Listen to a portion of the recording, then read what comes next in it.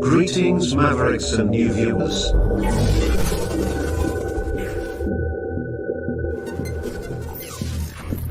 Tonight, direct and live from the Maverick News Network World Studios. This is Maverick News with Rick Walker.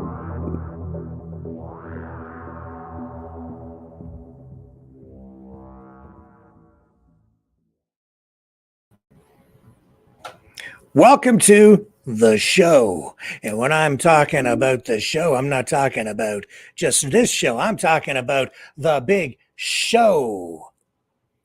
It is. That's exactly what this is. This is what we're living through. Some people say we're like living in a movie.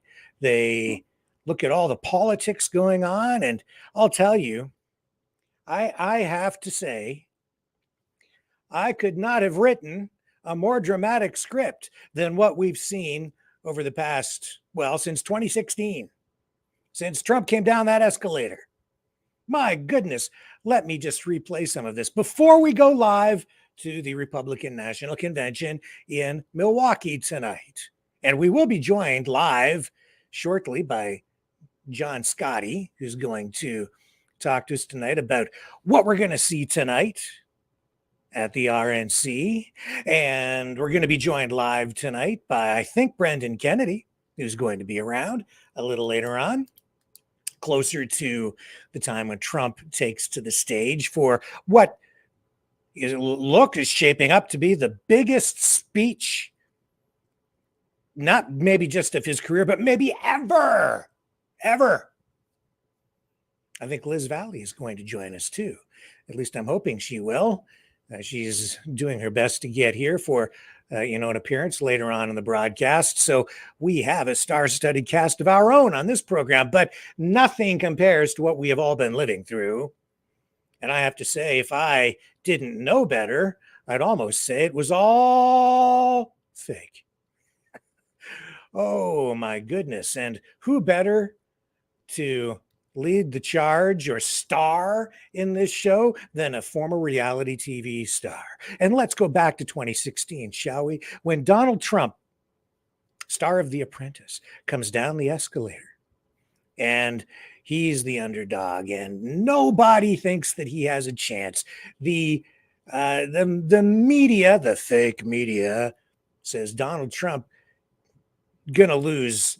No way. Hillary Clinton's gonna just mop the floor with the guy.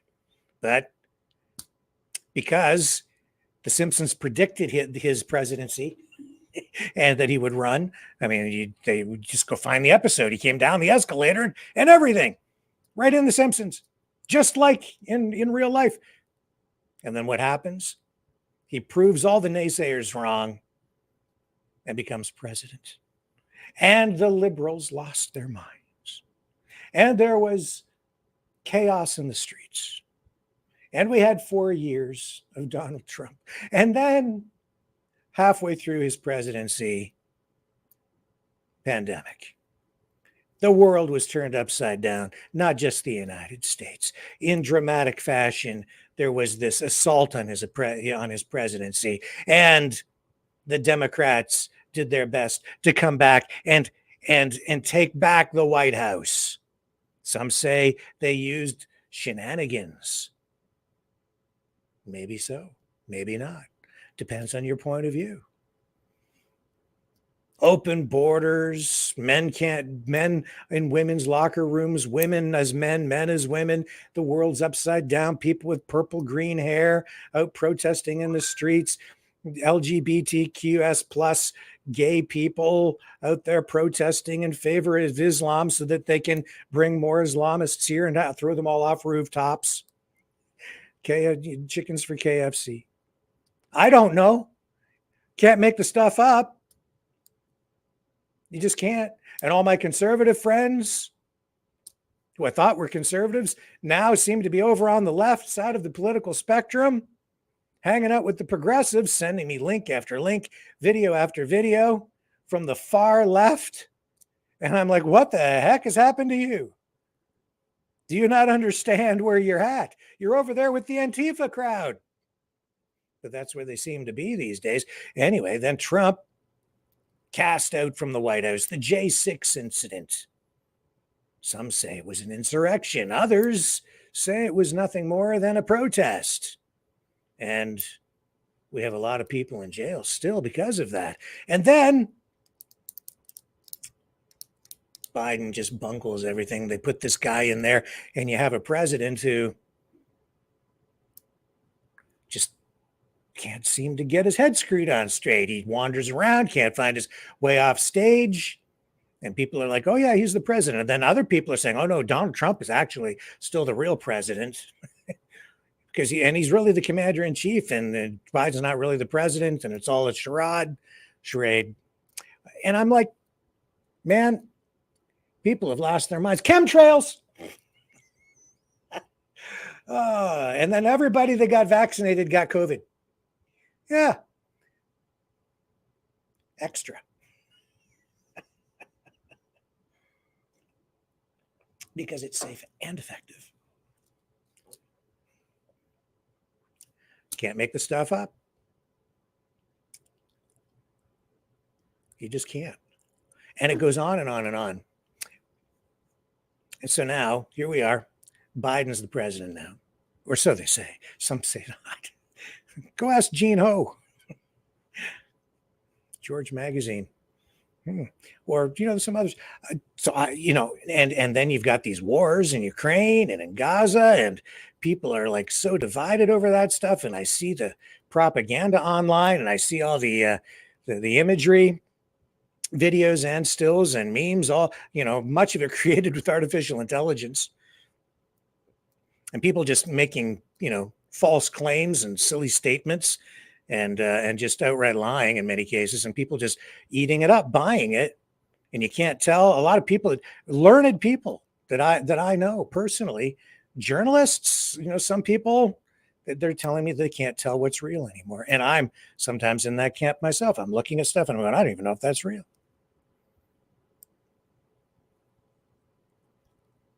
And then in dramatic fashion, Trump on the campaign trail, but they're coming after him with Lawfare. And just when it looks like they're going to throw the poor guy in jail, just when it looks like he's done like dinner, I couldn't write a more dramatic script. He gets a big ruling in his favor where he's granted immunity just at the last moment, just in time for the last leg of the election campaign.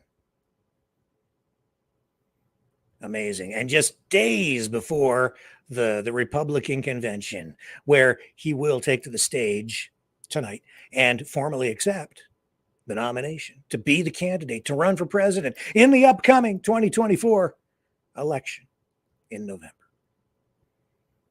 Whew. That was a close one. Real close.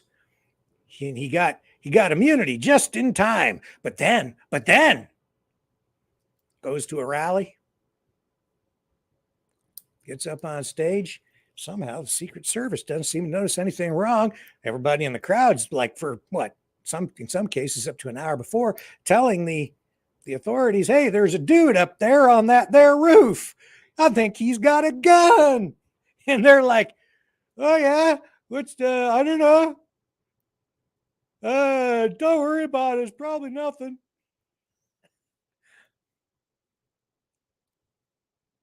And then again, in like dramatic fashion, I could not write a script more dramatic. Somehow this guy gets off like 8 shots or so. And, but like he doesn't miss. He hits him in the ear, just grazes him. Oh, takes off part of his ear, and he falls down. And then again, I could not write a more dramatic script. Couldn't script it better.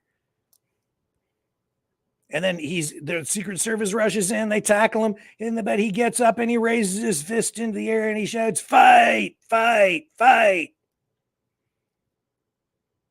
and that they have a photographer right there just at that moment, and he gets the perfect shot, not just of his fist in the air, but also with the American flag perfectly positioned and framed up just to the side. Just the perfect shot. I mean, you couldn't talk about luck. Couldn't have planned it better. Bam, right there. I mean,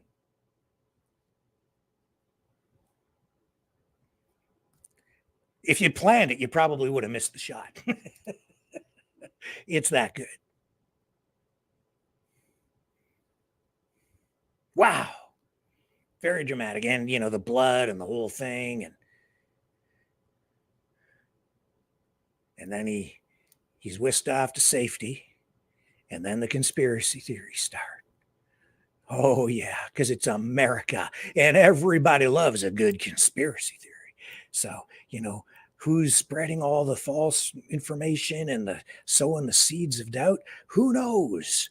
Maybe it's the people themselves. Maybe it's foreign governments. Maybe it's the CIA. It's probably the CIA. It's always the CIA. CIA's, they do all the bad stuff. They do all the bad stuff to other countries, and they do all the bad stuff to America. They do all the bad stuff. Whenever it's bad, it's the CIA. And if it ain't the CIA, it's Mossad. But mostly if it's outside the USA, it's Mossad with the CIA. But sometimes just the CIA, and sometimes just Mossad, but it's one or the other. Mostly it's the CIA. Again, I could not script it any better. And that whole war in Ukraine, like, who's leading the show over there? Oh, yeah, actor Zelensky. Who's leading the show over here right now? Oh, yeah, reality TV star.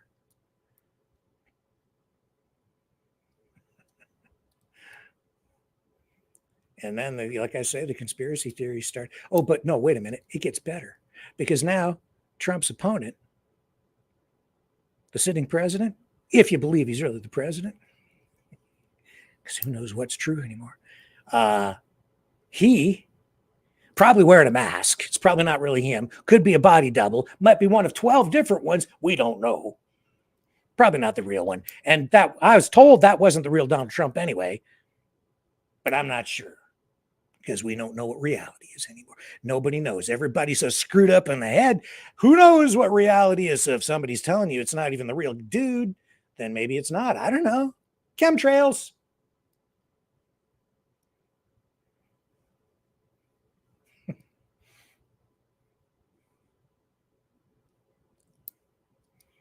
And so I sit here tonight and I'm wondering, like, what's real, what's not, what's up, what's down. And now Joe Biden has COVID.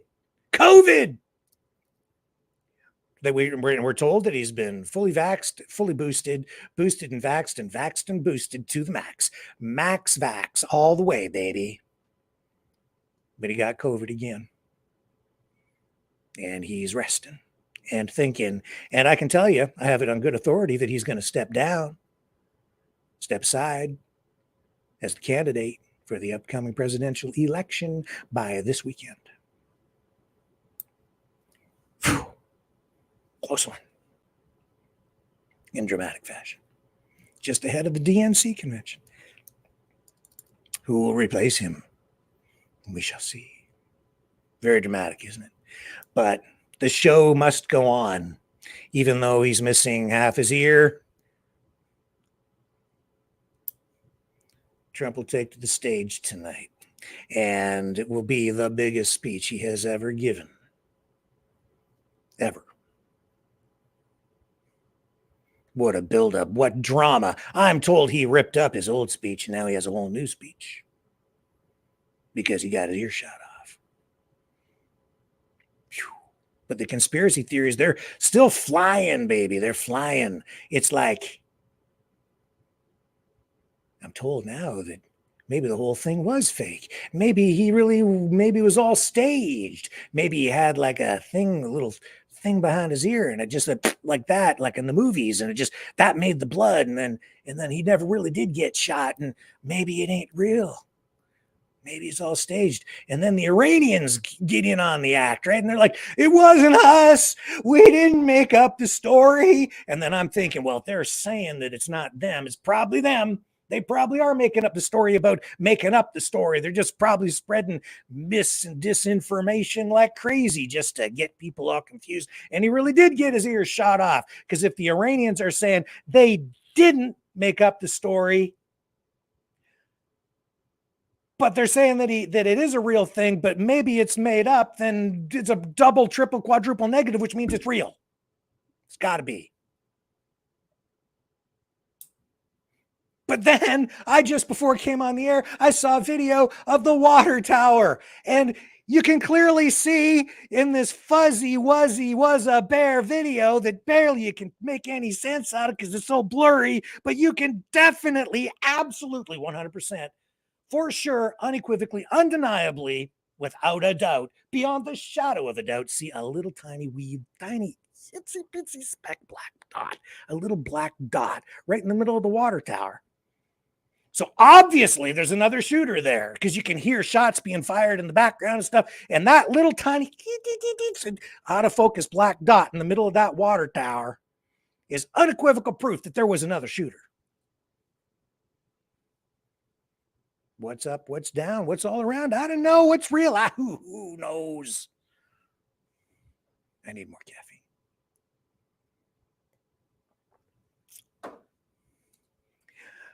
My dad used to tell me stories about the old time wrestlers. The wrestlers used to get in the ring and they'd get all wrestled up and they'd get all sweaty and hot. And when you get all sweaty and hot, the blood vessels will come up closer to the surface of your skin, and they'd have a sharp object sometimes, maybe even a razor blade, and they'd tape it to their thumb. And then they'd kind of go, oh, I got to wipe the sweat off my forehead. And it's like, oh, and they'd cut themselves a little bit. And because they get a little nick, but because they're all sweaty and hot from wrestling so much, it'd be like gushing blood, and it'd be like drama in the ring, baby. That's the way the old time wrestlers did it. And I don't know. And I even talking like old time, like 1980s Hulk Hogan style. I'm talking, 1960s, 1970s style wrestling. That's the way they did it back then, man. Andre the Giant style. Because it was all fake, but so real. I once interviewed a professional wrestler at a professional wrestling school. I even went in the ring with the guy. And this is a true story. This ain't fake. This is when I was working for the fake news doing real stories. They sent me to a wrestling school. They did. I know all about it, man. And I asked him in the interview, this professional wrestler, I said, hey, a lot of people think that professional wrestling is fake. And you know what he did? And this is also true. He said, well, let me show you how fake it is. And he took me and he picked me up and lifted me up over his head and did the whirligig where they spin you around. And then he slammed me down in the middle of the ring on live TV. True story. Happened right here a couple hours from 3 hours from where I sit tonight at a wrestling school. True story. Ain't making it up. Real story on the fake news channel that was real before it became fake. But I can tell you, even though I was talking about fake wrestling at the time, it was real news on a real station before it became fake. It was a real story. And it really did happen. I'm not making it up. That was when things were real. Why do I bring that up? Because where does Donald Trump come from? The world of wrestling. Sure enough does. I've interviewed a whole bunch of wrestling stars. Roddy Piper, and some others. I really have. I've had them on my automotive program, which got nothing to do with cars, except they had cars. Anyway, it's another story. Doesn't matter. That was years ago. But the point is, where's Donald Trump come from? The world of wrestling. Where else does Donald Trump come from? World of reality television, politics, What is politics today? Politics has become showbiz, baby. Absolutely showbiz. So when Steve Bannon is walking into prison and he's shouting at the top of his lungs, "I have not yet begun to fight," he's doing it for the cameras.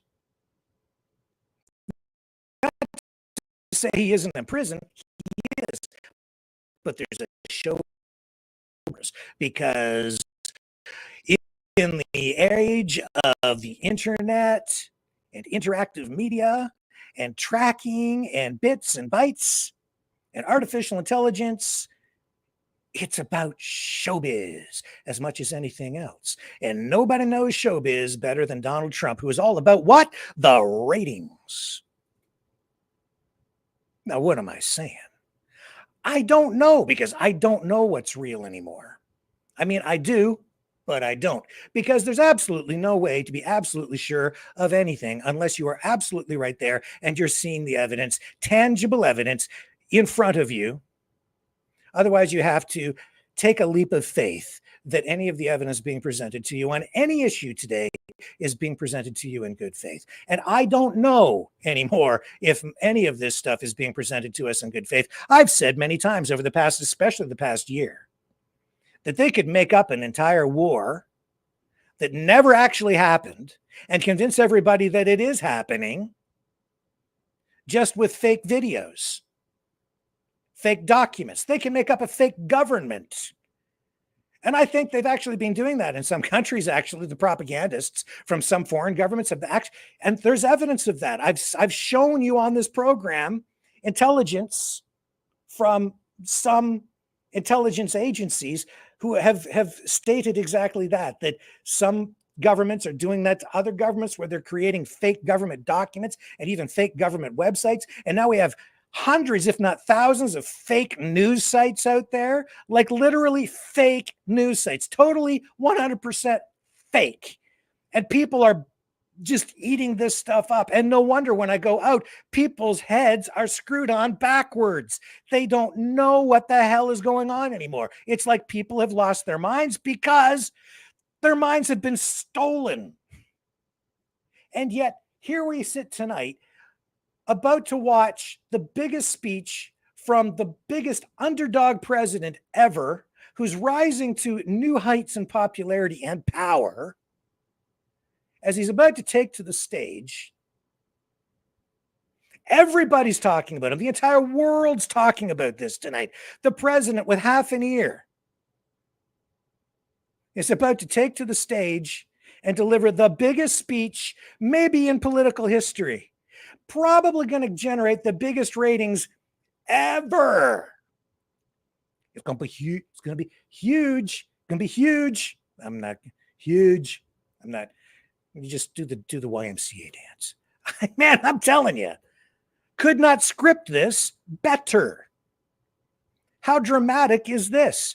And his opponent, I mean, so crushed after, just a week ago, he was going to be, they were talking, Trump could have been in jail tonight. It was close one. Just like in the movies. Just when all hope is lost, Luke fires his laser blaster thingy majiggy on his X-Wing fighter and blows that Death Star to bits. I'm telling you. Right now, we're flying down that trench on the Death Star. Stay on target. Stay on target. It's just, wow. What a ride. What a rush. Oh, where is Rush when you need him? Where's Rush Limbaugh? Maybe he can make some sense out of this if he was here today. Because, man, oof. I don't know if it's real, if it's not, if it's fake, if it's not. Wow. But it's one heck of a story, isn't it? One heck of a movie. It is entertaining. It's enough to blow your mind, isn't it? Oh, yeah. Speaking of wrestling, who's going to be here tonight? Dana White, right? MMA superstar, business dude. because he's big, Trump's big MMA guy. And who else is going to be there? Hulk Hogan is going to speak tonight ahead of Donald Trump. I'm not sure if he's going to be the guy introducing him. Might be. I don't know. Hulk Hogan's going to be at the RNC tonight. Hulk from the world of wrestling. I'm sure everything is real, though. Tonight, it's all real. No fake. Nothing fake. Even if it's real, there are elements of fakeness. Even if it's real, it's showbiz. Remember that. I'm just trying to give you a little context and perspective here. Okay. Do I think he really got shot? Yeah, I think he really got shot. Did they take off his ear? Yeah, I think they really took off his ear. Do I believe that there was a shooter on the water tower? No. I think that's clickbait. I think that's people sowing seeds of misinformation and disinformation. But you know what? Right now, you know, you can believe whatever you want because it is also strange, man. You know, maybe none of this is real. Maybe we're all just in the Matrix. And maybe Elon Musk is the Wizard of Oz. I don't know. Because it is all pretty screwed up. And it's terrible because people are literally losing their minds. Maybe I'm the one losing my mind. I know that I speak to people who think that I am crazy. I know, hard to believe, isn't it? I think that's because I spend so much time analyzing this stuff. And then when I talk about it, they're like, what are you talking about?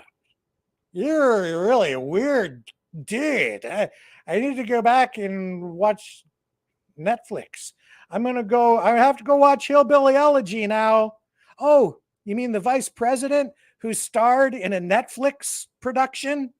Well, he didn't star in it, but it's his story, and then it's their whole movie about that. Is their movie out about that guy, and now came out of nowhere, and now he's gonna be the next vice president. That guy? I'm sure that's all real.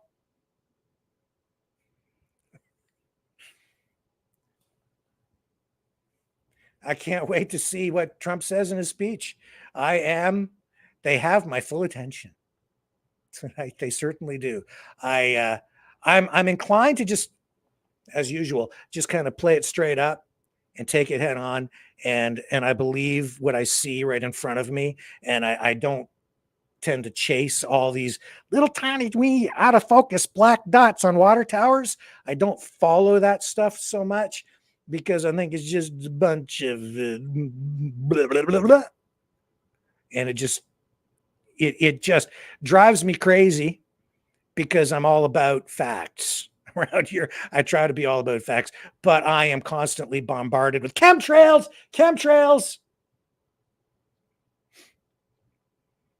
Didn't you watch The Dimming? Don't you know?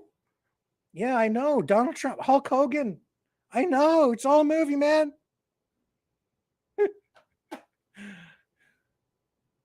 There was a guy who's been watching way too much of the stuff and listening to too much of what I've been telling you right now. And that's what's really going on, okay? A young guy, 20 years old, already screwed up because he's been indoctrinated into some weird crap from probably the far left, maybe the far right, maybe a little of both. He doesn't know what's up and what's down anymore. He goes out there, he thinks he's doing the world a favor by climbing up on that roof with a gun. And you got a bunch of incompetent Keystone cops running around who don't know enough to say, hey, guy, why do you have a rangefinder in your hand? And where are you going with that thing?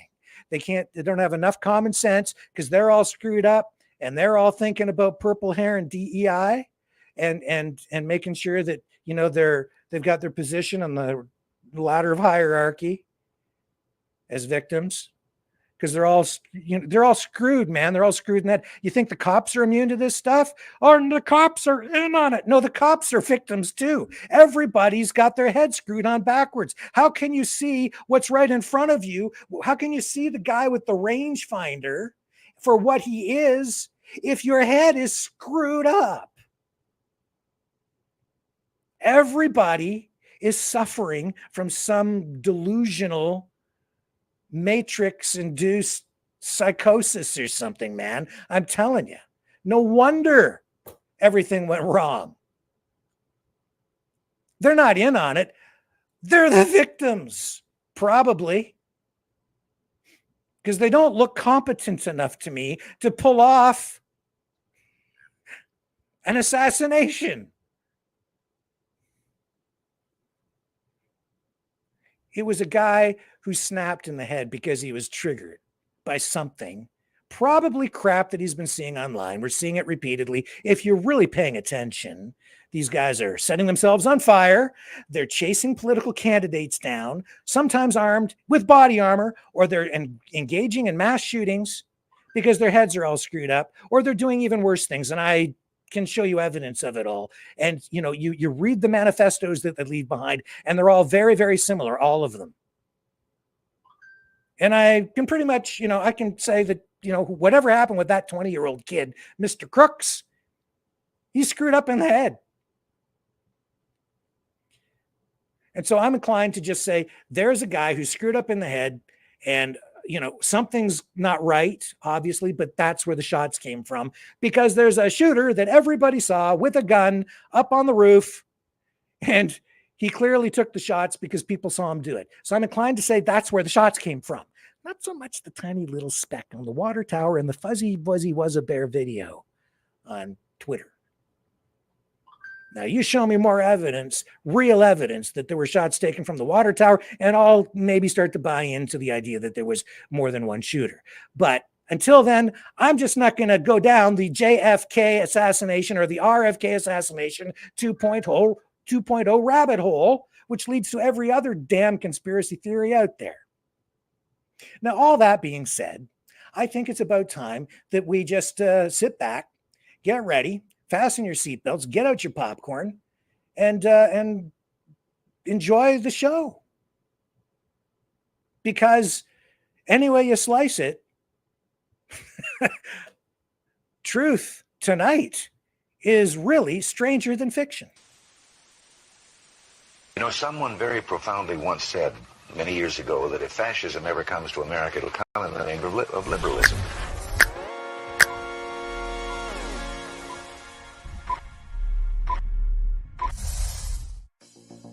Well, I think it's time we ask ourselves if we still know the freedoms that were intended for us by the Founding Fathers. If we lose freedom here, there's no place to escape to. This is the last stand on Earth. The entire world is watching. Every dictator, every crazy dictator in the world is watching.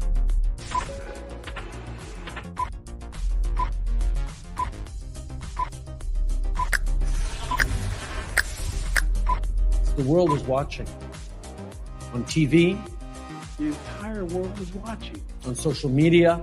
But the entire world is watching, and yes, they are seeing what we have apparently bravely been willing to say that others are thinking. Stand for freedom. Literally stand for freedom. Let's get this done. The entire world is watching. We're at war with the most dangerous enemy that has ever faced mankind in his long climb from the swamp to the stars. Maverick News. Maverick News. Maverick News. Let me have more control of my own destiny. The world is watching. He's a fighter. He's a survivor. President Trump, defiant, strong. He is determined to make America great again. Pay tribute to the 45th President of the United States with this collectible t-shirt from the Maverick News Memorable Moments collection. Even a would-be assassin's bullet could not stop him. Instead, he emerged with his fist in the air ready to fight. For freedom. Get your Trump Fighting for Freedom t-shirt with any donation of $30 or more to Maverick News. There are two iconic artistic designs to choose from. But there is only one way to get these. Donate at freedomreporters.com. Support free speech. Free media. Support Maverick News. Call 1-866-248-1490 or order online at supergeeks.tv. Okay, let's go live now to the RNC. Get your T-shirts while they're still hot. President Trump sent me to North Korea to bring home 3 American pastors. We brought them home. We brought them home along with dozens of other hostages, and we did so without paying one single penny to the terrorists.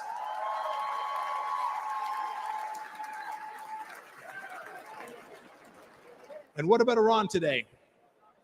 When Joe Biden eased up on President Trump's maximum pressure campaign, we gave money to the Ayatollah so he could cut more checks to the genocidal maniacs who conducted barbaric attacks in Israel. And now, of course, closer to home, a massive national security challenge. Our southern border is a welcome mat. It's a welcome mat for Islamist terrorists, drug dealers, Chinese spies, and violent criminals. Ladies and gentlemen, President Biden sold out our citizens and our security and our sovereignty, and we need to get it back, and I am confident that we will get it back. I had this incredible privilege to serve as your top diplomat.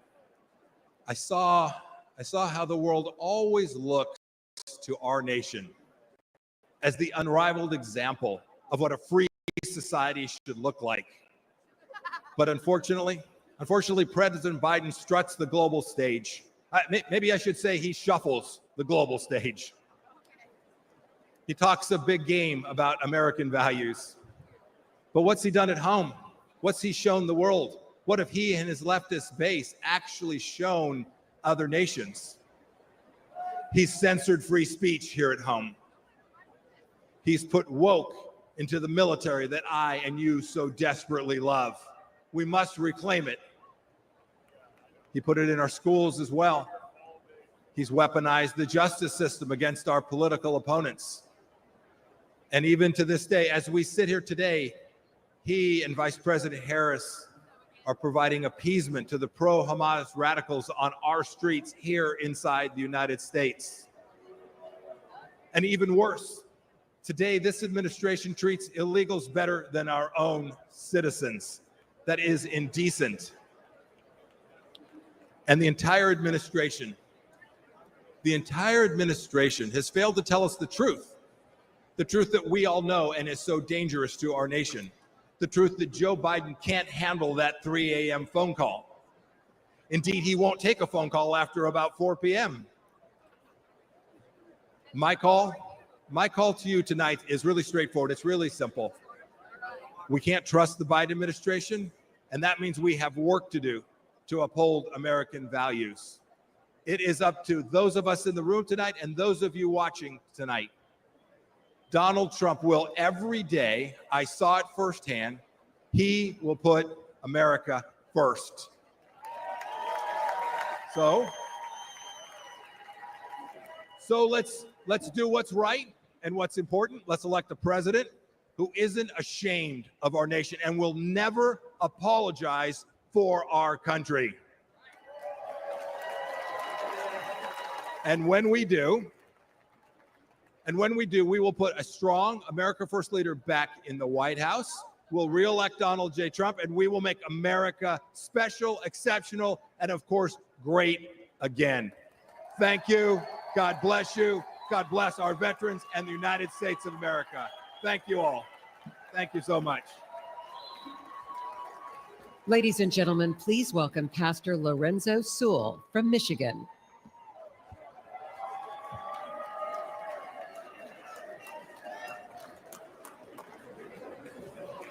My name is Pastor Lorenzo Sewell. I have the honor and the privilege of being the senior pastor at 180 Church. And we were blessed last month to have President Donald Trump come to Detroit, Michigan. Let's go. Can you imagine it?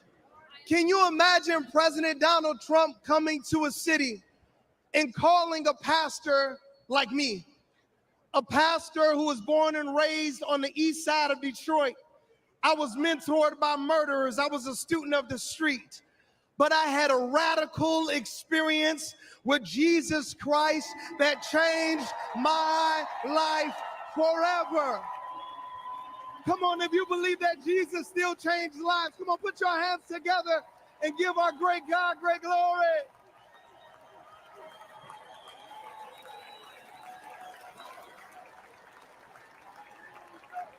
President Trump came to a church that is in a Democratic stronghold. He came to a church to listen to average, everyday Americans like you and like me. He came to a church not to speak to us, but to listen to us. He came into a church, and a lot of people, they were upset.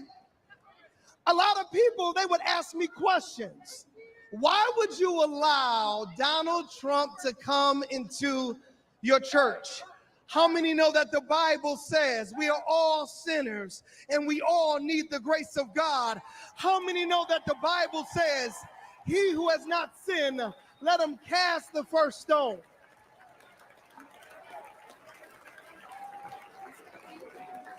President Donald Trump, he came during his birthday weekend. Let me ask you a question.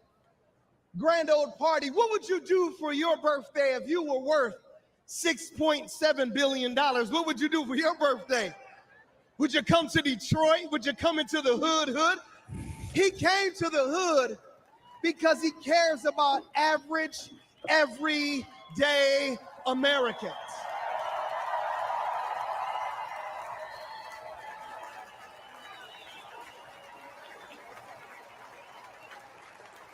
Grand old party, I need to ask you a question.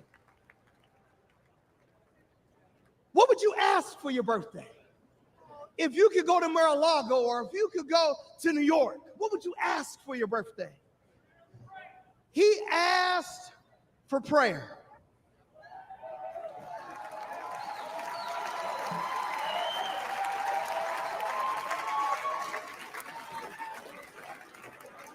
I believe that prayer is preventative and prayer is proactive. I believe that praying in the name of Jesus changes everything.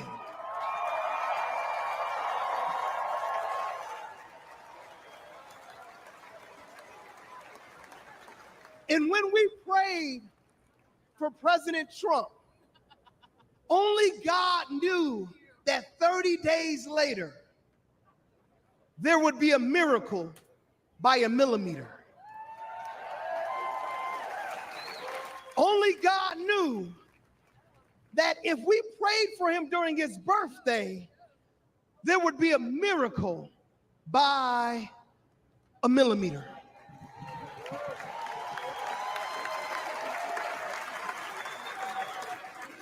If President Trump had moved 1 millimeter, he wouldn't have been here on Monday to talk to us about how America was going to be made wealthy again. If President Donald Trump would have moved just a millimeter, he wouldn't have been here on Tuesday to talk about how he was going to make America secure again. If President Donald Trump would have moved just a millimeter, he wouldn't have been here on Wednesday to tell us how he was going to make America strong again. And if President Trump would have moved just a millimeter, we would not be hearing tonight how he was going to make America great again.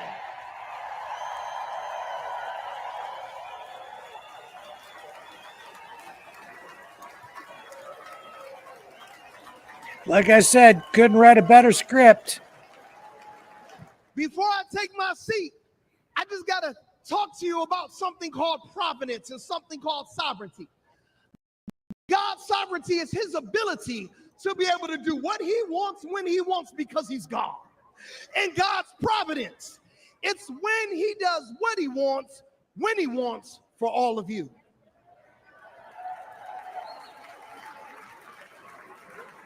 Did you know that President Trump was shot on 6/11? Oh, I forgot and that do part. you know that Ephesians chapter number 6, verse number 11 says, be strong in the Lord and in his mighty power.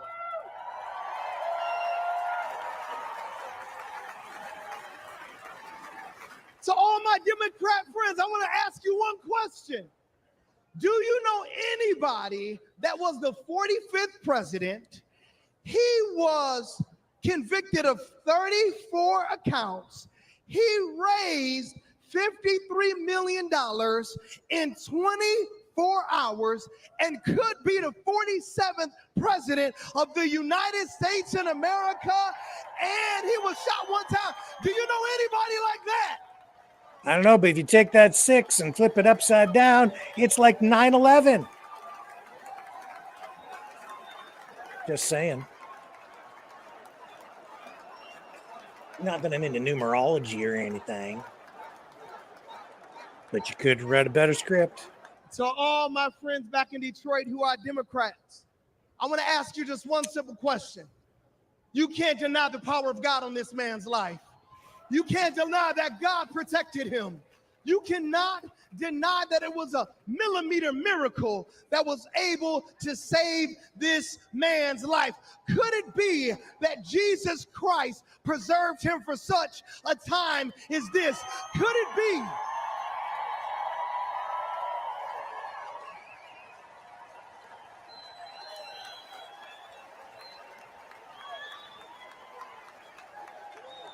Chemtrails. Could it be that when we prayed for him when he came to the round table in Detroit, that Jesus asked and he received, that we sought him and then he found protection? Could it be that the King of glory, the Lord God strong and mighty, the God who is mighty in battle, protected Donald Trump because he wants to use him for such a time as this? If you believe that, come on, put your hands together and give our great God great glory. Oh, Rick, ye of little faith. Just embrace it. Okay, I can't let that play because we'll get a copyright strike. As much as I love to see the Dawn dance, we'll have to take a little break. And we'll come back because we have a lot more coming up. It's showtime. Feel the vibrations.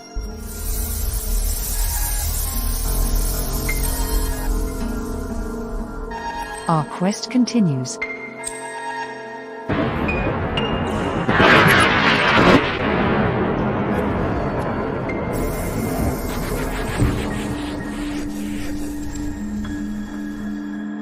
The truth is out there.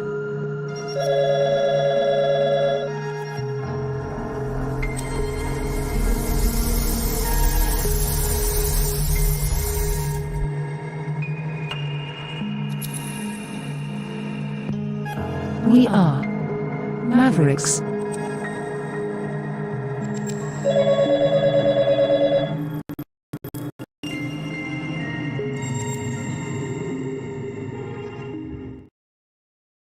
Cool.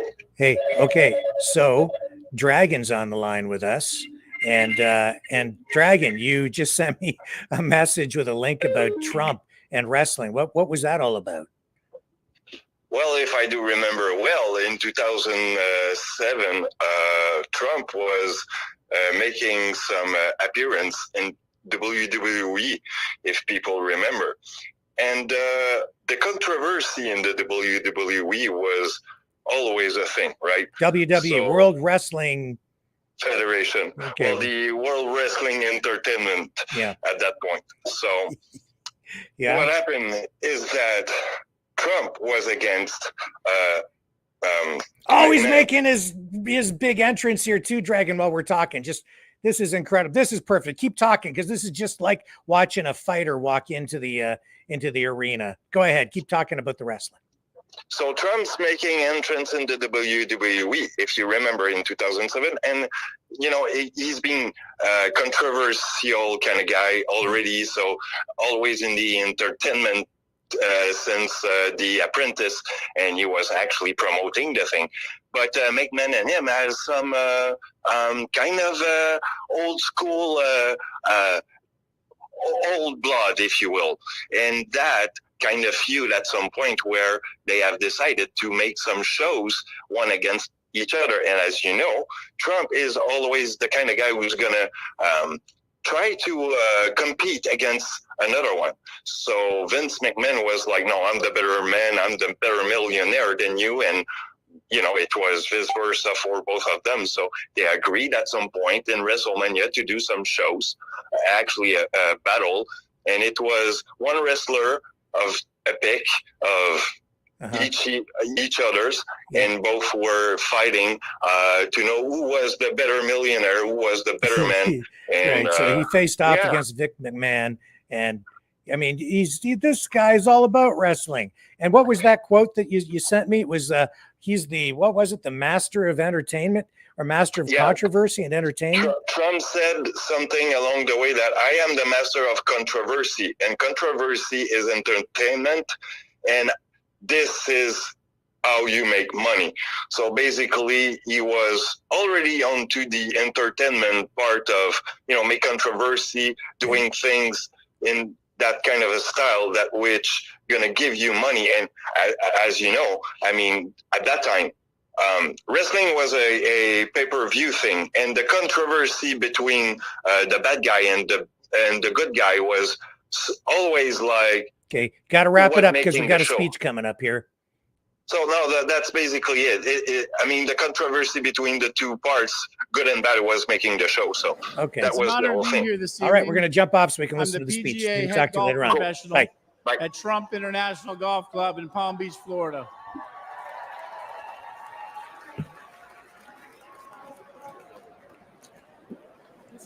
We all know that President Trump loves his family because we see that. And we all know that President Trump is willing to die for our country because we just witnessed that. But what I'm here to tell you tonight is that Donald Trump is a great boss and one hell of a golfer. At our club championship in March, I watched President Trump hit a perfect 210-yard 4-iron to within 10 feet of the hole. Yep. He needed to sink that putt to win. Do you think he sank it? You better believe he sunk that putt. Donald Trump, 21 club championships. Joe Biden, 0.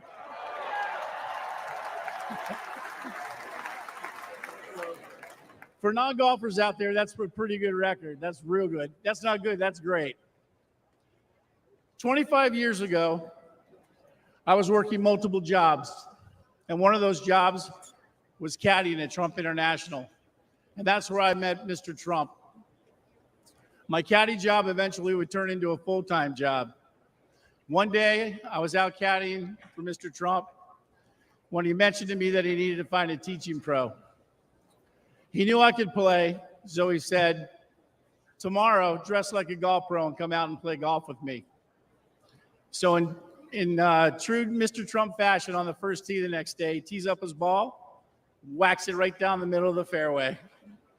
And I turned to him and I said, hey, I'm pretty nervous. And he said, John, you just relax and play your game. And it was great advice, because after 9 holes, he turned to me and he said, I've seen enough. You've got the job. Thank you. Later, I went on to become the head golf professional, and I'll never forget that moment with Mr. Trump. He truly changed my life. That's who Donald Trump is. For 25 years, I've seen his generosity and his remarkable character. Firsthand, his entire family reflects these values as well. With all the hate the president gets, I think to myself, how can someone go through all this? He could have chosen a quiet life. He could have played more golf. But he cares so deeply about America and our people. He just keeps working, and he does it for us.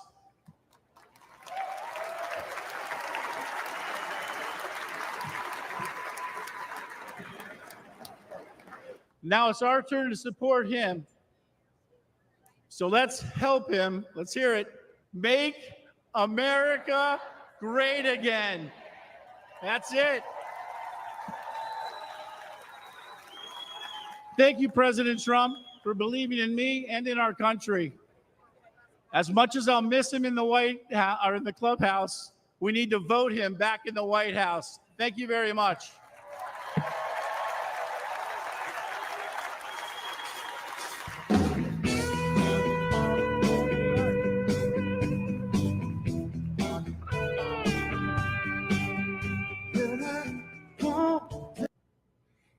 Okay.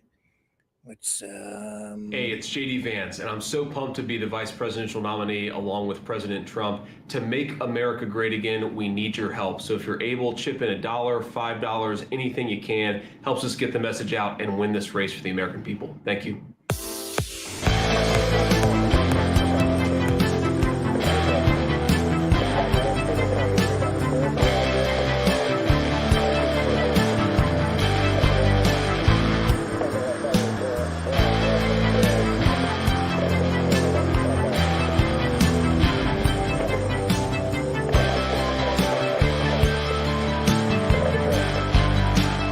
Maverick News. Fighting for freedom. The information war is raging. Truth without integrity is worth nothing. Maverick News. Because those who have power and those who seek it must be held accountable. The world is watching. Join our family of truth seekers. Donate today and add your voice to the chorus of Maverick Knights. Donate at maverickdonations.com. Truth.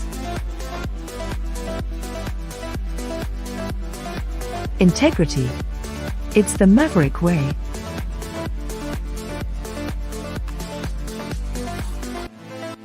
Maverick News.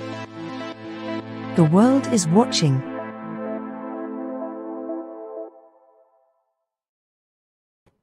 Okay, let's call up John Scotty. Find out what the heck is going on out there. Because where's your number, John? Let me find you. Ah, there it is. Okay, gotcha. He's been putting together info on what we can expect to see here tonight. So let's get it straight from the man. Good evening, Mr. Rick. Well, good evening, Mr. John. How are you tonight? I'm wonderbar. We're sitting at about 30 degrees today. Free pancake breakfast with Westerner days in Red Deer. It's wonderbar. Okay, so that's all Canadian talk, but we're on the U.S. side tonight. What the heck are we going to see in Milwaukee tonight? Well, geez, Rick, I got to say, first off, greetings to the Maverick News family worldwide. What's the greatest show on earth, Rick? We're watching it right now. It's the Barnum and Bailey Circus. Heavy on circus. Yes, well, John, we got a speech coming up here, so hang on. I'm Zach Witkoff. I am deeply honored to stand before you tonight and introduce my father. This moment holds special significance as I'm about to become a father myself. Thank you. The nation my son is born into in December will be shaped by the choice we make this November.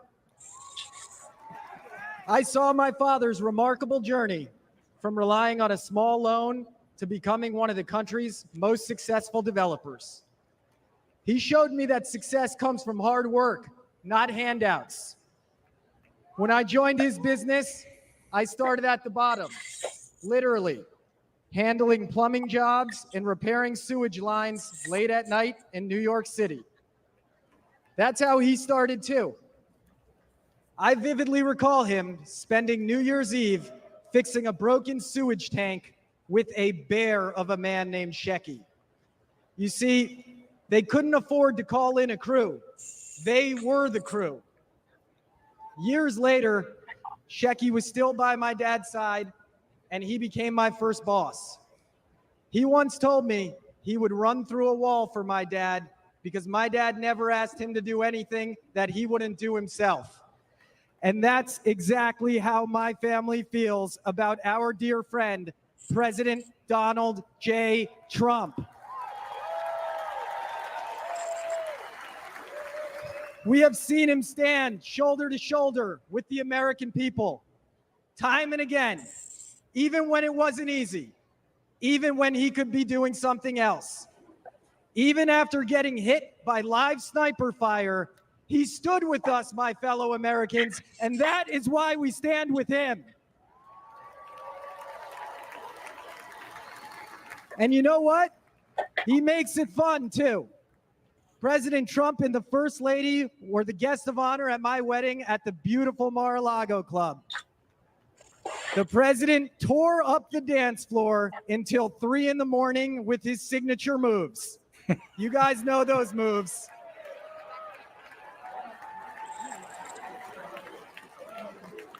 The essence of what my dad taught me: hard work, unwavering loyalty, and perseverance. That is the essence of Donald Trump.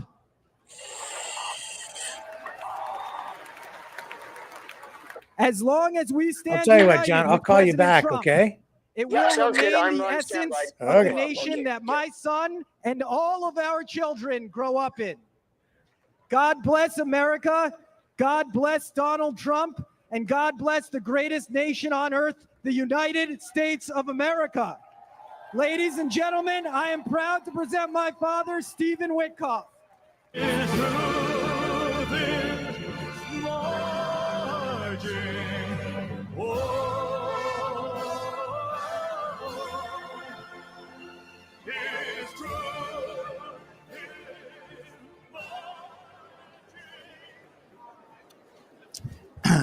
Good evening, everybody. That song that you just heard was American Trilogy by Elvis. It was playing for a reason. A lot of people don't know this about my dear friend, President Trump, but he's a big music guy. And he's got a playlist, and he's the DJ wherever he goes. See, I stand before you tonight not just as a speaker, not just as someone who came up as a builder with the president in the world of real estate, but as someone who has had the profound privilege of calling President Donald J. Trump a true and dear friend for many, many years in good times and bad times. And of all the songs he has shared with me over the years, that is the song that best captures him, especially those words, "His truth is marching on."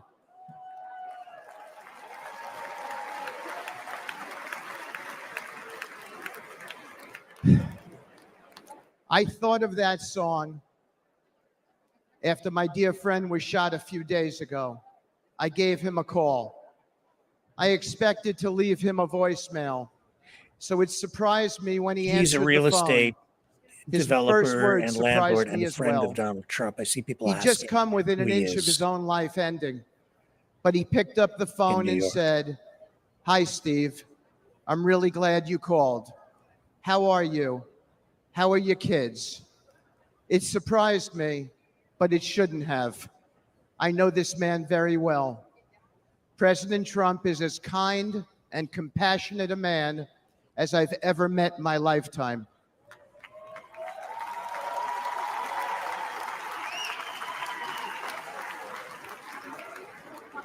I've seen the truth of President Trump, and it marches it's on with me tonight. I know that many here and watching at home have felt that kind of a connection with the president. It's real. I have never seen him refuse a question from somebody, decline a photo, or ignore someone's story or concerns. Everyone he meets gets a family member's embrace from him.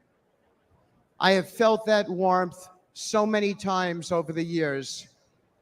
Just last week, I told the president about a moment I had with his 3 sons and how impressed I was with them.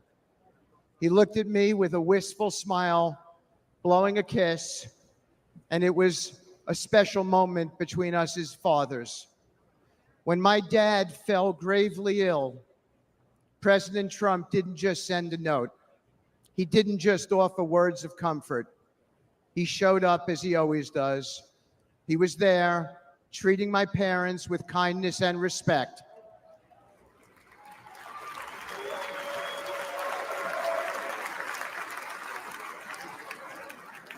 Including my mom, who's 91 and here tonight dressed in red and is going to be voting for the president.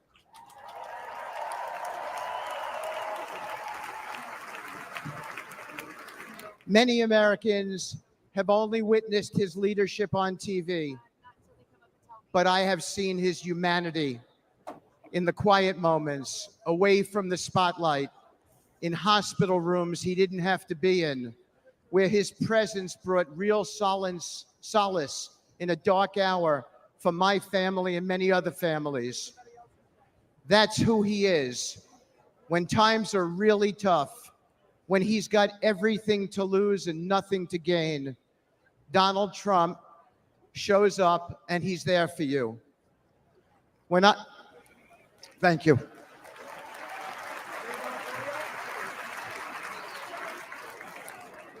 When I lost my boy Andrew to an opioid overdose, the pain was unbearable. But as usual, Donald Trump showed up. After he became the President Trump, even amid all the responsibilities of his office, he reached out and invited me to speak about Andrew at a conference on opioids hosted by the First Lady, providing a platform to honor my son's memory.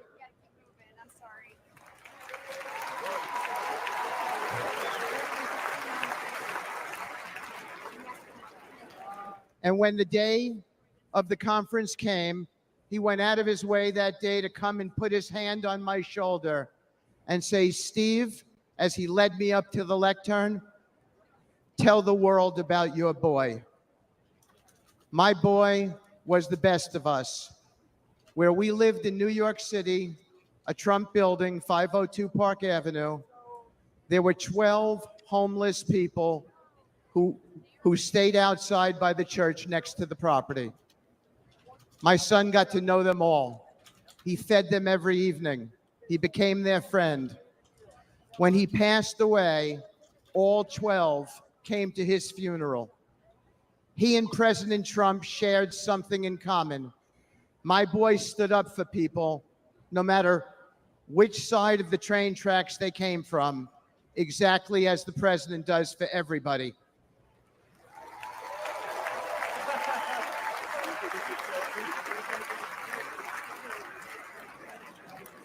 Standing here today, I still feel my boy's hand on my shoulder. After Andrew passed away, I found myself clinging to my son's memory, even his things. His college ID is in my pocket right now. I wear his ring since he died. And I came today with his watch on. I kept his guitar too, and thought I would keep that guitar forever. But I gave it to my dear friend, Andrew's friend, and fellow music lover, Donald Trump.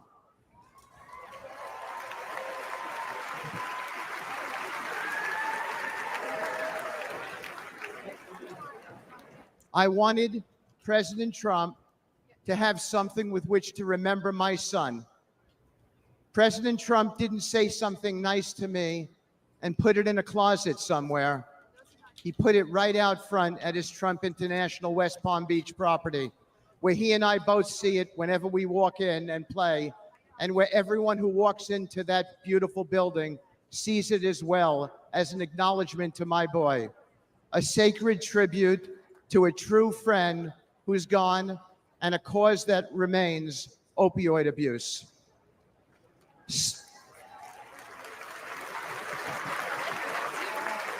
Thank you. Standing here today with my boy's hand on my shoulder, I know I'll never hear his music again. His mom and I can only hear the chords of memory now, and we will always hear them. But I know my dear friend, President Trump, hears them too. You don't see this man's reverence, his steady loyalty, his true empathy in the TV coverage. But this is the truth about President Trump, the man I have come to know and admire and love, a man whose truth is marching on. It is a dark hour for America, but there's nobody I trust more in this moment than this man. A man who in the darkest hours shows up, listens, cares, and always acts. The kind of man we need now to be the 47th President of the United States.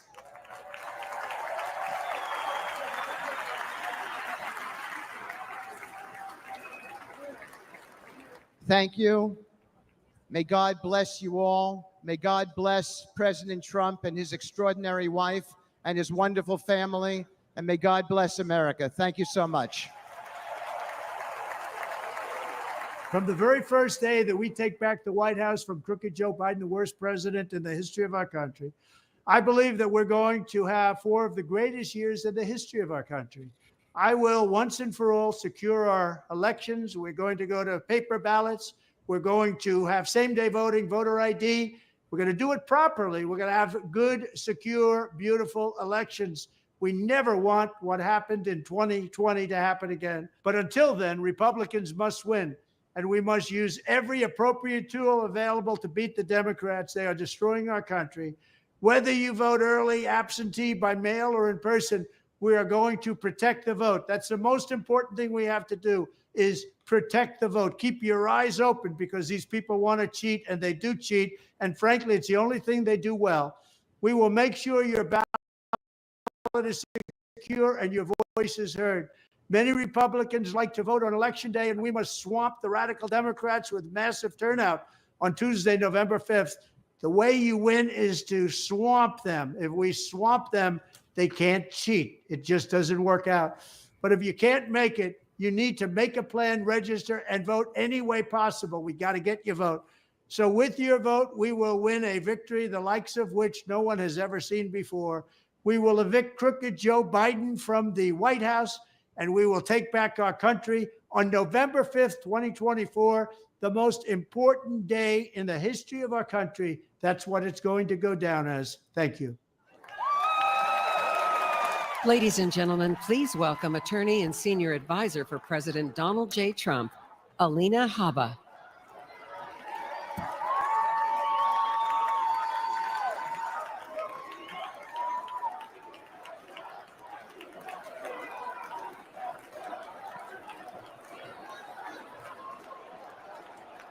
Good evening, America. My name is Alina Habba, and I have had the great privilege of representing President Donald J. Trump.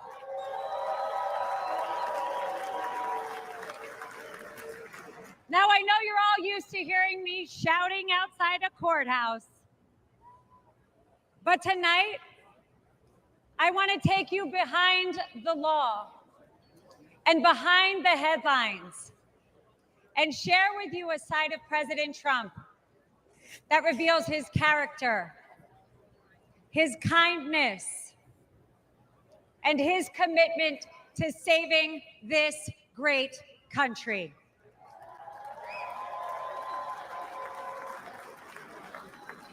As a devout Catholic,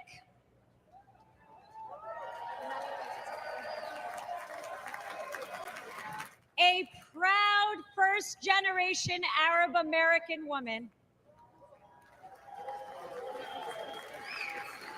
and a feisty Jersey girl who is fed up with far-left corruption in Washington. President Trump championed my journey, empowering me to be who I became today. His unwavering support not only shaped my career, but has inspired other young women with big dreams. President Trump loves this country. He does. And he lifts up those around him.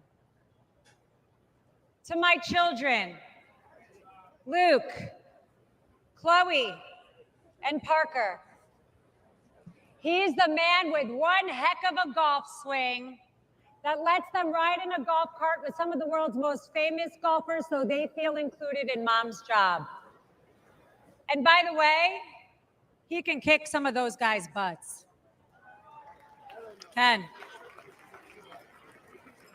To my husband, whose family members have survived the Holocaust, he is a champion of the Jewish faith. To my Iraqi parents, he is a mentor to their daughter. But to me, he is my friend.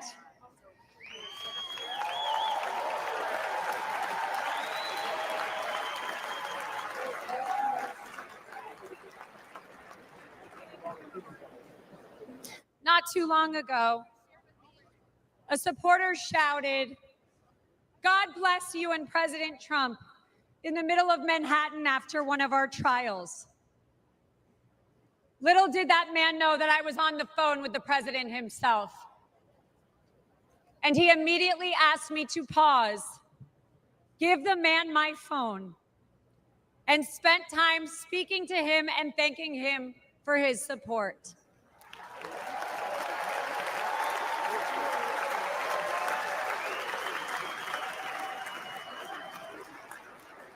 Despite the lawfare and the politics, President Trump loves the American people and he loves this country.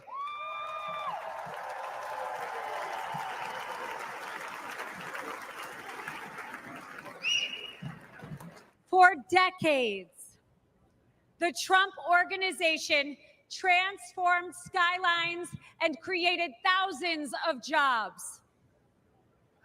His buildings and businesses are a testament to his commitment to excellence and his drive to turn dreams into reality. But his greatest construction project was yet to come. The left has tried to demolish President Trump, but there is no bulldozer big enough or strong enough to remove the legacy that he has built or the future he is creating.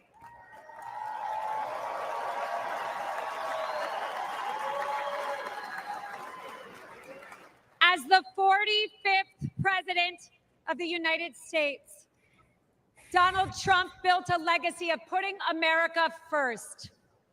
And as the 47th president, he will build America stronger than ever for we, the people.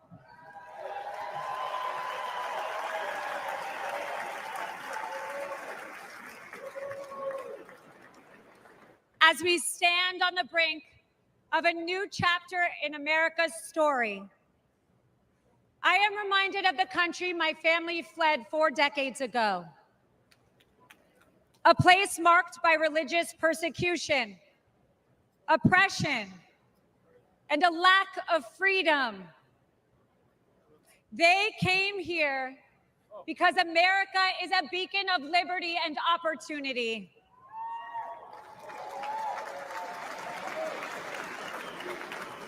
It is now our duty to protect the values that define us, and keep this the greatest nation on earth. Amen.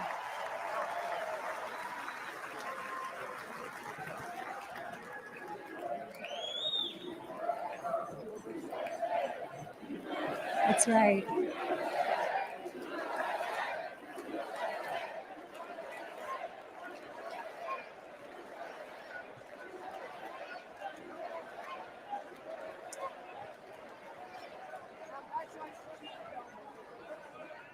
Every attack on President Trump only strengthens our movement. The left's madness is only a sign of desperation. Sham indictments and baseless allegations will not deter us, because the only crime President Trump has committed is loving America.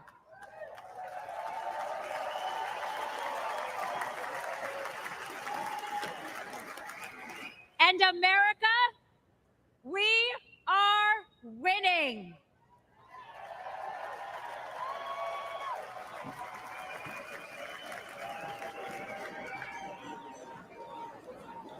Outside of his family and our country, President Trump also has another love: music.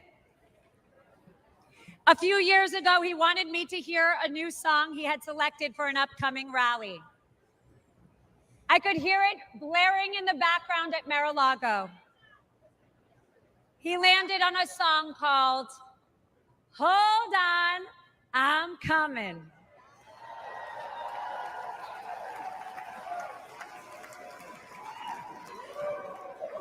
America, we no longer have to hold on. We just have to show up.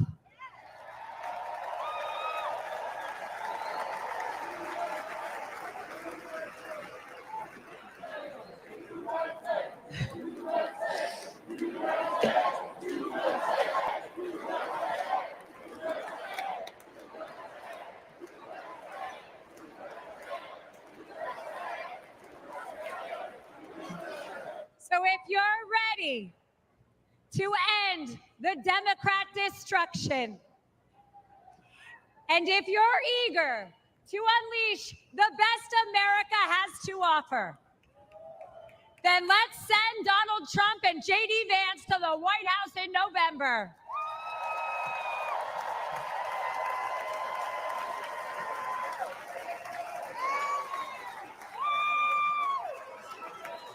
The future of America and the world is bright, and it begins with the unwavering spirit of each and every one of us. Because of the resilience and the leadership of my friend, President Donald J. Trump.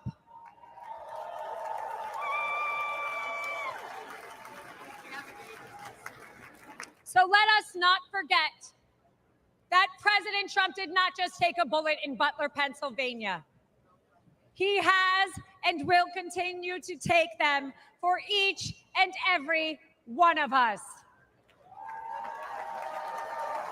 God bless President Trump. God bless you all. And God bless the United States of America.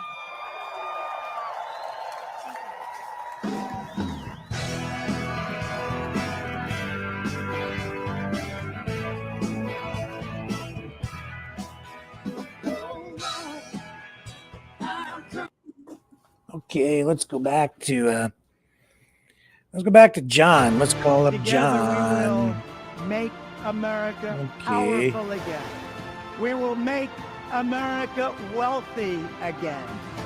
We will make America strong again. We will make America proud again. Hey, John, let's we will get make you back on the line. America safe again. And we will make America great again. Good evening, Sir Rick. Hello, John. Okay, so what are we going to see tonight?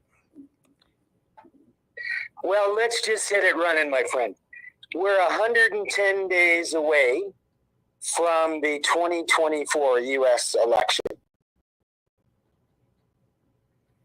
Okay. And tonight, I think there's going to be a very rare appearance by Melania Trump, and I believe Barron, the third son. Very, very rare. You haven't seen her out at all, eh? You know? Is she going to speak, or do you know, or is she just going to like show up? I don't know if she's going to speak or not. And I know she's there. I know she flew in, I think with Barron. I think she'll definitely be making an appearance tonight. It'll be an all-out united Trump front with the family. Absolutely. And, you know, historically, I think this is going to be a really, really historical speech tonight, Rick, from Trump. It'll probably be focused on unity, fighting, make America great again. And I think it's going to be very, very historic. If you remember back when he first came in to night one, I saw a different Mr. Trump. And I think everybody else did too. He looked very emotional to me. The man has just dodged a bullet. Literally, he's at a second lease on life. I think it's historical, absolutely historical. So we're going to see Tucker Carlson. I think he's actually up next, and we're going to see Dana White, and we're going to see Hulk Hogan. What do you think of that? Well, Hulk is there. I think Kid Rock's there as well. You know, just as a side note, that niece, Mary Trump, was doing a show with Katie Couric. She's not a happy girl, that Mary Trump, of the popularity of her uncle coming back, eh? Yeah. Just reading the And chat. now I got a famous Ronald Reagan quote. Okay. If you're hanging on here. When Ronald Reagan was the assassination attempt on him, and when Reagan was just going into the operating table, Ronald Reagan said to his surgeon, "Mr. Dr. Surgeon, I sure hope you're a Republican today." And do you know what the surgeon said back to Ronald Reagan, Rick? I hope you're all Republicans.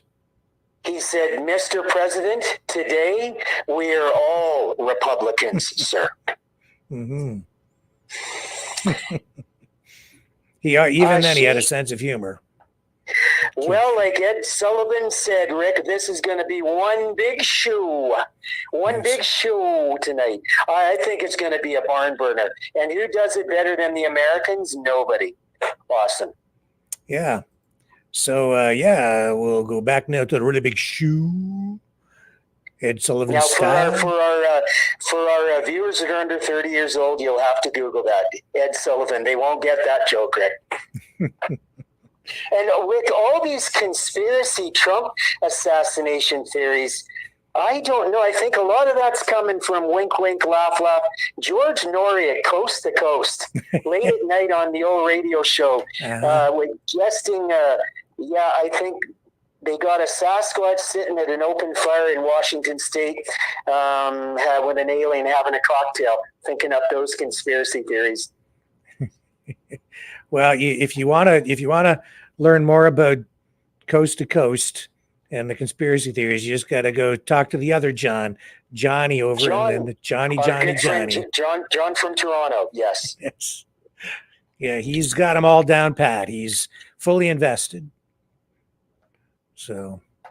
Well, and there's a little more talk today, Rick, about the Secret Service lady. They're going to force her out. She's going to have to resign. Elon Musk, I guess, has committed $45 million to Trump on a super PAC for the election. A little more talk about the January 6th criminal charges, possibly an overreach, unconstitutional on the alleged insurrection. Yeah. And looks like we're almost ready to go back. You know what I'm going to do here, John? I'm going to run that video of the head of the Secret Service being chased down by senators at the convention. This was actually from last night. We didn't get a chance to run it last night, but quite the sight. Here, I'm just going to run this. Just hang on the line with me while I run this video for the folks at home. Here we go. This is exactly what we were doing today This on the call. was an Stonewalling. assassination attempt. You owe the people answers. You owe President Trump.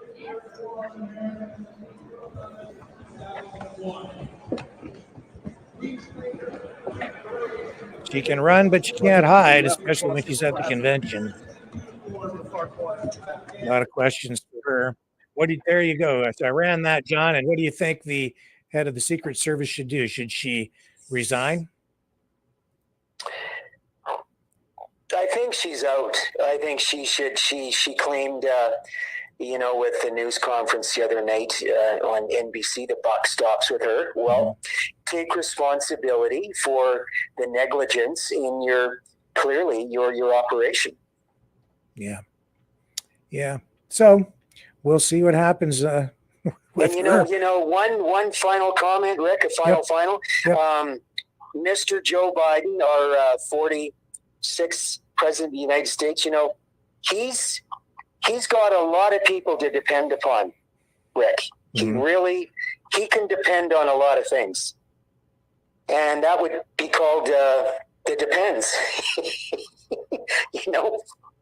Okay.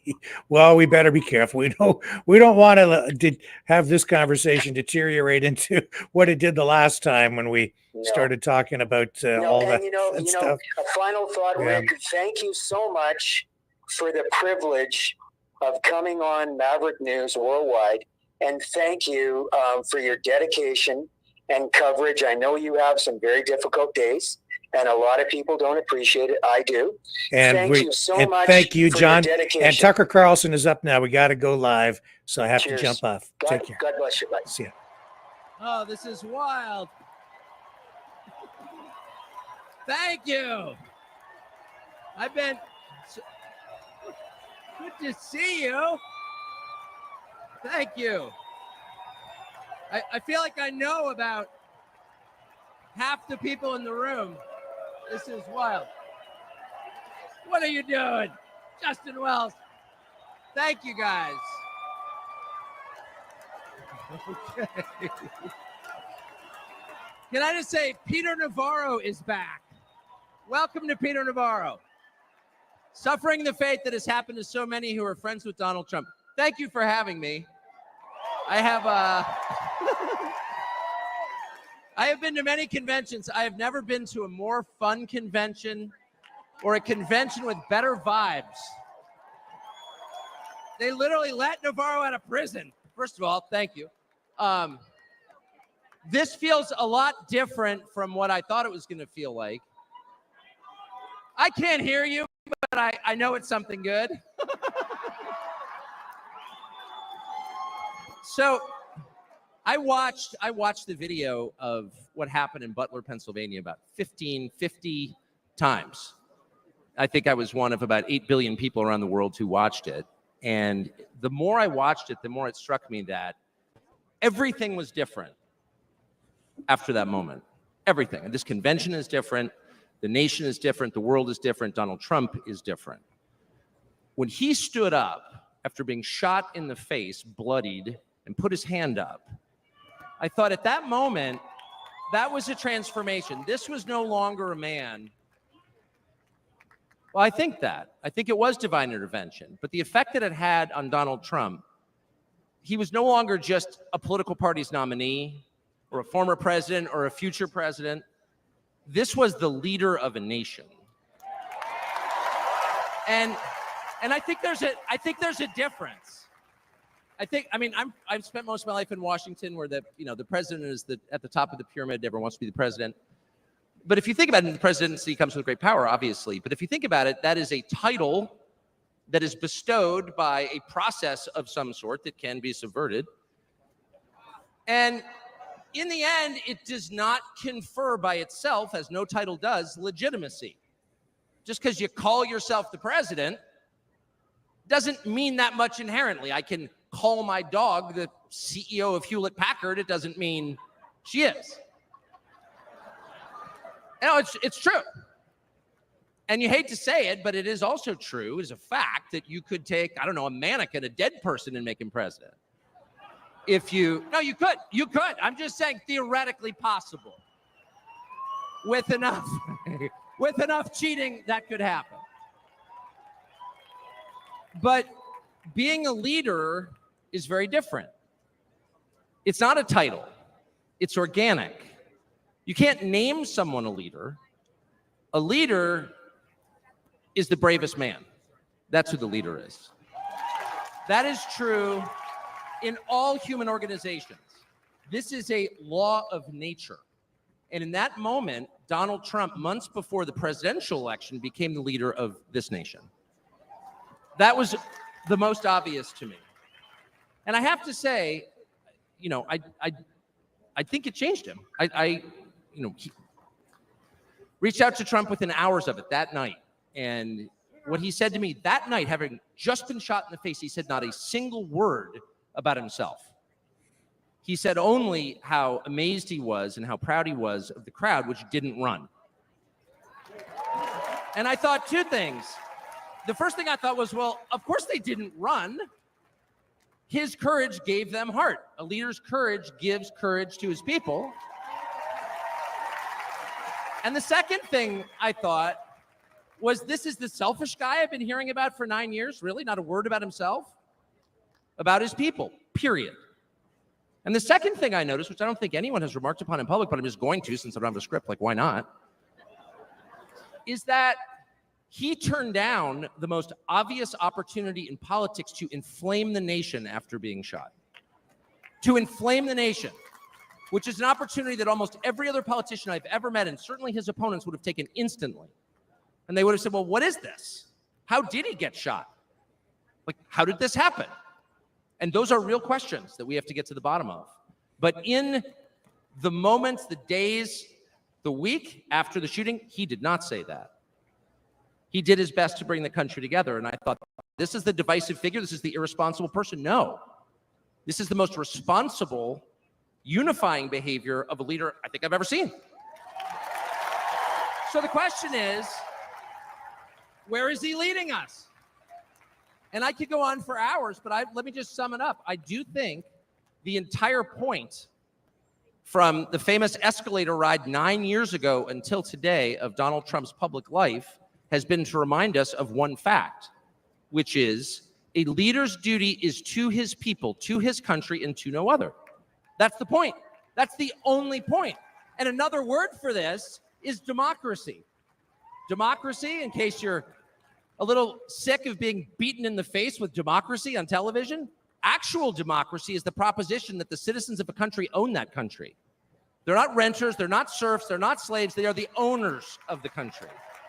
And for that to be true, their leaders have to represent them, which is another way of saying they have to do what the people want them to do, or a close approximation thereof.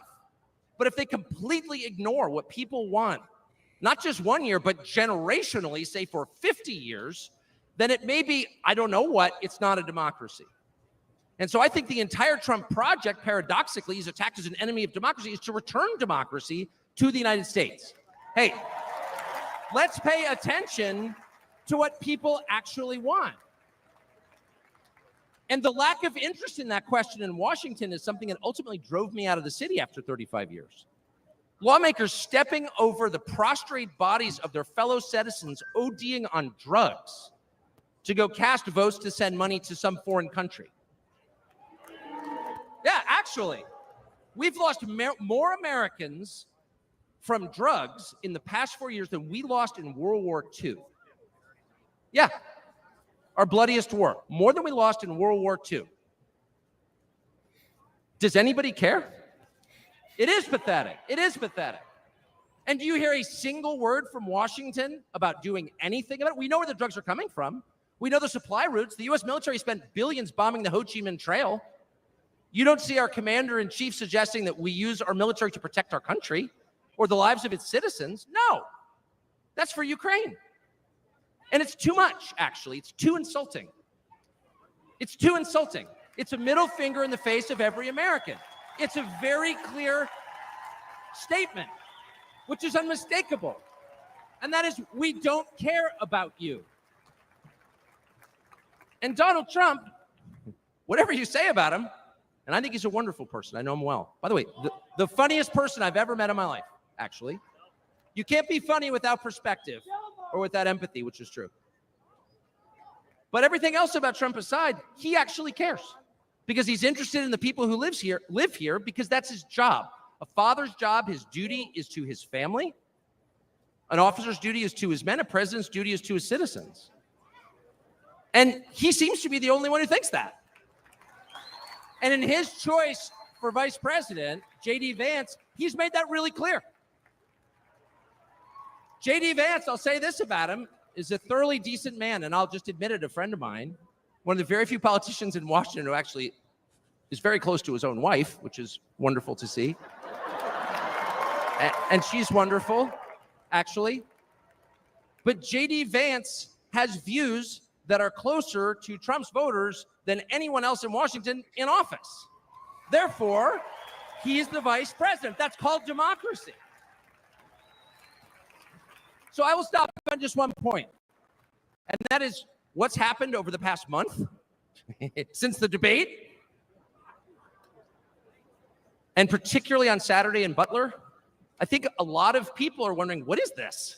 This doesn't look like politics. Something bigger is going on here. I think even people who don't believe in God are beginning to think, well, maybe there's something to this, actually. And I'm starting to think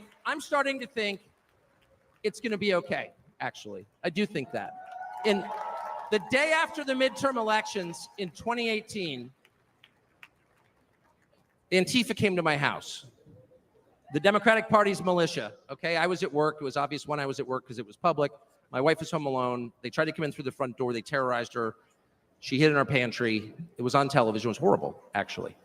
It was, I'm not whining about it. I wasn't getting shot in the face, but it wrecked our day.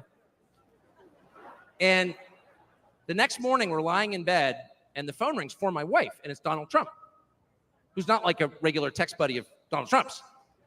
She picks it up. Hello? Susie, it's Donald Trump. And it's coming through. I could hear it. I'm lying in bed. Whoa. And the first thing he says is, I'm going to stand guard outside your house. And she goes, oh, it's so nice. And he says, I'll never forget this as long as I live. He says, there's a lot of hate out there. And she said, there is, Mr. President. And then he says, but there's a lot of love. There's a lot of love. And we are seeing that love. I don't think it's human love. And I'll just stop with this. I'm not always convinced that I'm on the right side. I've been on the wrong side many times. You'll never hear me say I'm on God's side or God's with me or even I'm with God. I want to be, not sure I am. But I will say this unequivocally and conclusively. God is among us right now. And I think that's enough. God bless you. Ladies and gentlemen, please welcome Golf General Manager, Trump National Doral, Carrie Tomasco Ruiz.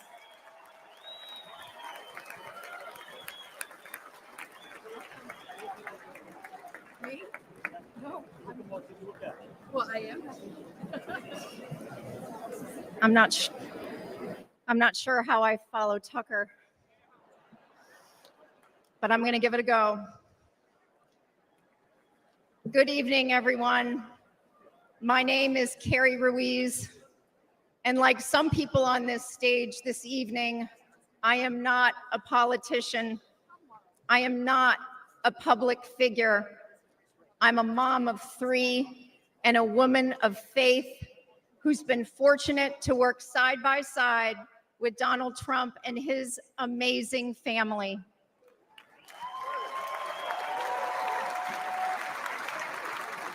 "12 years ago, the Trump Organization purchased the iconic Doral Golf Resort after so many companies tried and failed to create a world-class golf experience, all while turning a profit. With his keen eye for business and uncanny ability to make things better, Donald Trump got to work. He poured hundreds of millions of dollars and his own sweat and tears into the property.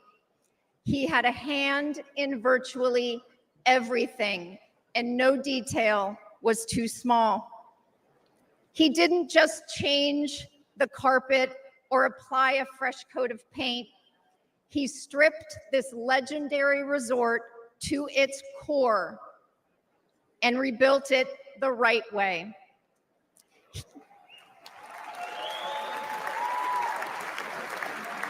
He did the hardest things to make it great again. He also built up the resort's people. Thank you, boss.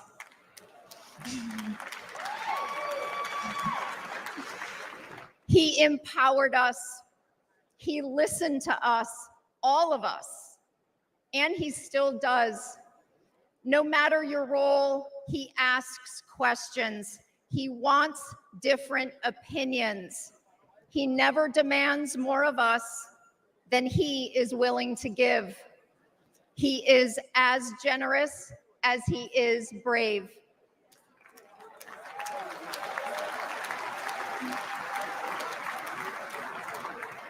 And to those who work for him, he provides unwavering support. When he promoted me to the resort's golf general manager position, it was an out-of-the-box choice in a historically male-dominated industry. I am not a golf professional. I cannot break 90 yet. But none of that mattered to President Trump. He looks at things differently. He welcomes the unconventional. And I am proud to be among the countless women he's promoted to leadership positions.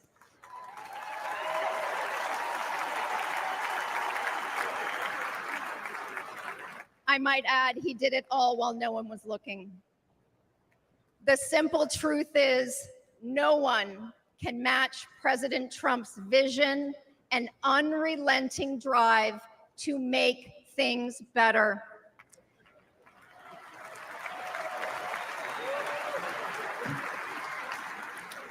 He did it at Doral. He did it as president. He will do it again.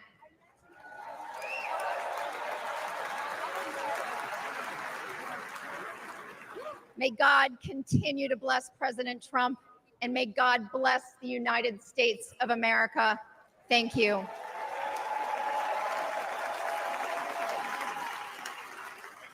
This is the final battle. With you at my side, we will demolish the deep state. We will expel the warmongers from our government. We will drive out the globalists. We will cast out the communists, Marxists, and fascists. We will throw off the sick political class that hates our country. We will rout the fake news media, and we will liberate America from these villains once and for all.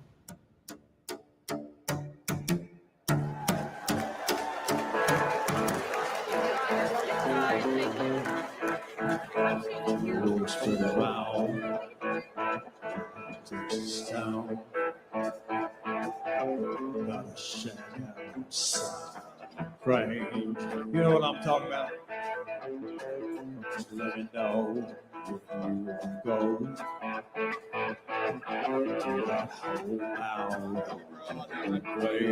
They got a lot of nice girls out.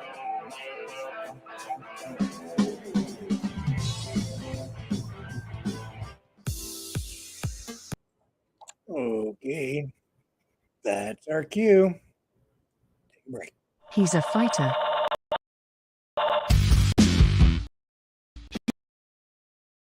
Defiant, strong. Great again. Pay tribute to the 45th President of the United States with this collectible t-shirt from the Maverick News Memorable Moments collection. Even a would-be assassin's bullet could not stop him. Instead, he emerged with his fist in the air ready to fight. For freedom. Get your Trump Fighting for Freedom t-shirt with any donation of $30 or more to Maverick News. There are 2 iconic artistic designs to choose from. But there is only one way to get these. Donate at freedomreporters.com. Support free speech. Free media. Support Maverick News. Call 1-866-248-1490 or order online at supergeeks.tv.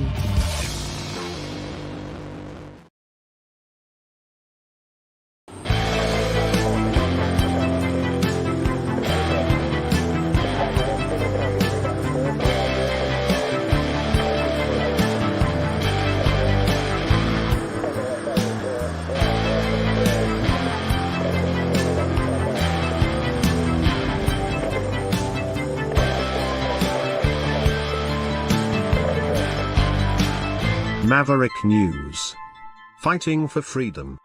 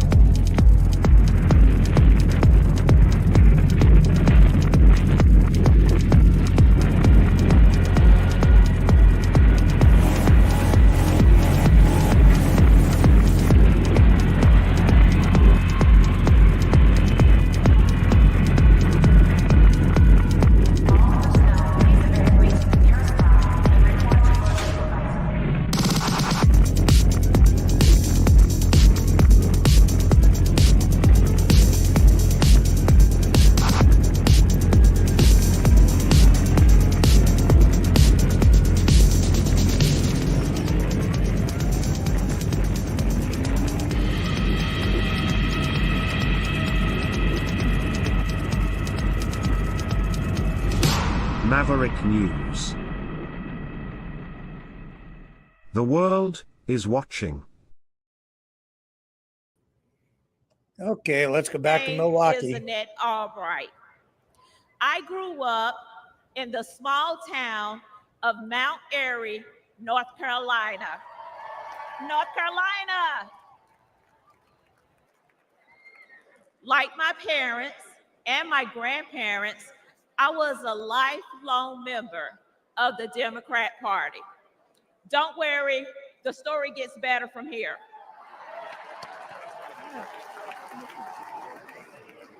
After completing a degree in criminal justice, I started a career working with the North Carolina Department of Corrections. I left my job in the criminal justice system to work for Charlotte-Mecklenburg School District to engage our youth before they got stuck in the system. It didn't take long for me to realize that public schools are a part of the problem.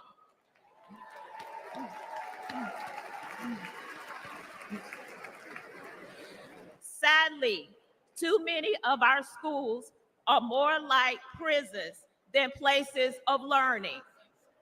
That must change.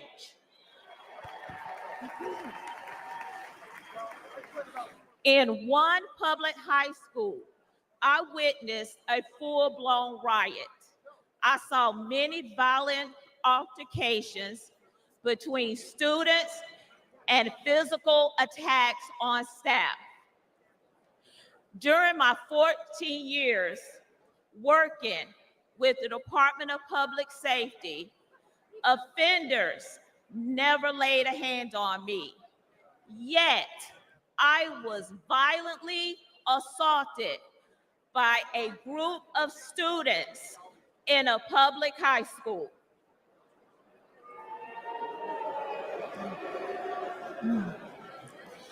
The uptick in school violence was related to an Obama-Biden policy that directed schools to reduce suspension rates and keep dangerous students in the classroom.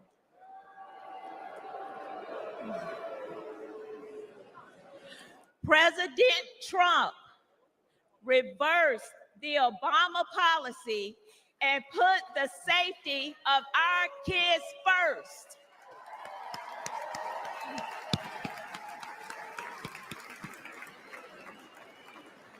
Violence on public school campuses should not be a Democrat issue. It should not be a Republican issue. It is an American people issue.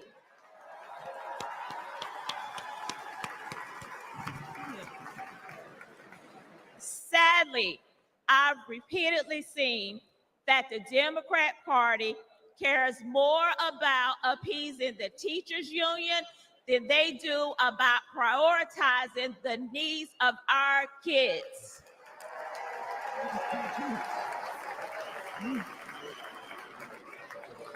They champion safe spaces instead of safe schools. This is completely wrong.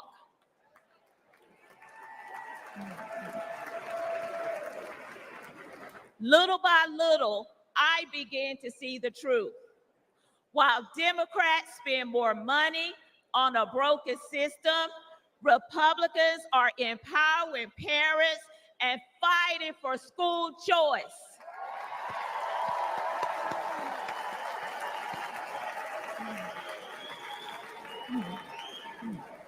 While Democrats think school resource officers are a threat to our students, Republicans know that they protect our kids.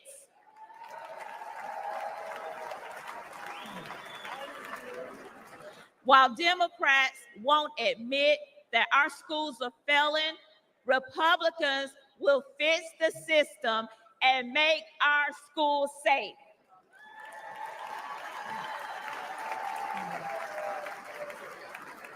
That's why this year, for the first time in my life, I am registered as a Republican.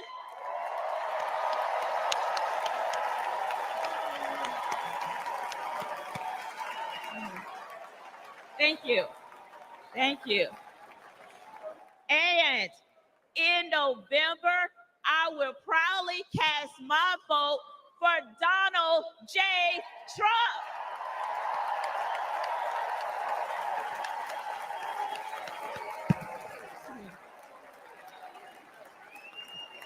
Only together we can make America's schools great again.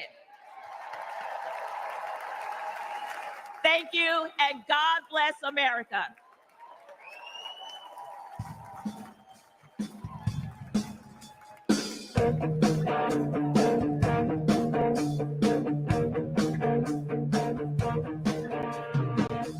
I never knew there'd come a day.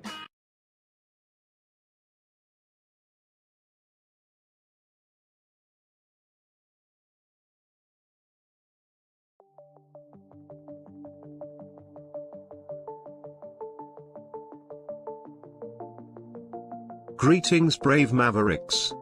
Our quest for truth continues. We go beyond fake news. Together we expose propaganda. Together we pull others out of rabbit holes. We are maverick thinkers. We are all unique individuals, defenders of individual rights and freedoms, credible, trusted, grounded in reality. Maverick News, Maverick News. Defending free speech, free speech. Donate at freedomreporters.com. Do it now. Tomorrow may be too late. Maverick News. The world is watching.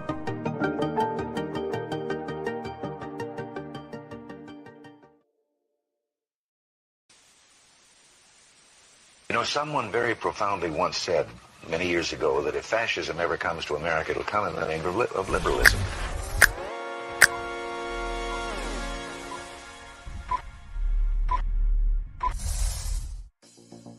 Well, I think it's time we ask ourselves if we still know the freedoms that were intended for us by the Founding Fathers. If we lose freedom here, there's no place to escape to. This is the last stand on Earth. The entire world is watching. Every dictator, every crazy dictator in the world is watching.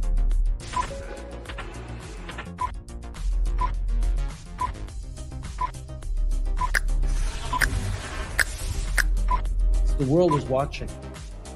On TV, the entire world is watching. On social media. But the entire world is watching, and yes, they are seeing what we have apparently bravely been willing to say that others are thinking.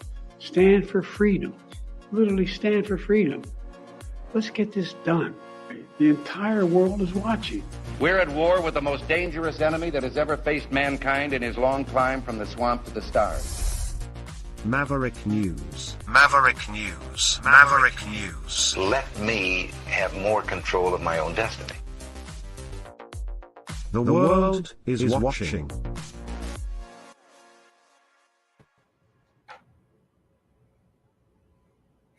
And just a reminder that tomorrow night is the big night for the debut of Maverick Midnight Matinee. So we'll do our regular program, 7 p.m. Eastern Standard Time tomorrow. Take a little break, and then we'll go back at midnight, and we'll have the debut episode of Maverick Midnight Matinee. We'll see how that goes. You guys asked for it. You're going to get it tomorrow night, and it's going to look something like this. And I'm not sure yet. I haven't decided for sure what content we're going to run tomorrow night. I have a couple of different ideas. I made somebody tentatively lined up. I'm just waiting for confirmation. So hopefully that happens. And whether we get that guest or not will dictate what the content is going to be. And I repeat, I am not going to put on a wig and dress up like Elvira, Mistress of the Dark. Sorry, not going to happen. But we'll have a few surprises in store. It's going to be, I think, a fun evening. And I'm really looking forward to not just watching whatever content we bring forward tomorrow night, but also the conversation. And I will try to find a way to get you guys involved in that so that you can join the conversation too. It won't just be watching an old movie or something like that. It's going to be interactive, and there will be discussion about issues and subjects related to the content that we choose to run. So it will be cerebral in that way, thought-provoking. And I hope that you can join us tomorrow night for the debut episode of Maverick Midnight Matinee. So stay with me. More ahead. I'm so excited to see what Hulk Hogan has to say.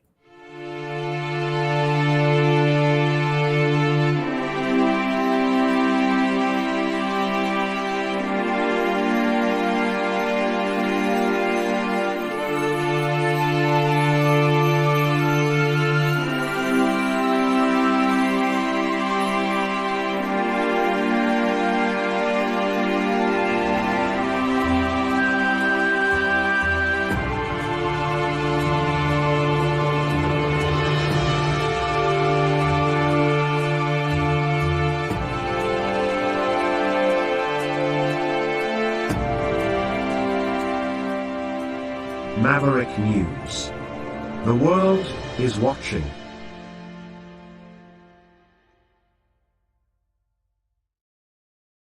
Back to Milwaukee and the RNC National Convention. Big buildup.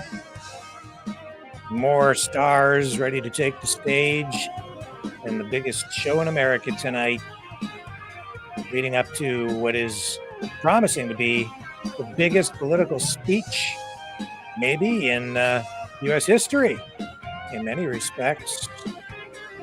And Donald Trump speaks tonight, not just to his base, the MAGA base, not just to the Republican Party, not just to America, but honestly, the entire world is watching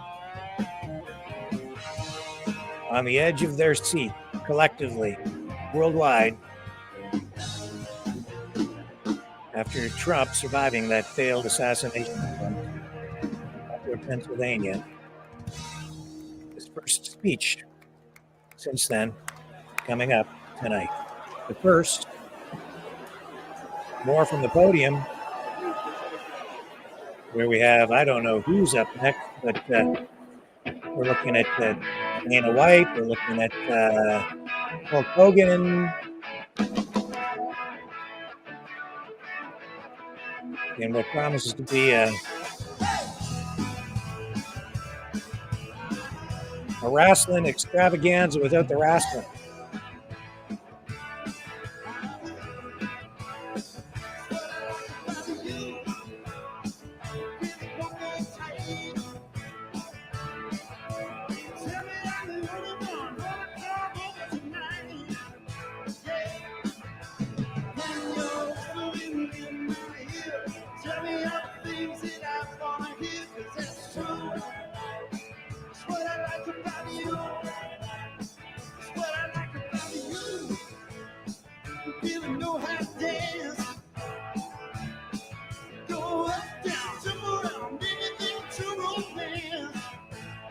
Take a look in the chat and see what you guys are saying. What are your thoughts so far tonight?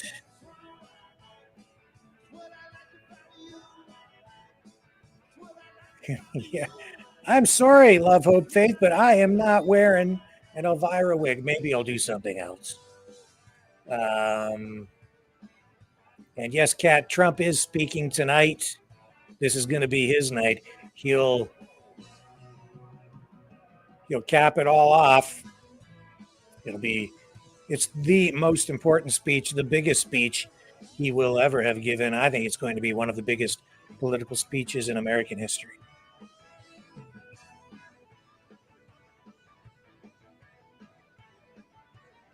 Dragon says he's going to join the conversation.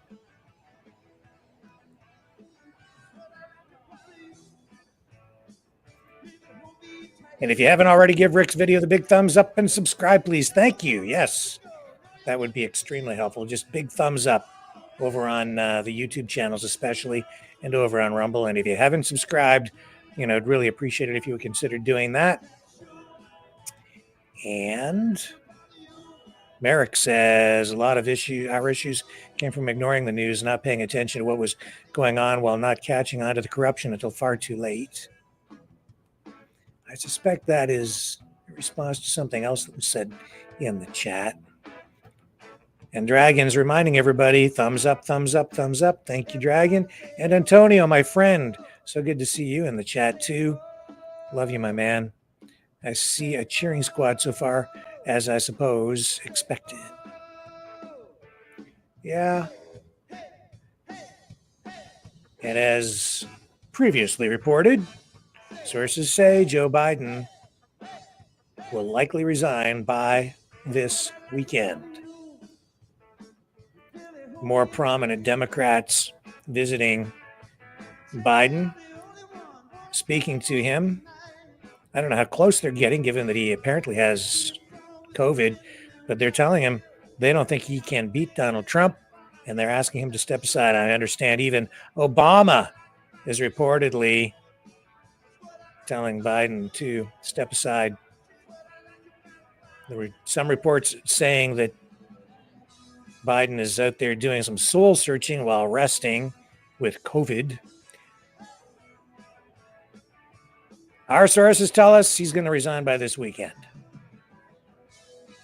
We shall see.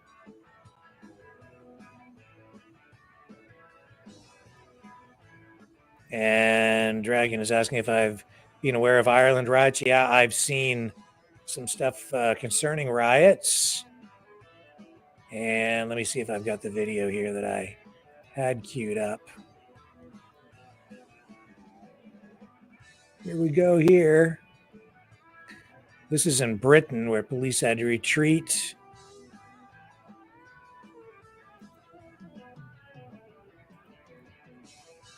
But I'll save that because I think we're going back to...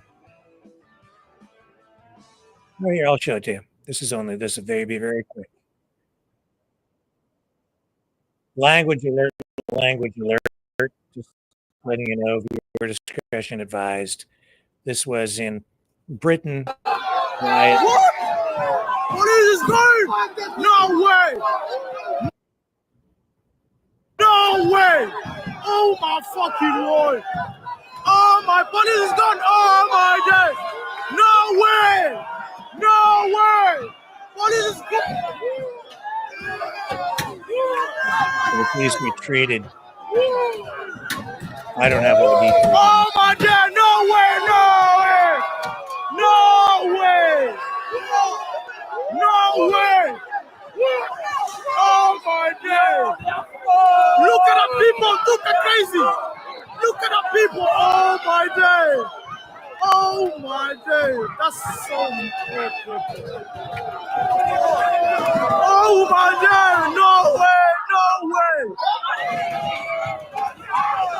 No way! No way! Let's go back where the music and dancing continues in Milwaukee.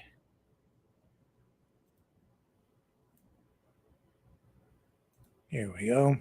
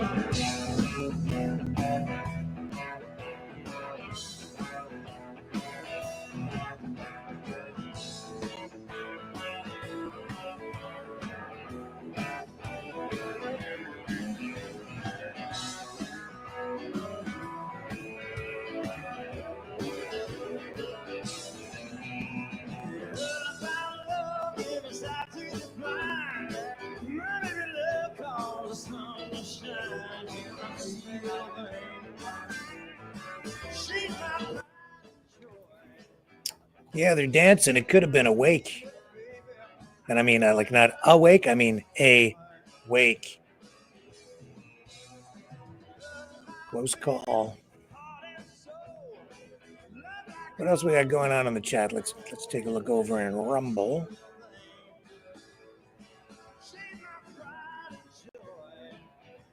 Hello, everybody. Hello, Stoke teacher.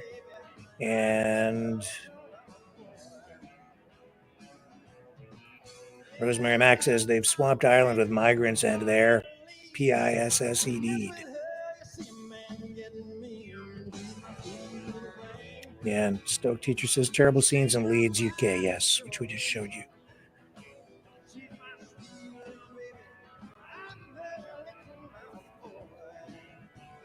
Yeah. Go back over here to the other chats. Juicy says Hulk Hogan's mustache sting you autocorrect.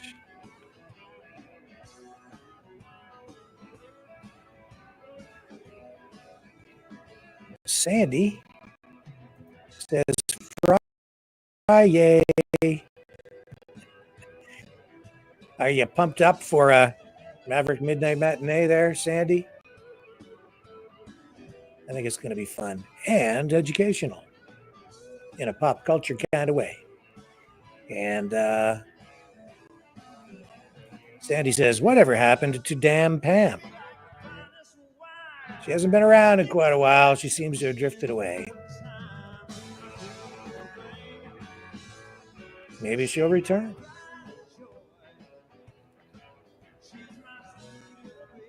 And Isabel says she's anticipating the Trump speech. Yeah, me too.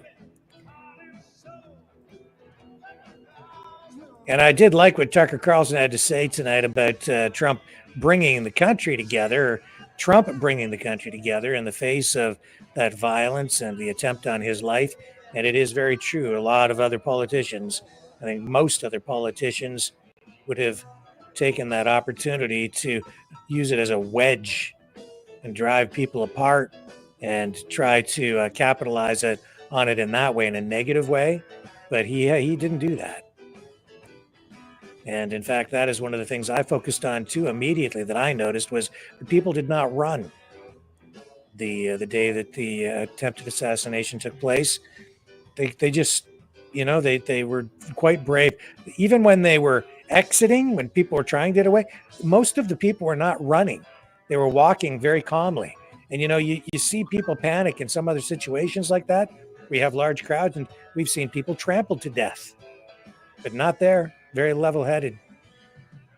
It was really impressive. Isabel says Trump uses unity, not division. And Sandy says, we're going to be getting Trump ear jokes now, Rick. Oh, no. Mm-hmm.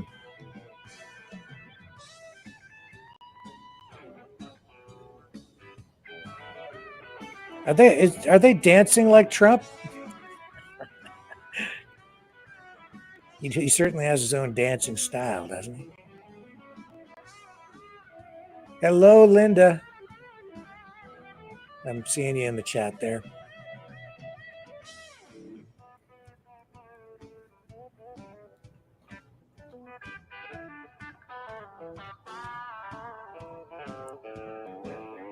Yeah.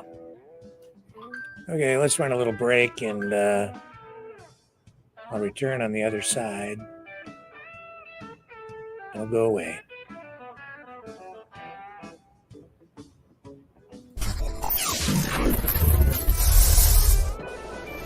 The sharing of biased and false news has become all too common on social media. More alarmingly, some media outlets are true without checking facts first. Unfortunately, some members of the media use their platforms to push their own personal bias and agenda to control exactly what people think, and this is extremely dangerous to our democracy.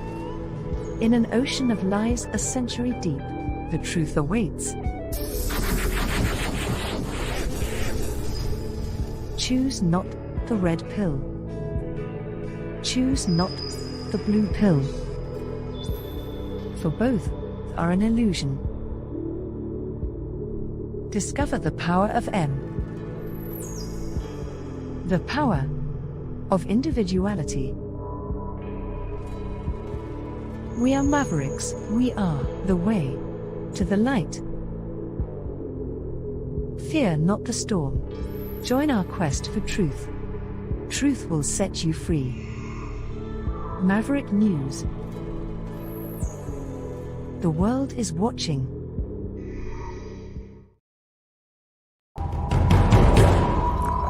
We are Mavericks. We say no to the Trudeau and Biden New World Order. And to bugs. Because bugs are creepy and gross. And people should not eat bugs. Maverick News. The world is watching. Hey, no! To bugs!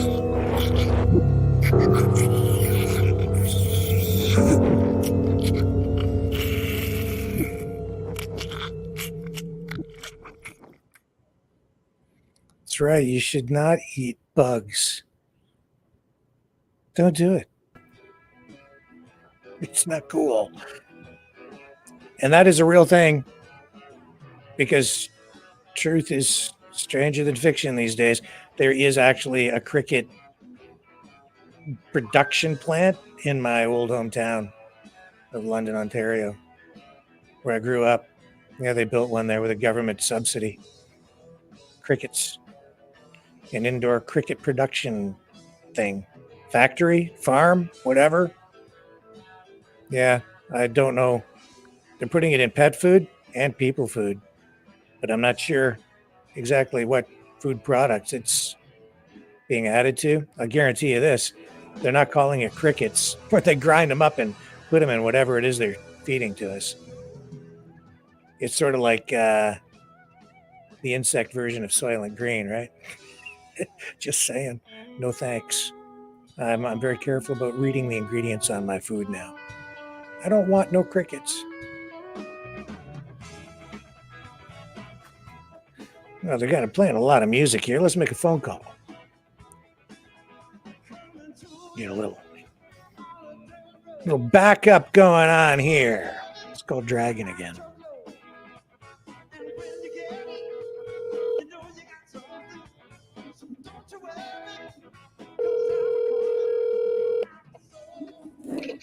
Yo, Rick. Are you watching? Yep. So, are you excited to see Hulk Hogan? Well, Hulk Hogan used to be one of my. And let's get the Hulkamania in. Give me your review of Tucker Carlson. Oh well, poignant speech. I think he was.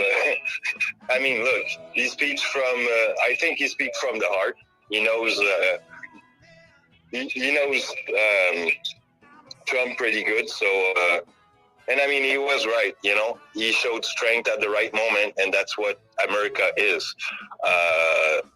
The American are just strength. This is what it is.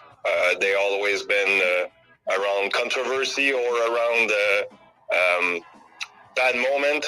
You know, they are a strong country and strong people. So, I mean, I think that's the message that he did try to push there. Yeah, Trump's walking around. I don't know what's going on here. It looked like he came in earlier and now he's going back up these stairs. I don't know where he went or what's going on, but they're focused on him again right now. And maybe this is a replay. I don't know. I think it's part of what I would call the American show. Yeah. It's theatrical. It's a little bit like you said earlier. He's like coming in like a wrestler on his way to the ring. So that's exactly right. Yes. Yeah. And he's a fighter. So that's another why you see him as a wrestler right now, kind of thing. Yeah. Do you think Biden's going to step aside by this weekend, like the reports say, the ones that we're getting here? Do you think that's true? Well, actually, from the sources that I have, some would think actually that Biden had pretended that he has COVID to get away a few days, just to think about what if he will or not step out of the race with the pressure that he's receiving from the Democrat Party. So let's say what's going to happen with that.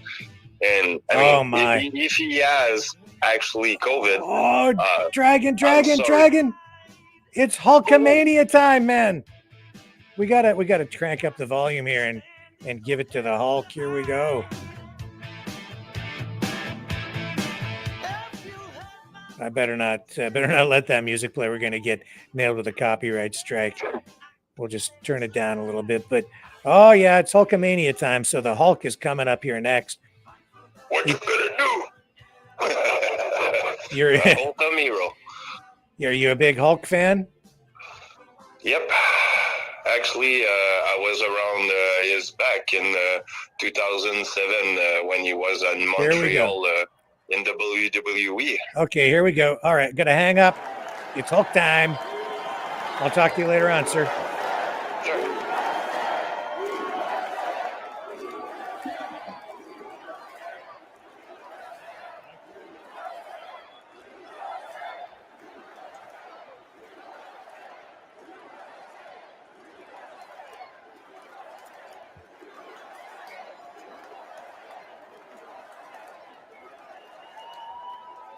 Well, let me tell you something, brother.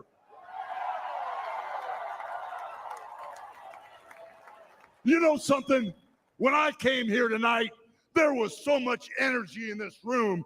I felt maybe I was in Madison Square Garden getting ready to win another world title. Or maybe I thought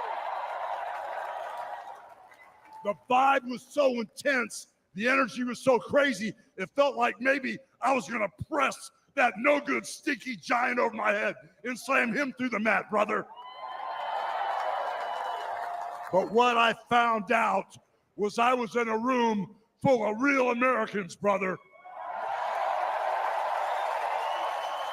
And at the end of the day, with our leader up there, my hero, that gladiator, we're gonna bring America back together. One real American at a time, brother.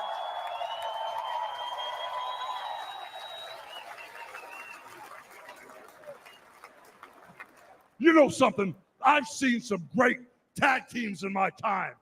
Hulk Hogan and, ooh yeah, the Macho Man Randy Savage. But you know something?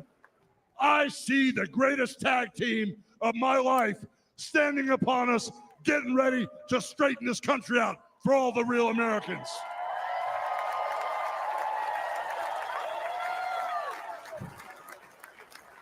You know, even though you guys are real Americans, you better get ready. Because when Donald J. Trump becomes the President of the United States, all the real Americans are going to be nicknamed Trumpites. Because all the Trumpites are going to be running wild for 4 years. So with the power of Donald J. Trump and all the Trumpites running wild, America is going to get back on track. And like Donald J. Trump said, America is going to be great again.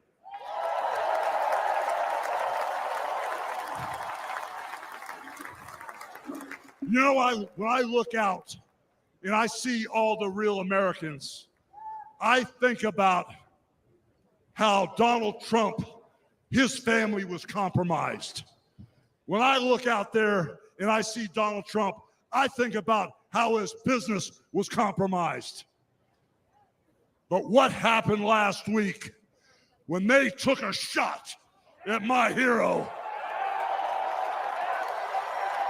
and they tried to kill the next president of the United States? Enough was enough. And I said, let Trumpomania run wild, brother.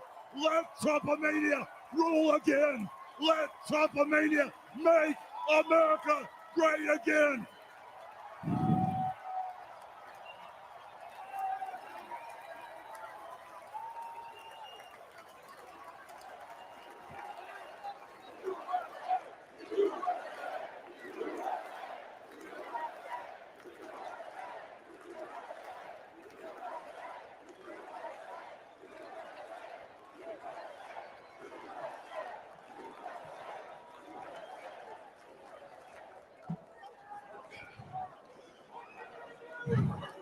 You know something, Trumpites?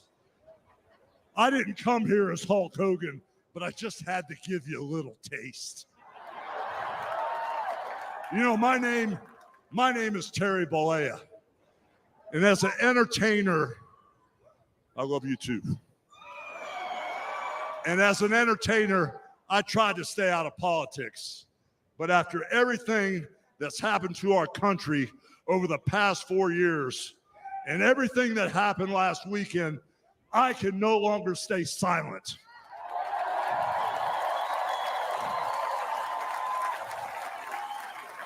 I'm here tonight because I want the world to know that Donald Trump is a real American hero.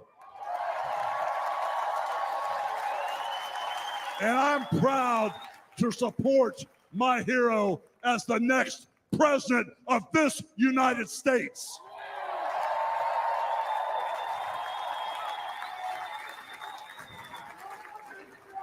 You know, guys, I've known Donald Trump for over 35 years. You know, hold on a second, hold on. I just had a flashback. Man. This is really tripping. You know, the last time I was up on stage, Donald Trump was sitting at ringside at the Trump Plaza. I was bleeding like a pig, and I won the world title right in front of Donald J. Trump. And you know something? He's going to win in November, and we're all going to be champions again when he wins.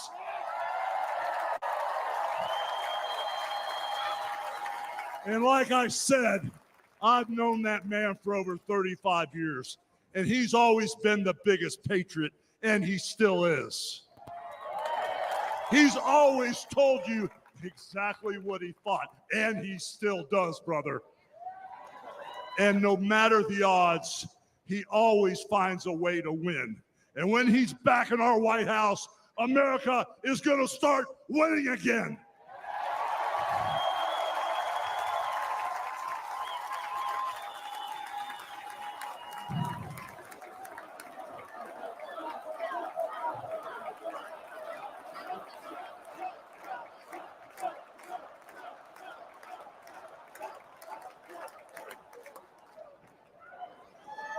You know, guys, over my career, I've been in the ring with some of the biggest, some of the baddest dudes on the planet.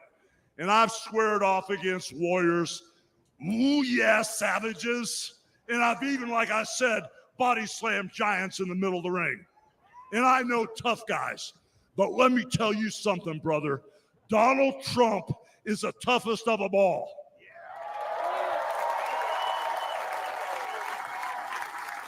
They've thrown everything at Donald Trump. All the investigations, the impeachments, the court cases, and he's still standing and kicking their butts.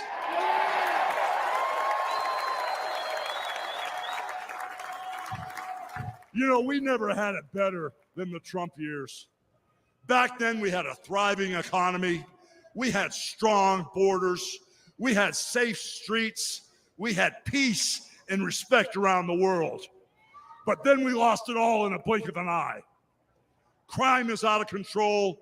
The border is out of control. The price of food and gas and housing is out of control. And the only person who can clean this up is Donald Trump.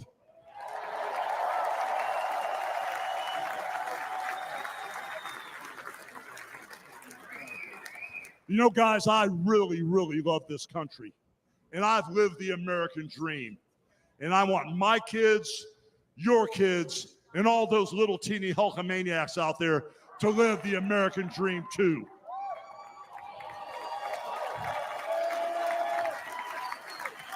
This November, guys, we can save the American dream for everyone. And Donald Trump is the president who will get the job done. So all you criminals, all you lowlifes, all you scumbags, all you drug dealers, and all you crooked politicians need to answer one question, brother. What you gonna do when Donald Trump and all the Trumpomaniacs run wild on you, brother? God bless you, and thank you.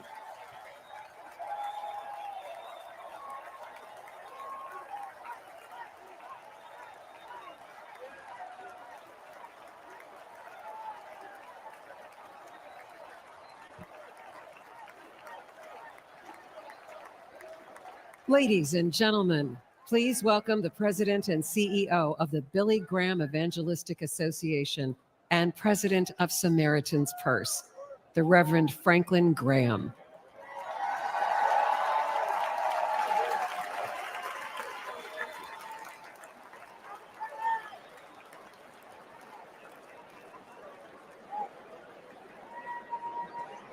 Good evening. I've got the hardest job tonight. I have to follow Hogan. But I stand here tonight as a private citizen who loves this country. I've been asked to say a few words and then to pray, and we're going to do that. Last Saturday in Butler, Pennsylvania, President Trump had a near-death experience. No question. But God spared his life. And when we go through those experiences, it changes us. It can cause us to examine our lives and to reevaluate our priorities, as you should. When President Trump rose from that platform, he rose with his fist raised in strength, showing America his unshakable resolve to fight for them in this nation.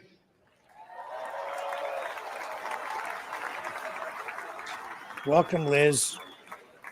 I cannot explain why God would save one life and allow another one to be taken. I don't have the answer for that. But one thing I do know is that God loves us, and he wants us to be with him in heaven one day. And that's through faith in his son, Jesus Christ. You see, the Bible says that God so loved the world that he gave his only begotten Son, that whosoever believeth in him shouldn't perish, but should have everlasting life. For as long as I've known the President Trump, I've found him to be a man of his word. Things that he said he'll do, he did. When he told me and our country in 2016 that he was going to appoint conservative justices, guess what? He did. In 2016, he said he would defend religious liberty. And guess what? He did. In 2019, I was with him at the United Nations when the first president of history of this country stood there to advocate for religious liberty worldwide.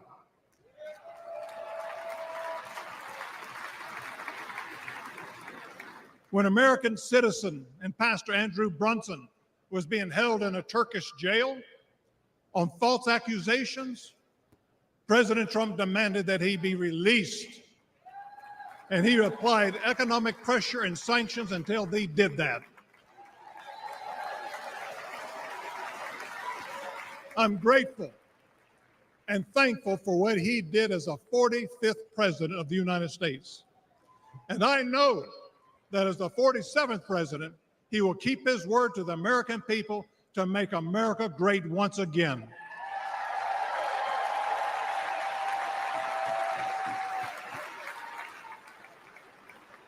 It's an honor for me to be asked to pray for Donald Trump this evening. And so what I'd like to do, I'd like us to pray, but I'd like us all to stand as we call upon the name of the God of heaven.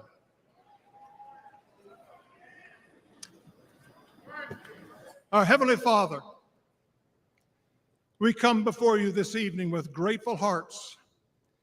Thank you for saving the life of President Donald J. Trump. In his own words, it was you and you alone who saved him. We pray for the others that were injured on Saturday, for the family who lost their loved one. Put your loving arms around them. Comfort them, and may they sense your presence. We stand before you tonight. We say thank you for the provisions you have given to the United States of America. You have blessed this country more than any country in the world. Sadly, as a nation, we have forgotten who is responsible for all the freedoms, the liberties, and the bounty that we enjoy. It has all come for you. Thank you. This evening, our nation is in trouble. We're divided politically, racially, economically, with millions of people seeking refuge and hope in our dry and thirsty land. You're the only one who can fix the complexity of the problems that we face today. We pray for President Trump that you would give him wisdom, strength, and a clear vision for the future of this nation and the task that is at hand. Continue to protect him from his enemies. I pray that you would surround him with men and women who will give him sound counsel and guidance. We pray for Melania, for Barron, and for all the President Trump's children and grandchildren. We pray for Senator J.D. Vance, his wife Ulsa, along with their young family. We're thankful for his strong stand for defending life.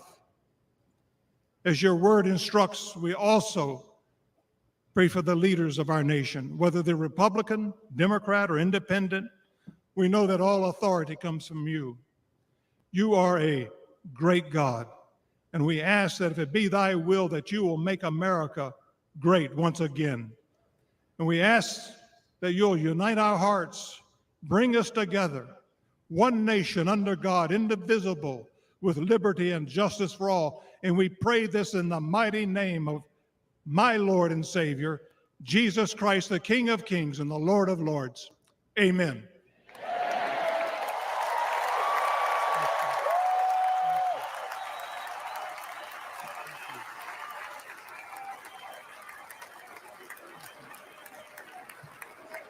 So Trump should be up shortly. Ladies Hello, and gentlemen, Liz. please welcome businessman and executive vice president of the Trump Sorry, I was on mute. Eric Trump. Okay. Hi, everyone. I'm glad to be here. I can't believe Hulk Hogan is on there. Hulk Hogan.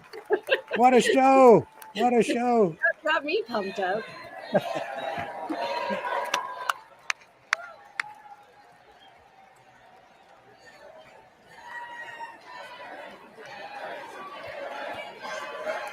Good evening, America.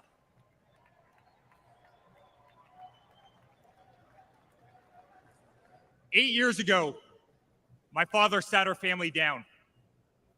He spoke of a nation in decline, of dreams slipping away, of a future endangered by failed leadership and broken promises. It was in that moment I knew my father had made a decision that would forever change our lives.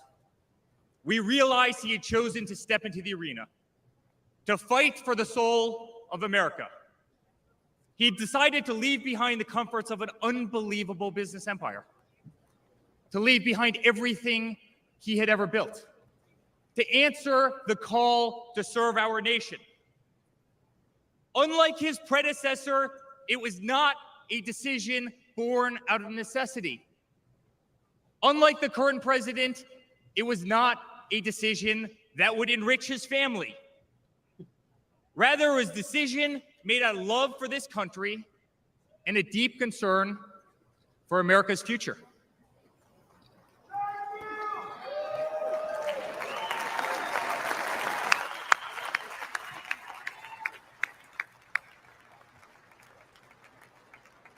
My father was clear it would not be easy, that there would be a huge price to pay, and that the attacks would be vicious. Looking back, that was an understatement. The made-up Russia hoax, the sham impeachments, the efforts to destroy an unbelievable company, a company that I run today, the efforts to cancel us, to silence him, to gag his free speech, and to drag him through every radical left courthouse in America, to take his life. Yet through it all, he's shown unwavering courage and determination, not just in public, but in every private conversation with me and our family.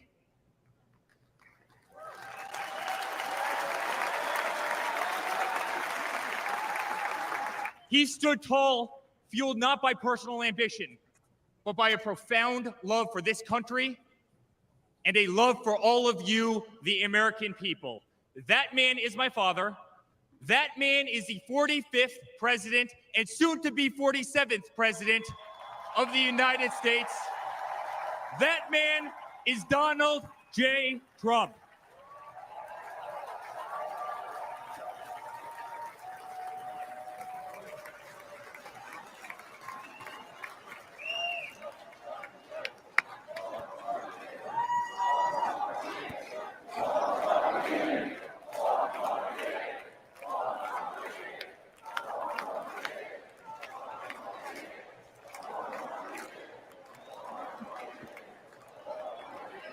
Each time I've stood on this stage, America has been at a dire crossroads. In 2016, many people began to doubt the promise of America.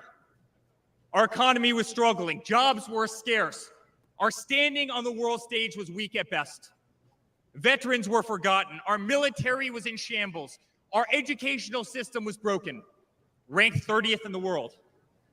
He could no longer tolerate an inept administration that handed $150 billion to Iran, a country that chants death to America, or witness the continued attacks on our Constitution and our religious liberty, or see the disrespect shown to our unbelievable law enforcement officers who are being disarmed, defunded, and persecuted each and every day. He could no longer stand to see words like Christmas stripped from public use or the Pledge of Allegiance removed from our schools. But my father saw potential where others saw despair. Donald Trump built the New York City skyline. He did so during a time when businesses were turning away from the city he loved. Crime was rampant. The streets were dirty, but he had the Midas touch, and he turned those streets and neighborhoods into gold. He faced every challenge with tremendous vision and grit. As he did during the 2016 election, he rolled up his sleeves. He remained unapologetic. He did not care to be politically correct.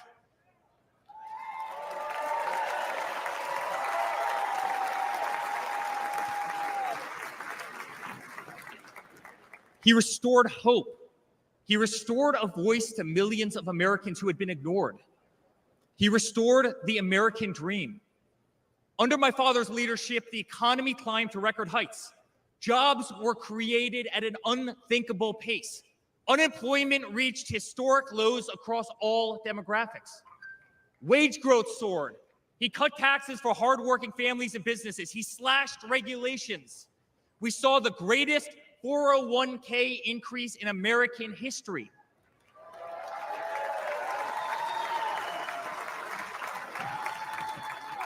People bought their first homes in an environment that saw 2 to 3% interest rates.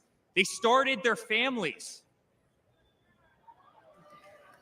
My father made the United States energy independent with the lowest gas prices in decades.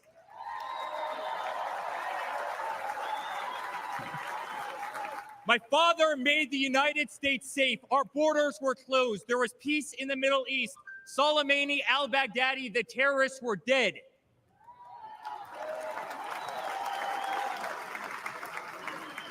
My father made the United States respected again, with the courage to walk into countries like North Korea, with the courage to impose tariffs on China, and with the courage to tear up trade deals that cost Americans their jobs.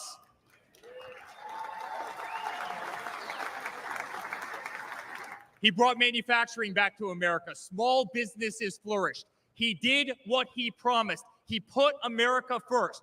We were winning. Donald Trump made America great again.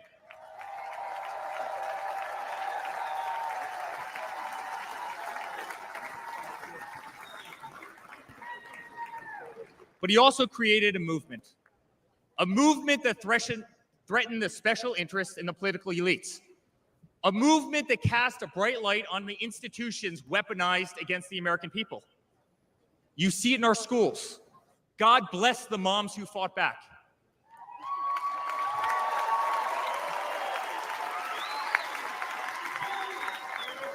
You see it in your workplace. You see it on every news station, in every newspaper. You see it in the military. The most iconic military installations on planet Earth are stripped of their identity and renamed. Fort Bragg, Benning, Fort Hood. You see it in Hollywood. You see it in our two-tier judicial system. They don't even hide it anymore. My father has been censored. The former president ripped off Twitter, Instagram, and Facebook while terrorist organizations remain intact. My father has been persecuted, targeted by far-left Democrats funded by special interest groups and hand-picked judges. My father has been pulled off the ballots of states, radical justices attempting to defy the will of millions of Americans who adore who he is and what he stands for. My father even became the target of an assassin who almost killed America's single greatest hope for our future. The swamp is terrified of this incredible movement. They're terrified of it. They're terrified of you and the tens of millions of people watching us on TV right now. They've tried everything to keep him from you, everything, to destroy his legacy, to destroy his family. They have failed, and they will not win.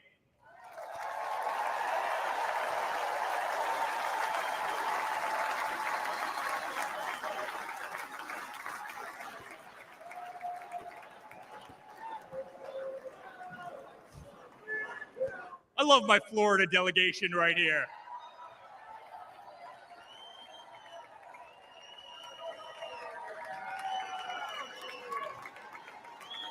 Thank you. My father stands before you with the most votes of any Republican candidate in the history of our nation.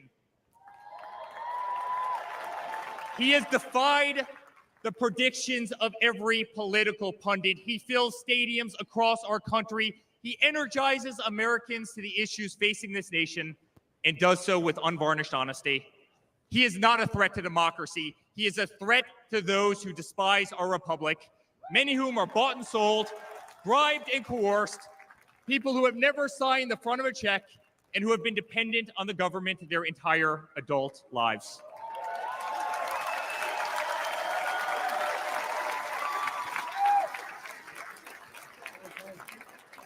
Today, as it was in 2016, America's at that crossroads again. Energy prices are soaring. Interest rates are crippling. Everything is unaffordable. The US dollar has been diminished. Inflation has made it impossible for Americans to live, to save for their future. Our infrastructure is crumbling. Our border is out of control. Millions are dead and displaced in Russia and Ukraine, a war that has no end and a war that we are funding. The Middle East has become a hornet's nest. Our greatest ally, Israel, totally under siege. Fentanyl is killing our youth and destroying families, while the current administration stands idly by, hoping their inaction will import illegal votes. Crime terrorizes our cities and our suburbs as far-left policies handcuff police. Male athletes, guys my height, 6'5", are swimming in women's sports.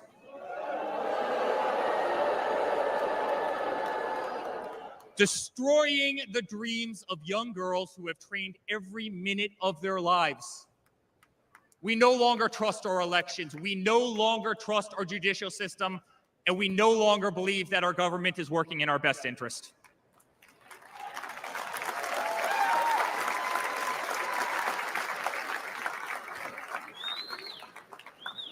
In spite of where we are today as a nation, I'd like to speak to every American. To the homeless veteran sleeping under a bridge as illegal immigrants are housed in the most expensive hotels in New York. I'm sorry. We know it's wrong, and we will fix it.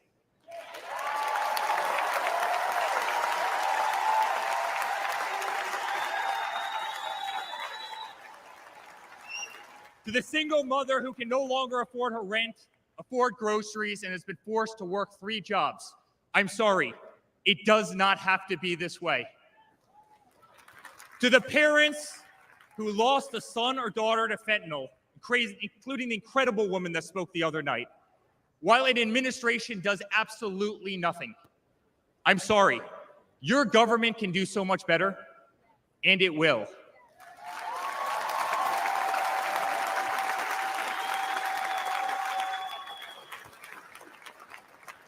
To the children who are being brainwashed instead of learning the fundamentals in school, I'm sorry.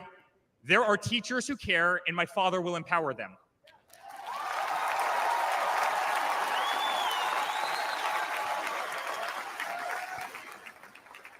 To the law enforcement officers, our brave Border Patrol, Secret Service agents who work every single day to protect our communities, knowing damn well that the system will throw you under the bus, I'm sorry. We will stand behind you.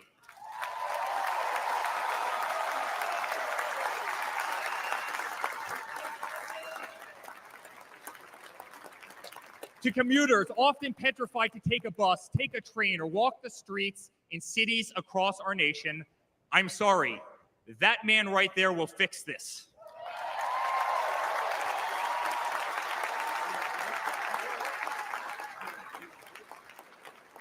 To the construction workers, to the middle-class families, to the families with children with disabilities, families who can no longer afford medical benefits or to take a vacation, I'm sorry. We will make America great again.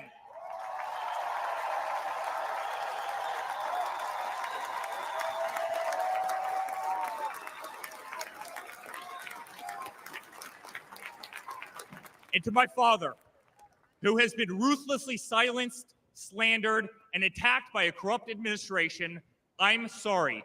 We know, and America knows, that they're not just after you, they're after all of us, and you just happen to be standing in their way.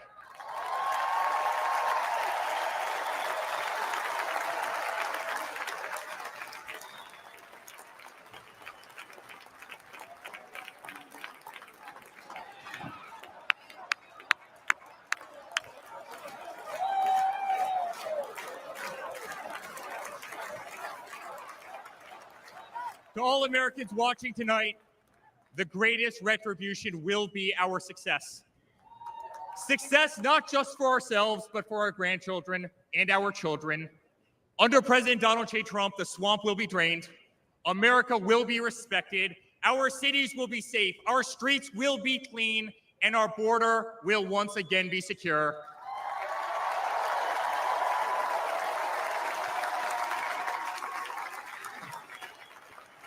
We will have peace.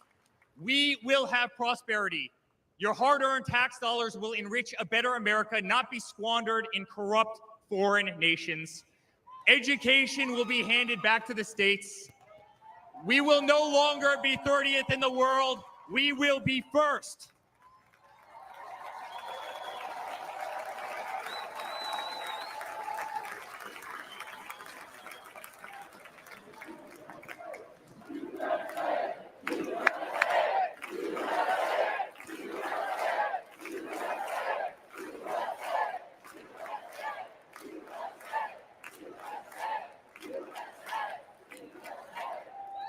Our children will understand family, our children will have values, and our children will love God.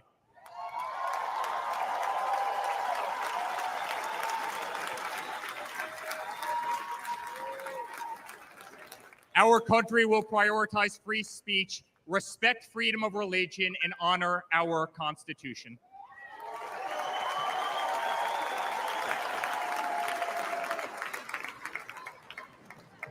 As his son, I've never been more proud of a person in my life. A man who has defied all odds more than once. A man who believed in the promise of America when others turned away. A man who saw a nation in need of a champion and answered that call with unwavering determination and courage.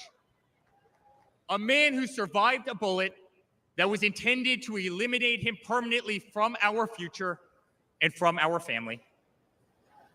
Never have I been more proud to be a Trump.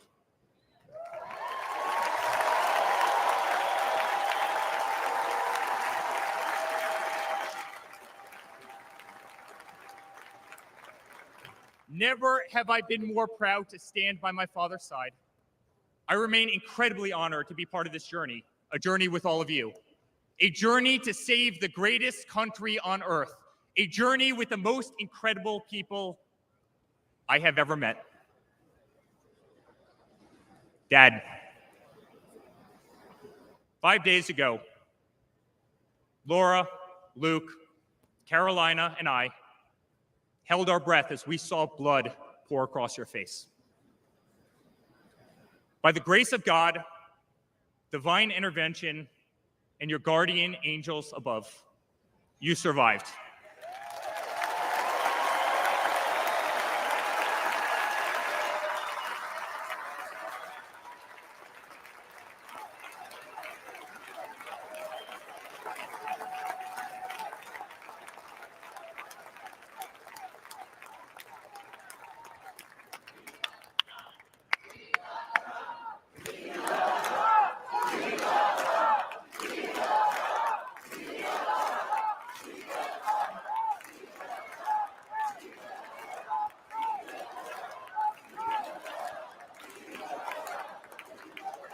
You are the greatest fighter I have ever seen. You are strong, you are full of life, and you are unapologetic. Your optimism is contagious. Your backbone is unbreakable. Your conviction to fight for what is right and against all that is wrong is truly next level.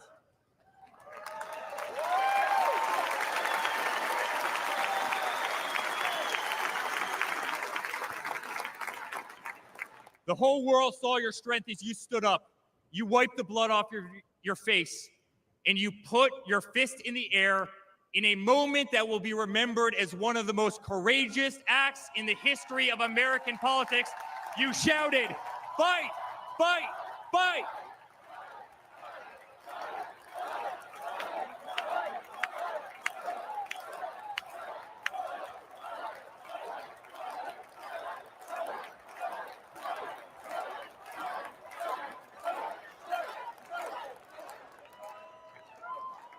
I'm honored to be your son.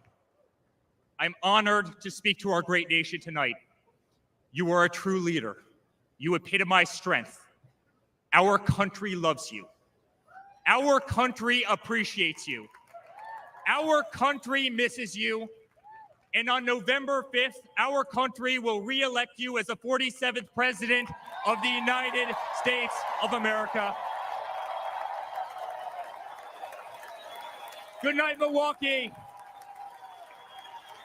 God bless you all. Wow. And welcome, Liz Valley. Hello. Yeah. So, what do you think? Well, that was a fantastic speech.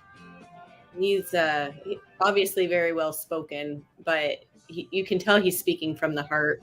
And it's so refreshing to hear all of those things that he was saying and the way he's apologizing and saying they're going to fix it. Like, it's just, I don't know. It would be so nice to hear that in Canada. Yes. Yeah. And you have a zoo there on your hands. I know. They just always flock to wherever I am.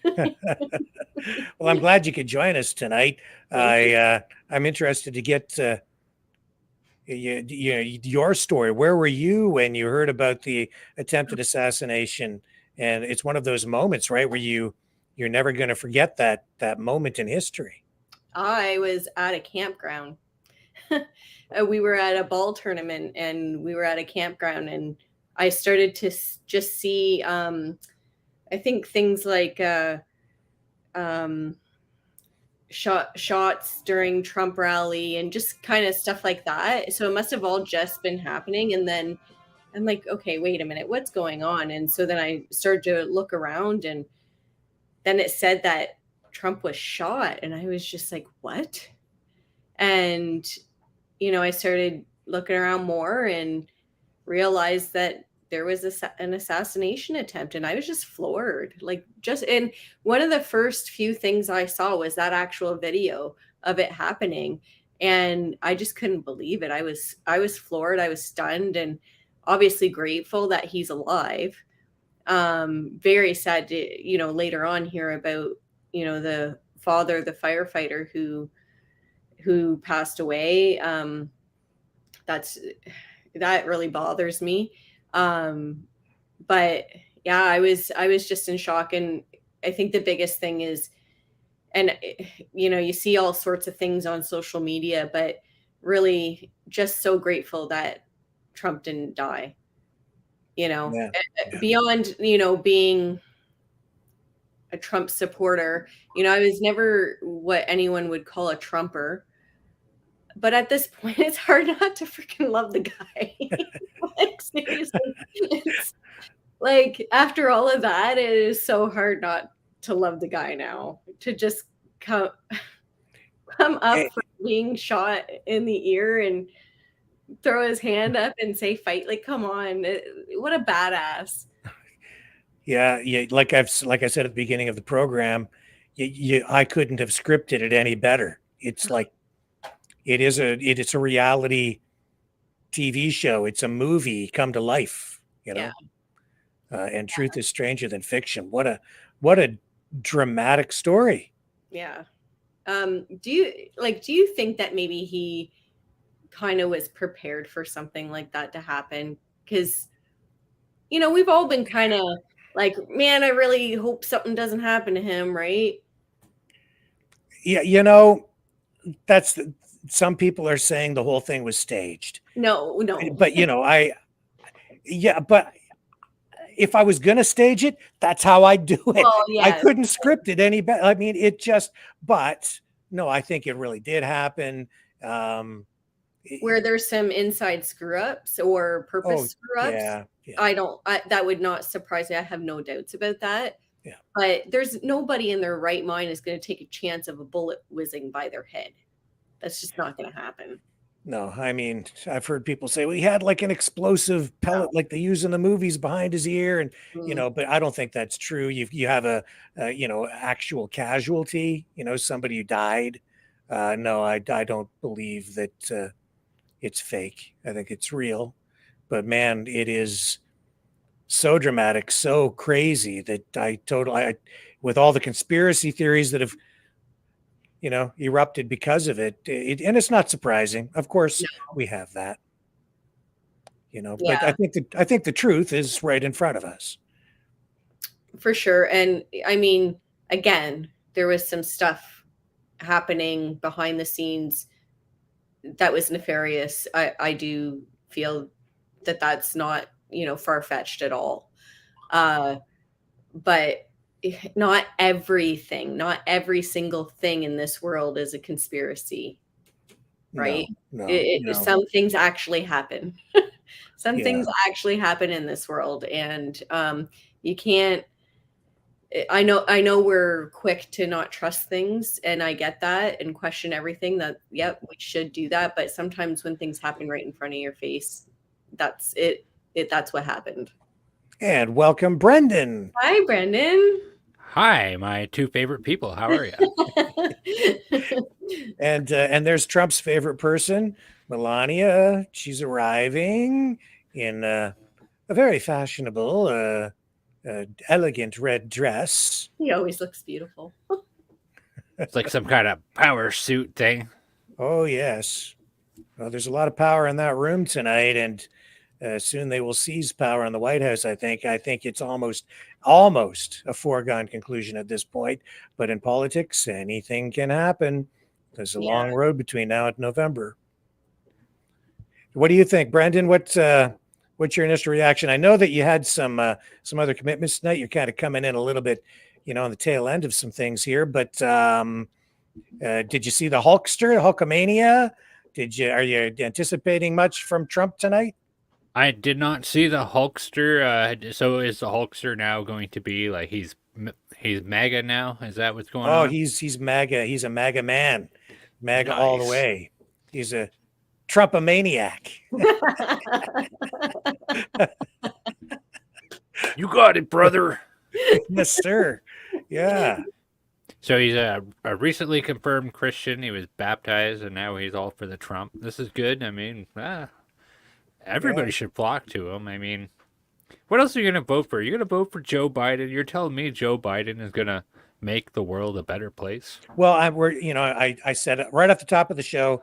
I had information from some people telling me that Biden is going to step aside as early as this weekend. He's self-isolating right now. Sources say, okay, and I believe it's true. I think the information we're getting is true. And since then, I've seen some other media outlets, a couple, come out and say the same thing. So I think it is true. What do you think, Brendan? Is it inevitable at this point that Biden has to go? Well, this is something that's been pretty much stated by Tucker Carlson like months ago, right? That he was like, oh, there's not going to be a Trump-Biden face-off. I thought if it was going to happen, it would have happened by now. So I am on the edge of my seat, just like you and everybody else out there, as to what's going to happen. I do think he probably has COVID. Yeah. And multi-vaxxed, triple, quadruple, quintuple boosted, and COVID at least 3 times. And hypercharged on Valium and probably whatever else. But when you get stressed out, we're just a wee bit stressed out because people are telling you, Joe, time to go. It's like you might be your immune system might get run down a little bit, and you might become a little susceptible to like the sniffles or COVID. I think that would be like in Liz Valley's powerhouse. Like she's a healthomaniac. Yes, she is. That's true. That is true. Stress will do that to you, though. Like it doesn't take much, and that's a high stress job. Yeah. But except for I think Joe Biden's stress level, he probably doesn't even know what's going on, and that's probably where all of his stress level is coming from. Like, hey, look, it's The Simpsons. Oh no, that's when Trump actually came down the escalator. It is a movie, man. This whole thing, it really is. It's like a movie come to life, isn't it? Yeah, I think so. It's wild. What a crazy time we're living in, man. You can't tell what's real and what isn't anymore. How important, Liz, is tonight's speech from Donald Trump? Oh, extremely. I think everybody, well, shouldn't say everybody, but there's so many people that have come over to Trump's side, and not just come over, but even the people who are a little bit quiet about it are not quiet anymore. So really, there's people already that have his back, but he's going to come out there and he's going to blow it up, and it's going to just be an incredible moment. It's going to be his moment, and it's going to just kind of solidify where he's at in this race. And going back to Biden, I don't, as far as getting, so if they want to win, right? If they actually want to have a chance at winning the election, they cannot keep Biden. He doesn't stand a chance. He is too slow Joe. He is too sleepy Joe. Like there's no way. He can't win from his basement this time. It just can't happen. So if they want a chance, they have to figure it out. But who are they gonna get? I don't know, but I can't. My top pick candidate is Michelle Obama. Ugh. She's not going to do it. She says she doesn't want it. It won't happen. I don't think so. People keep throwing her name out, but I don't think I don't think it's in the cards. She has said several times she doesn't want it. They always say that. That's true. Yeah. That's true. Yeah. Pretty sure Joe Biden said that too, and he was like, "I saw what Donald Trump was doing to America, and I had to come in there and I had to whoop him." Oh, there he is. There. Oh, he's smooth, isn't he? There's that, and then there's getting up from getting shot, right? Like, I don't know. You know how we don't really know what our fight or flight response is? Donald Trump gets up after getting shot in the air, and you just know his response is pure fight. Yeah. Like Secret Service agents were not even behaving like he was behaving after that. And what was your experience with the assassination attempt? Where were you? And just tell me, your reaction when you found out, Brendan. Well, I was at a family moment, and I had this ding come up on my phone over dinner, and it basically said that Trump was in Florida and that he had got shot at a rally. And so I was like, yo, he's having a rally in Florida and he got shot.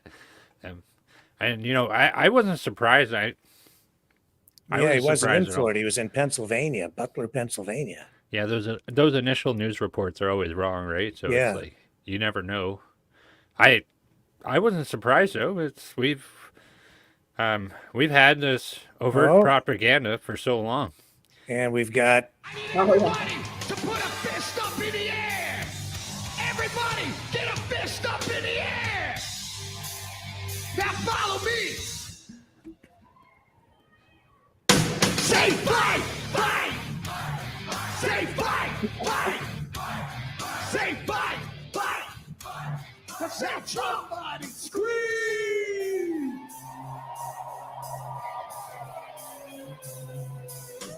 The devil without a cause. I'm back with the beaver hats and Ben Davis slacks. 30-pack of stroll, straight rock and roll. No Rogaine in the propane flow. The chosen one, I'm the living proof. With the gift of gab from the city of truth. You know I jab, stab, and knock critics back. And I did not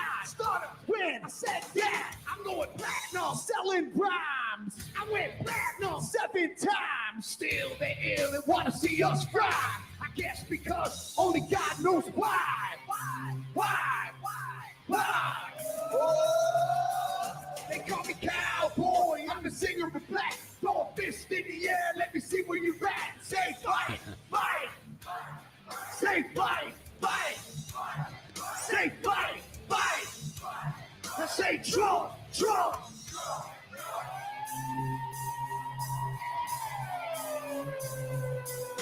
I like ACDC and ZZ Top. We'll see this beasties and the kings of rock. Skinner, Cedar, Lipcorn, Stones, David Attico, and No-Show Jones. Yeah, pass that bottle of Brown. Got the rock from Detroit, the soul from Motown. The underground, straight Detroit pimp. With tracks to Mac and slap back to back. Never gain no pay, I don't play with ass. Well, watch me rock with Liberace Flash. Punk rock the Clash, boy bands are trash. I like Johnny Cash and Grandmaster Flash. Oh, they call me cowboy. I'm the singer of the black. Throw a fist in the air. Let me see where you at. Say fight. Say fight. Say fight. I say Trump.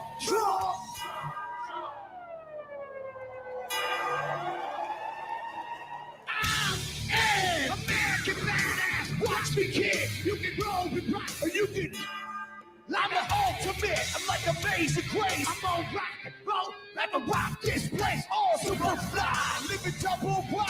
Psychom fly. The big dog to ride. Damn sack to share. Bring it back to flare. Like a long hair swinging middle finger in the air. Snakeskin boots 65 Chevelle. See me riding sin and hit a rebel yell. I won't live to tell. So if you do, rock for freedom and rock for truth. Who knew I'd blow like Oklahoma, Florida, Georgia, Arizona? Smell the aroma and check my hits. I know it stinks in here, cause Trump's the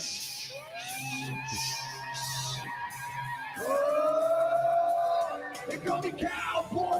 I'm the singer of black. Throw a fist in the air. Let me see where you're at. Say Trump. Say Trump.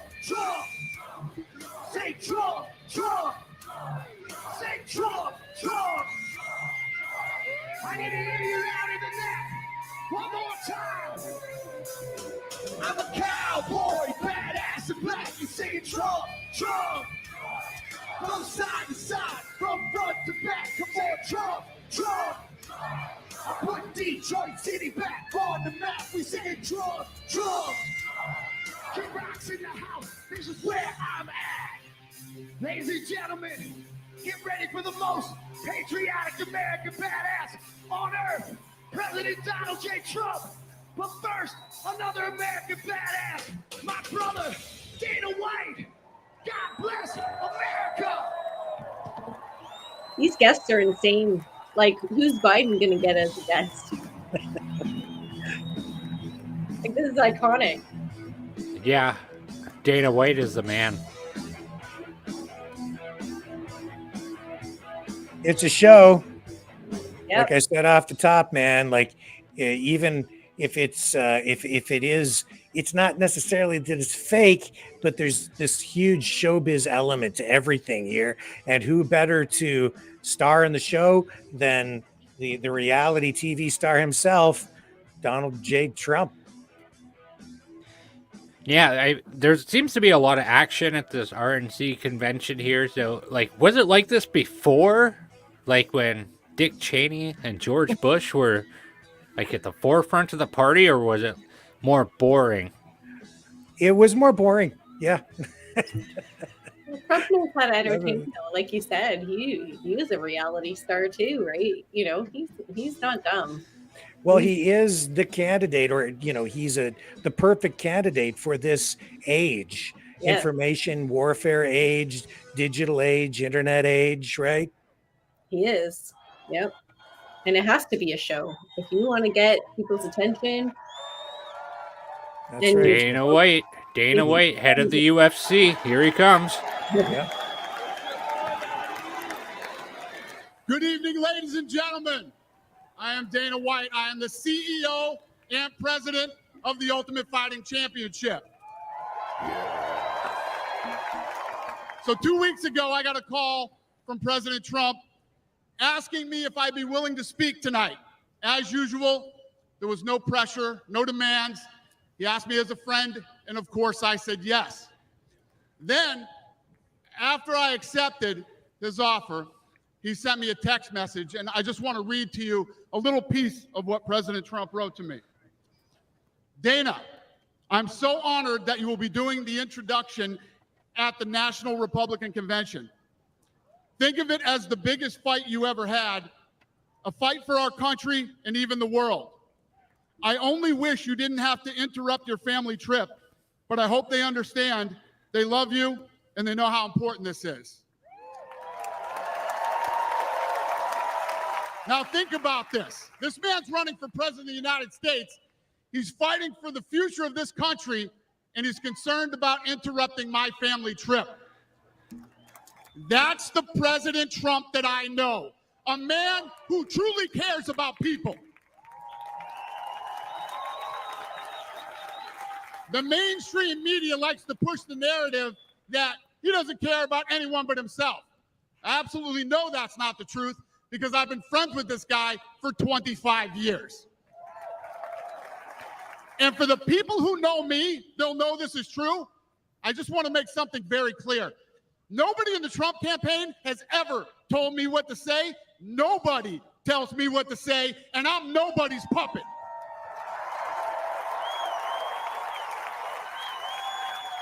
And I'm not telling you what to think. I'm telling you what I know. And I know President Trump. I know President Trump is a fighter. I've been saying this since 2015. Now look at what's happened over the last 10 years. We have all seen it with our own eyes. I'm in the tough guy business, and this man is the toughest, most resilient human being that I've ever met in my life. The higher the stakes, the harder he fights, and this guy never, ever gives up. So what's at stake here? The answer is in President Trump's text, and I quote, "A fight for our country." I know why he's running for president again. Why else would he put himself through everything he's dealt with just to get back here? We all know he doesn't need this. This guy's got a great life. He has a beautiful family, and he has achieved everything that you could possibly achieve in life. I know President Trump is literally putting his life on the line for something bigger than himself, and he's willing to risk it all because he loves this country.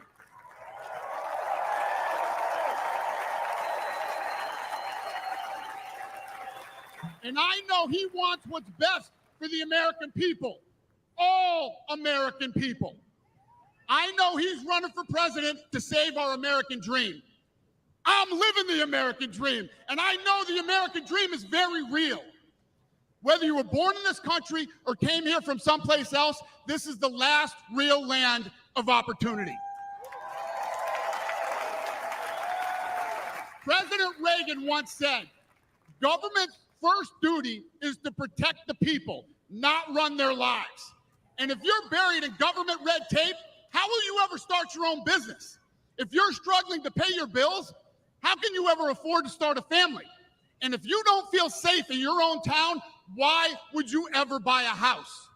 I know that President Trump is fighting to save the American dream, and that's what's at stake in this election.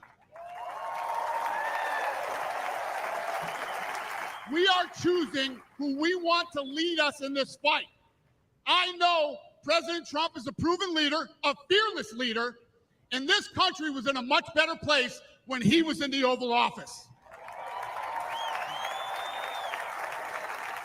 In my mind, the choice is clear. But this election, we all get to choose. I know I'm going to choose strength and security. I know I'm going to choose opportunity and prosperity. I know I'm going to choose real American leadership and a real American badass.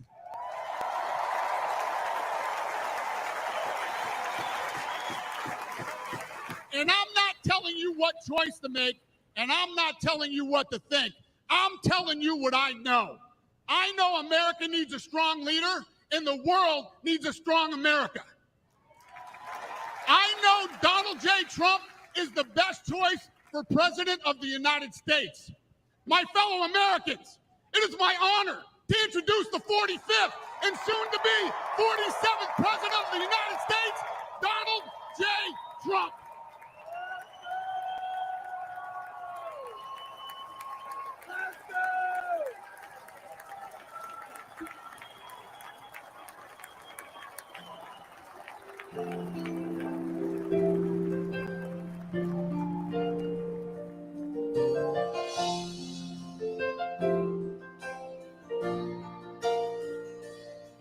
If tomorrow all the things were gone, I'd work for all my life, and I had to start again, just my children and my wife.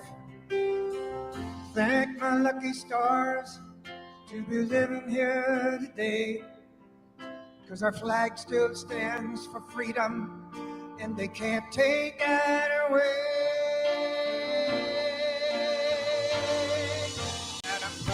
To be an American, where at least I know I'm free, and I won't forget the men who died, who gave that right to me, and I gladly stand up next to you and defend her still today, 'cause there ain't no doubt I love this land. Sing it.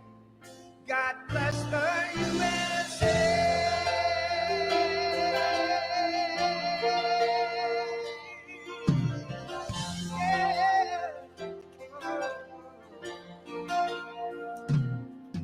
From the lakes of Minnesota to the hills of Tennessee, across the plains of Texas, from sea to shining sea, from Detroit to Houston and New York to LA, there's pride in every American heart, and it's time we stand and say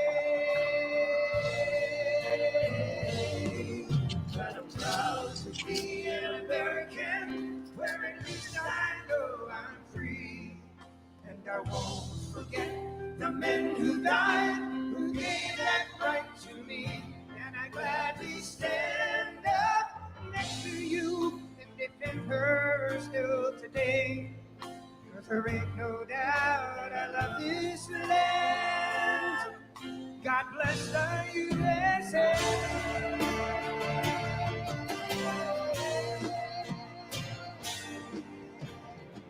Proud to be an American, where at least I know I'm free, and I won't forget the men who died, who gave that right to me, and I gladly stand up next to you and defend her still today, 'cause there ain't no doubt I love this land. God bless the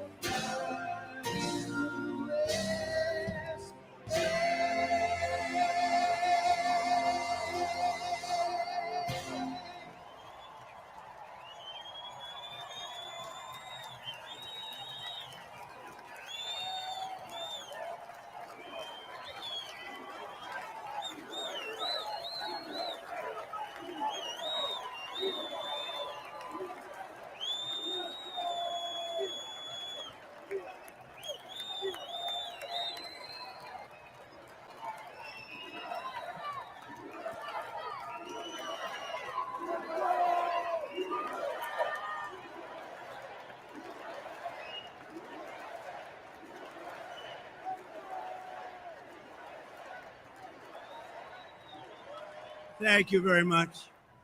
Thank you very, very much. Wow. And thank you, Dana. Thank you, Kid Rock, sometimes referred to as Bob. And thank you, Lee, right from the beginning. Thank you very much. What a talent. What a beautiful, beautiful soul. Thank you. Friends, delegates, and fellow citizens, I stand before you this evening with a message of confidence, strength, and hope. 4 months from now, we will have an incredible victory, and we will begin the 4 greatest years in the history of our country.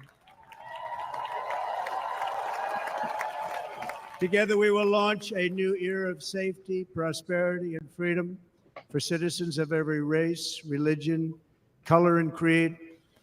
The discord and division in our society must be healed. We must heal it quickly. As Americans, we are bound together by a single fate and a shared destiny. We rise together or we fall apart. I am running to be president for all of America, not half of America, because there is no victory in winning for half of America. So tonight, with faith and devotion, I proudly accept your nomination for President of the United States. Thank you.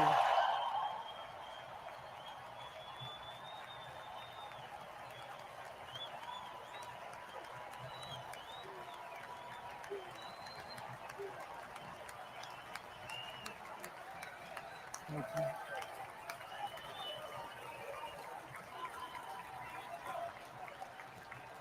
Thank you very much.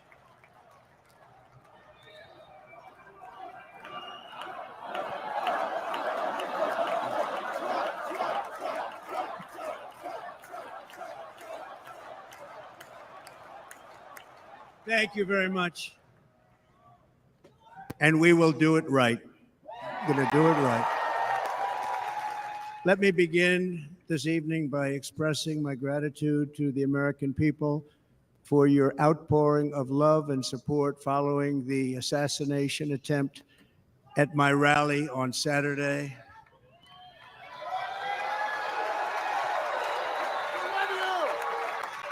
As you already know, the assassin's bullet came within a quarter of an inch of taking my life.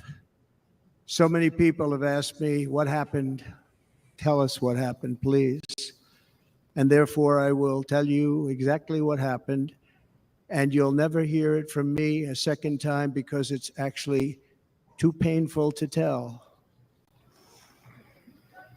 It was a warm, beautiful day in the early evening in Butler Township in the great Commonwealth of Pennsylvania.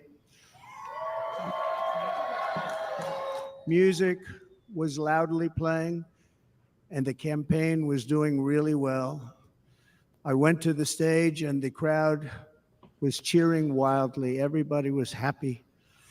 I began speaking very strongly, powerfully, and happily, because I was discussing the great job my administration did on immigration at the southern border.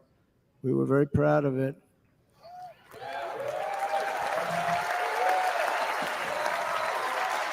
Behind me and to the right was a large screen that was displaying a chart of border crossings under my leadership. The numbers were absolutely amazing. In order to see the chart, I started to, like this, turn to my right and was ready to begin a little bit further turn, which I'm very lucky I didn't do, when I heard a loud whizzing sound and felt something hit me really, really hard on my right ear. I said to myself, wow, what was that? It can only be a bullet. And moved my right hand to my ear, brought it down. My hand was covered with blood, just absolutely blood all over the place. I immediately knew it was very serious, that we were under attack, and in one movement proceeded to drop to the ground. Bullets were continuing to fly as very brave Secret Service agents rushed to the stage, and they really did. They rushed to the stage.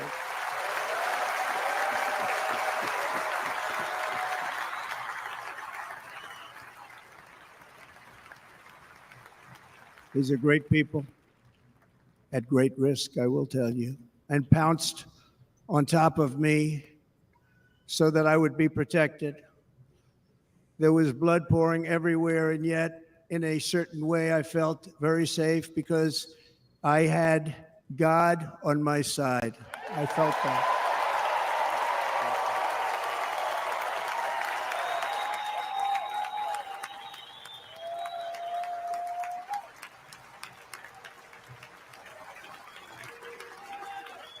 The amazing thing is that prior to the shot, if I had not moved my head at that very last instant, the assassin's bullet would have perfectly hit its mark, and I would not be here tonight. We would not be together. The most incredible aspect of what took place on that terrible evening in the fading sun was actually seen later.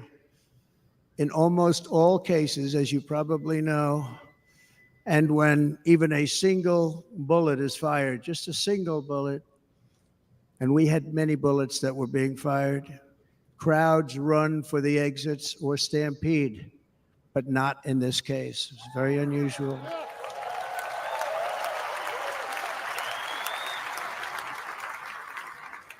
This massive crowd of tens of thousands of people stood by and didn't move an inch. In fact, many of them bravely, but automatically stood up looking for where the sniper would be. They knew immediately it was a sniper, and then began pointing at him. You can see that if you look at the group behind me. That was just a small group compared to what was in front. Nobody ran, and by not stampeding, many lives were saved. But that isn't the reason that they didn't move. The reason is that they knew I was in very serious trouble. They saw it. They saw me go down. They saw the blood and thought, actually, most did, that I was dead. They knew it was a shot to the head. They saw the blood. And there's an interesting statistic. The ears are the bloodiest part. If something happens with the ears, they bleed more than any other part of the body. For whatever reason, the doctors told me that. I said, why is there so much blood? He said, it's the ears. They bleed more. So we learned something, but this beautiful crowd, they didn't want to leave me. They knew I was in trouble. They didn't want to leave me. And you can see that love written all over their faces. They're incredible people. They're incredible people. Bullets were flying over us, yet I felt serene.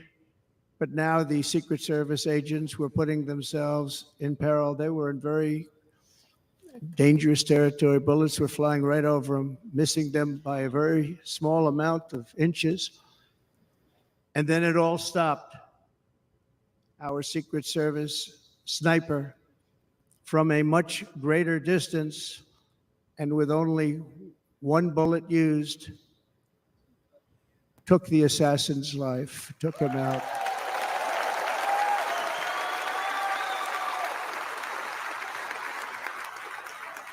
I'm not supposed to be here tonight.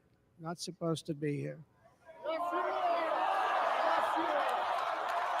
Yeah.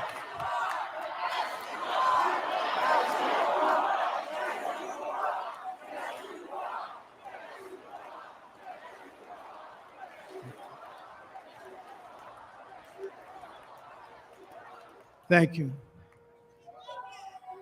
But I'm not. And I'll tell you, I stand before you in this arena only by the grace of Almighty God.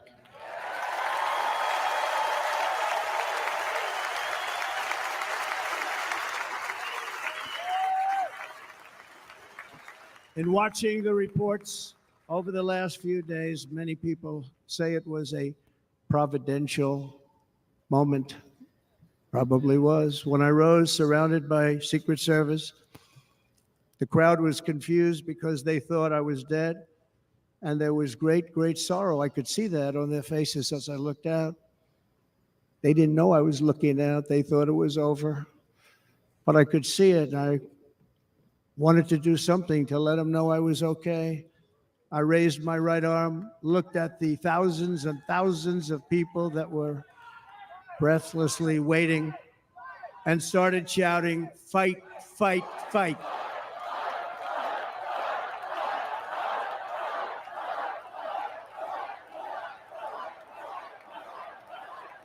Thank you. Once my clenched fist went up and it was high into the air, you've all seen that, the crowd realized I was okay and roared with pride for our country like no crowd I have ever heard before. Never heard anything like it. For the rest of my life, I will be grateful for the love shown by that giant audience of patriots that stood bravely on that fateful evening in Pennsylvania. Tragically, the shooter claimed the life of one of our fellow Americans, Corey, comparator, unbelievable person, everybody tells me. Unbelievable. And seriously wounded. Two other great warriors, spoke to them today. David Dutch and James Copenhaver, two great people. I also spoke to all three families of these tremendous people. Our love and prayers are with them and always will be. We're never going to forget them. They came for a great rally.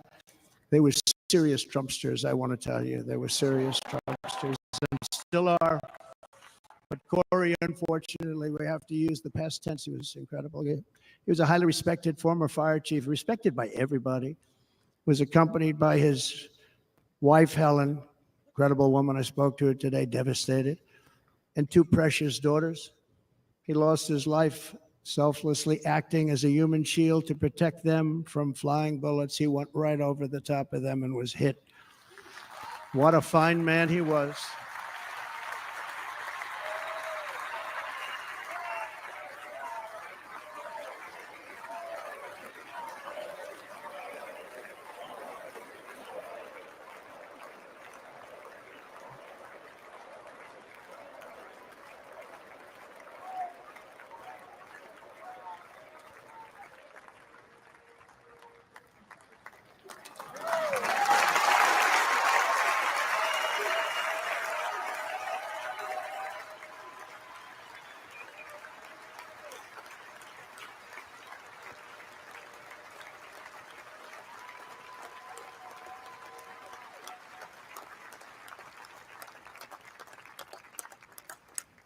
I want to thank the fire department and the family for sending his helmet, his outfit, and it was just something, and they're going to do something very special when they get it. But we did something which cannot match what happened, not even close.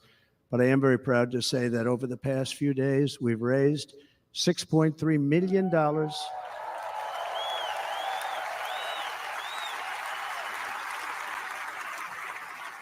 for the families of David, James, and Corey, including from a friend of mine, just called up. He sent me a check right here. I just got it. $1 million from Dan Newland. Thank you, Dan. And again, when speaking to the family, I told them, I said, well, I'm going to be sending you a lot of money, but it can't compensate. They all said the same thing. You're right, sir. We appreciate so much what you're doing, but nothing can take the place in the case of Corey and the other two. By the way, they were very, very seriously injured, but now they're doing very well. They're going to be okay. They're going to be doing very well.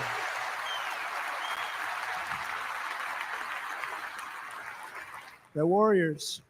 So now I ask that we observe a moment of silence in honor of our friend Corey.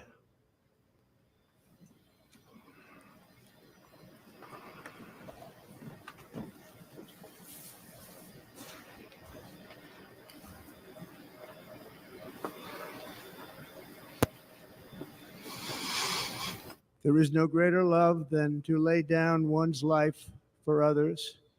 This is the spirit that forged America in her darkest hours. And this is the love that will lead America back to the summit of human achievement and greatness. This is what we need. Despite such a heinous attack, we unite this evening more determined than ever. I am more determined than ever, and so are you. So is everybody in this room.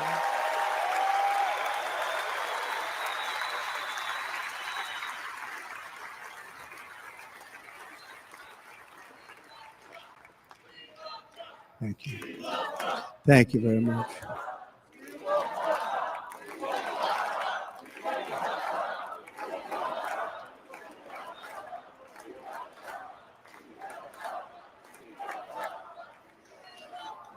Our resolve is unbroken and our purpose is unchanged to deliver a government that serves the American people better than ever before. Nothing will stop me in this mission because our vision is righteous and our cause is pure. No matter what obstacle comes our way, we will not break, we will not bend, we will not back down, and I will never stop fighting for you, your family, and our magnificent country. Never.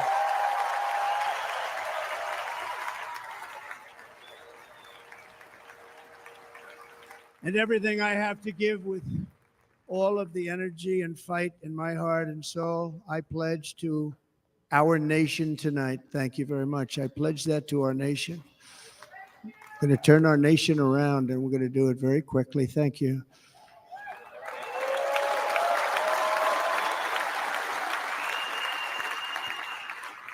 This election should be about the issues facing our country and how to make America successful, safe, free, and great again.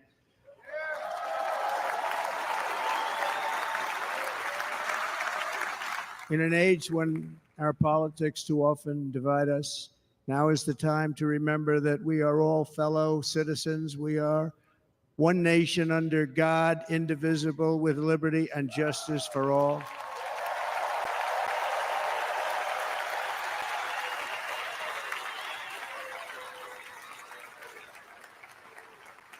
And we must not criminalize dissent or demonize political disagreement, which is what's been happening in our country lately at a level that nobody has ever seen before. In that spirit, the Democrat Party should immediately stop weaponizing the justice system and labeling their political opponent as an enemy of democracy. Especially since that is not true. In fact, I am the one saving democracy for the people of our country.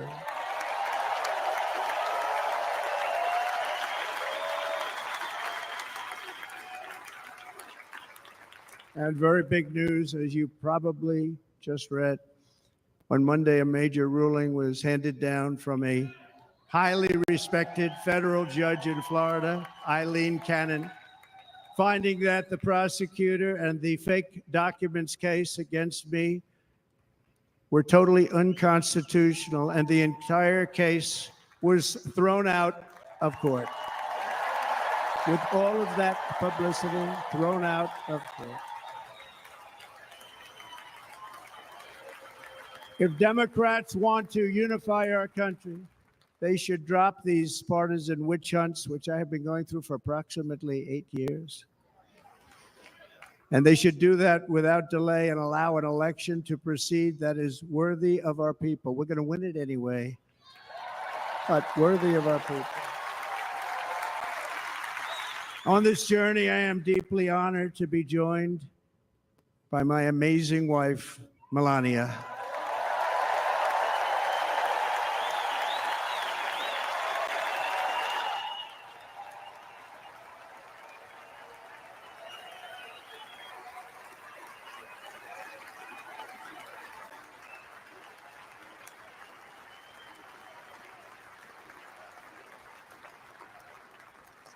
And Melania, thank you very much. You also did something really beautiful, a letter to America calling for national unity, and it really took the Republican Party by surprise. I will tell you, it was beautiful.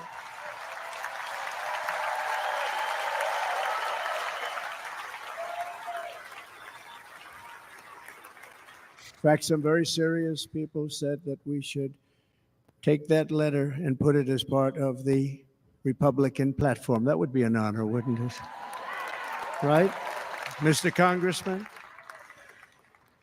But it captivated so many. So I also want to thank my entire family for being here. Don, Kimberly, Ivanka and Jared, Eric and Lara, Tiffany and Michael, Baron. We love our Baron.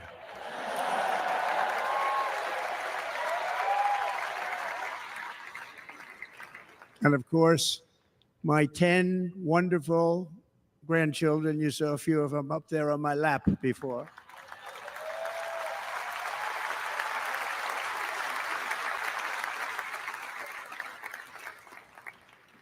And how good was Dana? Was Dana good? I mean, was he good?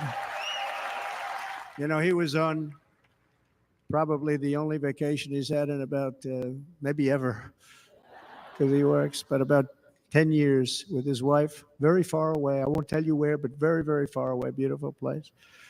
And my people called and he said, yeah, I won't be able to do it. This is many, many years. I promised my wife I can't do it.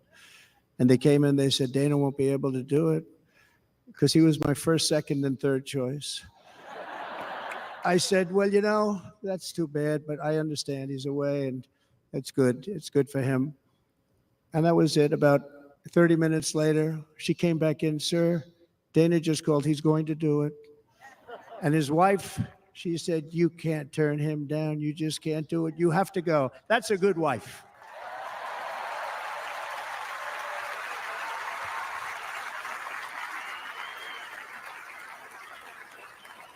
So he got on a plane. He got here a little while ago. Now he's going to get on the plane in a little while and he's going to go back home to his wife. But they're great. And I just want to thank her and him and their whole family because that's not easy.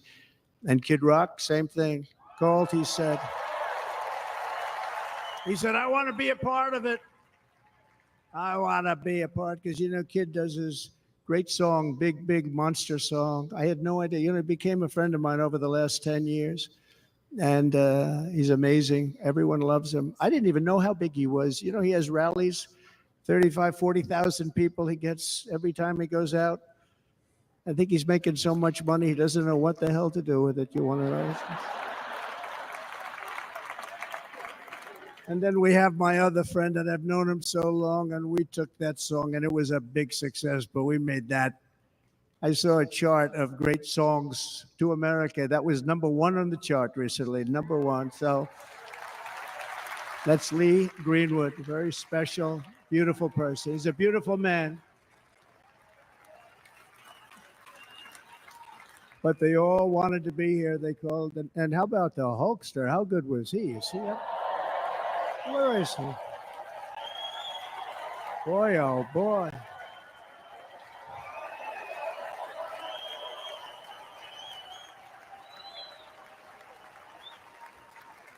They may call that entertainment. I know about entertainment, but when he used to lift a 350-pound man over his shoulders and then bench press him 2 rows into the audience, I say maybe entertainment, but he is one strong son of a gun. I will tell you, I watched it many times.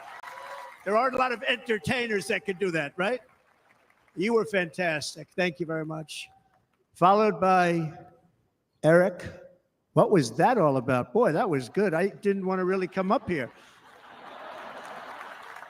But he was so great, and he's such a good young man. He went through a lot of trouble, and Don last night was incredible. They went through so much trouble. They got subpoenaed more than any people probably in the history of the United States. Every week they get another subpoena from the Democrats, crazy Nancy Pelosi, the whole thing, just boom, boom, boom. They've got to stop that because they're destroying our country. We have to work on making America great again, not on beating people and we won. We beat them in all. We beat them on the impeachments. We beat them on indictments. We beat them. But the time that you have to spend, if they would devote that genius to helping our country, we'd have a much stronger and better country.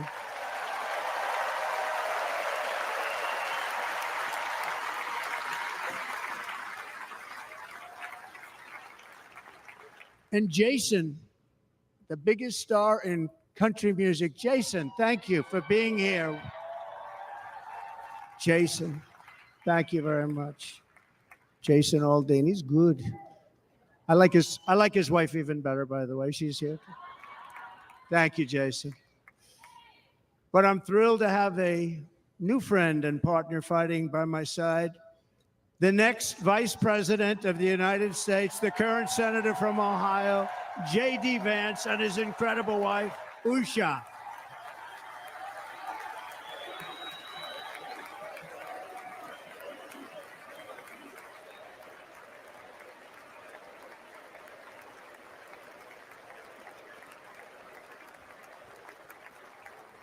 He's going to be a great Vice President. He's going to be great. He'll be with this country and with this movement, greatest movement in the history of our country, Make America Great Again. When they criticize it, they say, we're going to try and stop MAGA. I said, MAGA is Make America Great Again. What are you going to stop? There's nothing to stop. Then they say, oh, that's right. It's very tough to fight it. And all of the people that did try and fight it have failed. But he's going to be with us for a long time, and it was an honor to select him. Great student at Yale. His wife was a great student at Yale. They met at Yale. These are two smart people. So, JD, you're going to be doing this for a long time. Enjoy the ride.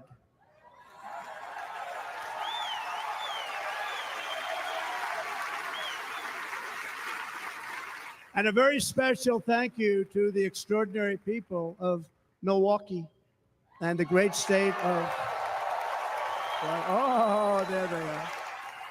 There they are. You are so easy to spot. And Green Bay's going to have a good team this year, right? They're going to have a good team. They're going to have a good team. Most of the audience doesn't like it, but it's true. You're going to have a very good team this year. And by the way, Wisconsin, we are spending over $250 million here, creating jobs and other economic development all over the place. So I hope you will remember this in November and give us your vote. I am trying to buy your vote. I'll be honest about that.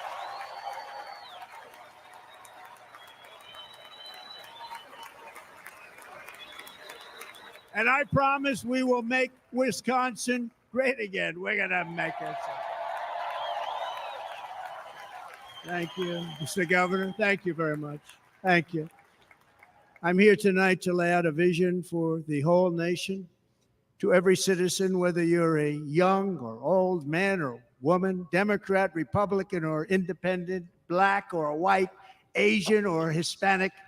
I extend to you a hand of loyalty and of friendship. Together, we will lead America to new heights of greatness like the world has never seen before. We were right there in the first term. We got hit with COVID. We did a great job. Nobody knew what it was, but nobody's ever seen an economy pre-COVID. And then we handed over a stock market that was substantially higher than just prior to COVID. Coming in, did a great job. Never got credit for that. We got credit for the war and defeating ISIS and so many things, the great economy, the biggest tax cuts ever, the biggest regulation cuts ever, the creation of Space Force, the rebuilding of our military. We did so much. We did so much. Right to try. Right to try is a big deal. We got right to try. They were trying to get that for 52 years. Somebody's terminally ill. And hopefully there's nobody in this audience, but it does happen a lot. They're terminally ill and they can't use our new space age drugs and other things that we are way ahead. We have the greatest doctors in the world, the greatest laboratories in the world, and you can't do it. They've been trying to get that approved for 52 years. Wasn't that easy? The insurance companies didn't want to do it. They didn't want the risk. The labs didn't want to do it because if it didn't work, people are pretty far down the line toward death. They didn't want to do it. The doctors didn't want to have it on their records. So I got everybody into an office. 52 years they tried. Sounds simple, but it's not. And I got them to agree that somebody that needs it will, instead of going to Asia, Europe, or someplace, or if you have no money, going home and dying, just die. We got them to sign an agreement, agree to it, where they're not going to sue anybody. They're going to get all of this stuff. They're going to get it really fast. And what's happened is we're saving thousands and thousands of lives. It's incredible. Right to try. It's a great feeling. Under our leadership, the United States will be respected again. No nation will question our power. No enemy will doubt our might. Our borders will be totally secure. Our economy will soar. We will return law and order to our streets, patriotism to our schools, and importantly, we will restore peace, stability, and harmony all throughout the world. But to achieve this future, we must first rescue our nation from failed and even incompetent leadership. We have totally incompetent leadership. This will be the most important election in the history of our country. Under the current administration, we are indeed a nation in decline. We have an inflation crisis that is making life unaffordable, ravaging the incomes of working and low-income families, and crushing, just simply crushing our people like never before. They've never seen anything like it. We also have an illegal immigration crisis, and it's taking place right now as we sit here in this beautiful arena. It's a massive invasion at our southern border that has spread misery, crime, poverty, disease, and destruction to communities all across our land. Nobody's ever seen anything like it. Then there's an international crisis, the likes of which the world has seldom been part of. Nobody can believe what's happening. War is now raging in Europe and the Middle East. A growing specter of conflict hangs over Taiwan, Korea, the Philippines, and all of Asia. And our planet is teetering on the edge of World War III. And this will be a war like no other war because of weaponry. The weapons are no longer army tanks going back and forth shooting at each other. These weapons are obliteration.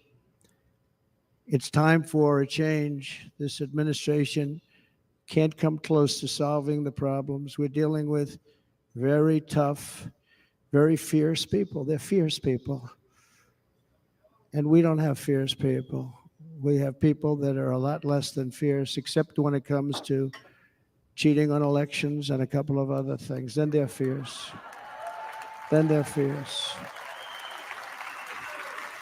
So tonight, I make this pledge to the great people of America. I will end the devastating inflation crisis immediately, bring down interest rates, and lower the cost of energy. We will drill, baby, drill.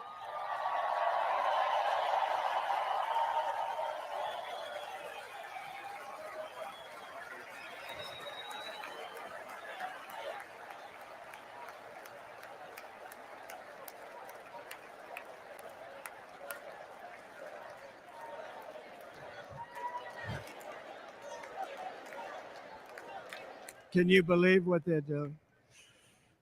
But by doing that, we will lead a large-scale decline in prices. Prices will start to come down. Energy raised it. They took our energy policies and destroyed them. Then they immediately went back to them, but by that time, so much was lost.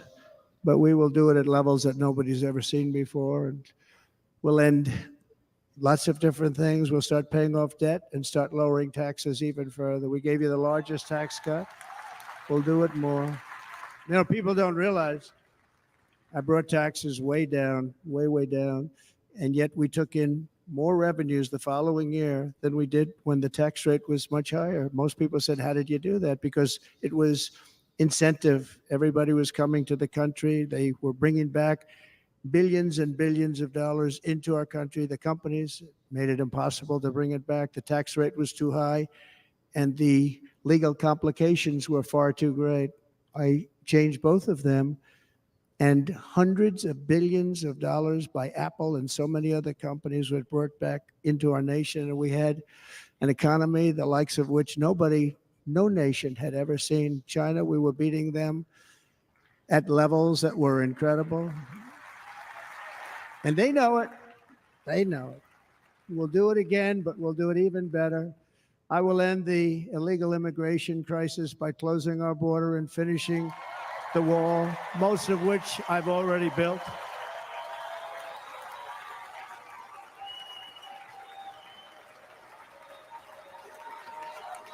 On the wall, we were dealing with a very difficult Congress.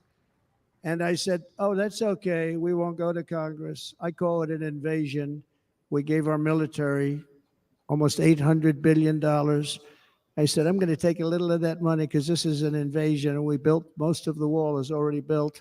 And we built it through using the funds because what's better than that? We have to stop the invasion into our country that's killing hundreds of thousands of people a year. We're not going to let that happen.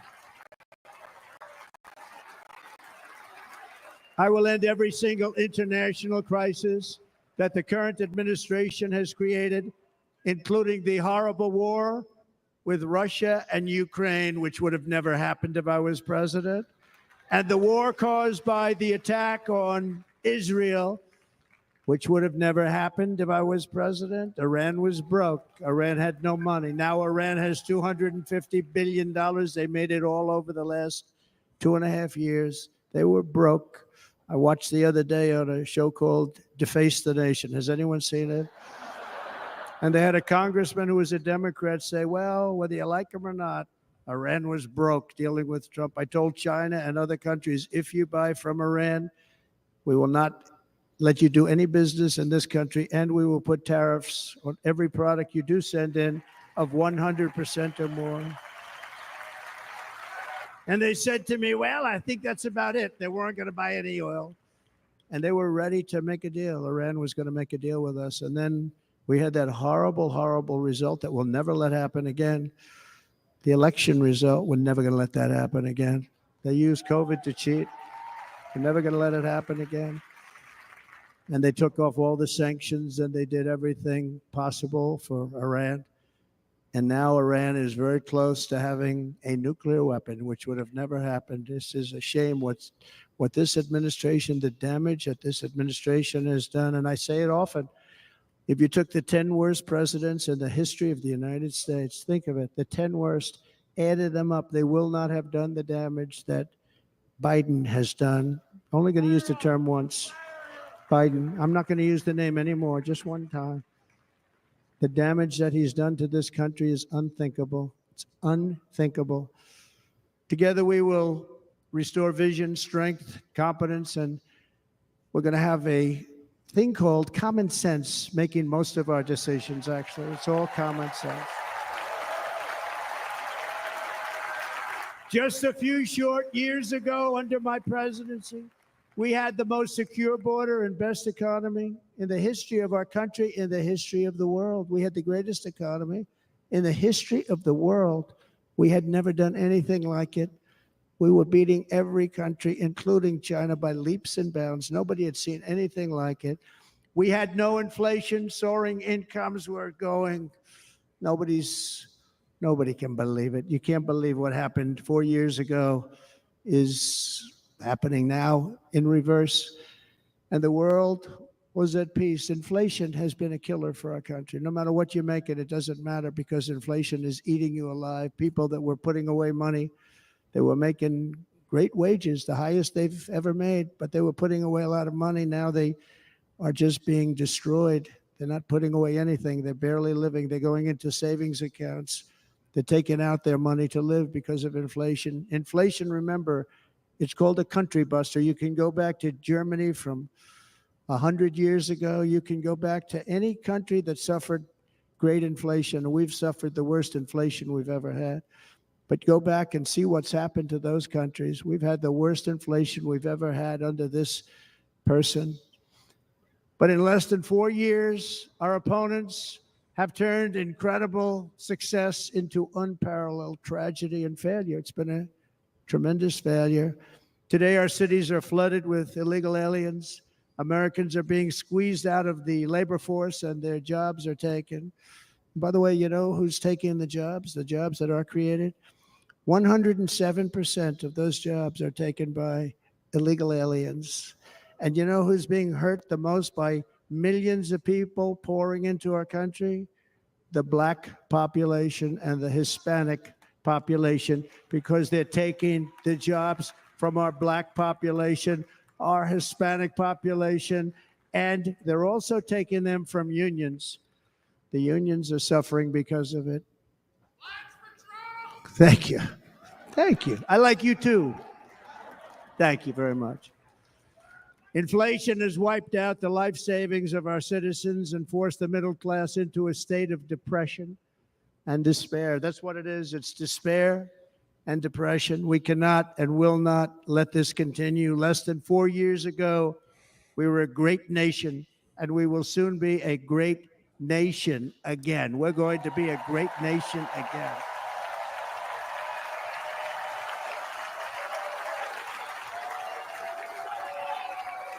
Thank you.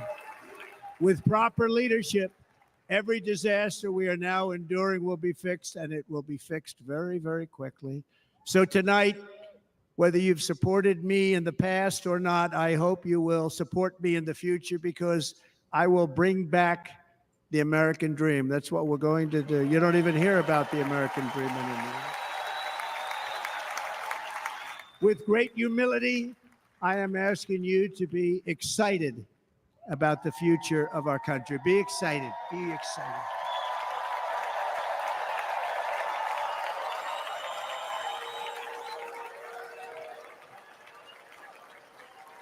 And by the way, the news reports, oh, look at all of those big networks. Look at them. They're all here. But every one of them has said this could be the most organized, best run, and most enthusiastic convention of either party that they've ever seen. Every single one.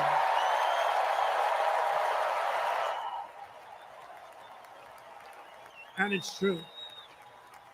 It's true. And there's love in the room. There's great love in the room.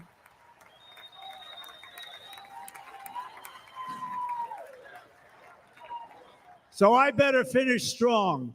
Otherwise, we'll blow it. And we can't let that happen. Now, this was great. All of the great people that spoke, and everybody hit a home run. I mean, there's not one that I can think of where I said, oh, gee, that wasn't great. Every single person.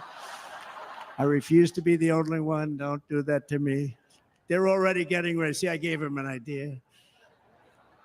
Now, this was a great convention. This was, I think we're actually going to go home and miss it. You know, usually with a first of all, look at these crowds. You'd never have this at a convention. Look at these crowds.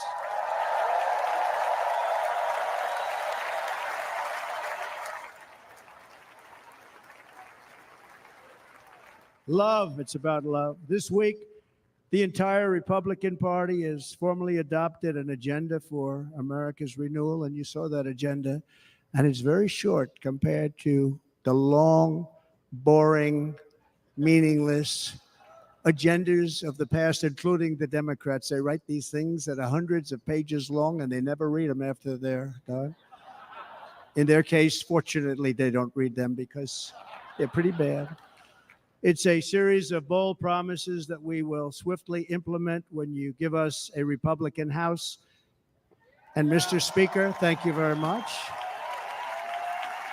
We have our great Speaker of the House with us tonight. Mr. Speaker, thank you very much. Thank you. A Republican Senate, we have many senators here. And send me back to our beautiful White House just a few short months from now. We're talking about just months. It can't come fast enough. We have to get it done. First, we must get economic relief to our citizens. Starting on day one, we will drive down prices and make America affordable again. We have to make it affordable. It's not affordable. People can't live like this. Under this administration, our current administration. Groceries are up 57%, gasoline is up 60 and 70%, mortgage rates have quadrupled. And the fact is, it doesn't matter what they are because you can't get the money anyway. You can't buy houses. Young people can't get any financing to buy a house. The total household costs have increased an average of $28,000 per family under this administration. Republicans have a plan to bring down prices and bring them down very, very rapidly. By slashing energy costs, we will in turn reduce the cost of transportation, manufacturing, and all household goods. So much starts with energy. And remember, we have more liquid gold under our feet than any other country by far. We are a nation that has the opportunity to make an absolute fortune with its energy. We have it, and China doesn't. Under the Trump administration, just 3.5 years ago, we were energy independent, but soon we will actually be better than that. We will be energy dominant and supply not only ourselves, but we will supply the rest of the world with numbers that nobody has ever seen, and we will reduce our debt, $36 trillion. We will start reducing that, and we will also reduce your taxes still further. Next, and by the way, they want to raise your taxes 4 times. Think of it. And all my life, I grew up watching politicians. I always loved politics. I guess I was on the other side. I'd watched and they were always talking about, we will give you a tax cut. We will give you a tax cut. My whole life, I was watching, I will give you a tax cut, right, Mr. Congressman? That's all they talked about. This is the only administration that said, we're going to raise your taxes by 4 times what you're paying now, and people are supposed to vote for them? I've never heard it. You're paying too much. We're going to reduce your taxes still further. We gave you the biggest one, as I said. We're going to give you more, and it's going to lead to tremendous growth. We want growth in our country. That's what's going to pay off our debt.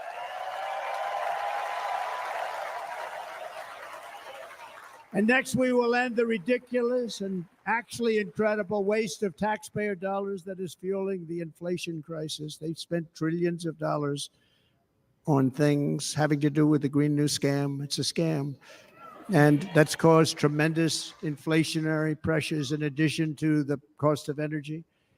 And all of the trillions of dollars that are sitting there not yet spent, we will redirect that money for important projects like roads, bridges, dams, and we will not allow it to be spent on meaningless Green New Scam ideas.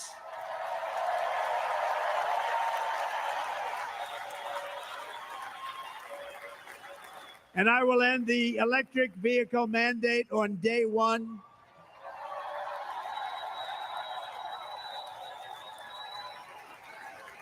Thereby saving the U.S. auto industry from complete obliteration, which is happening right now, and saving U.S.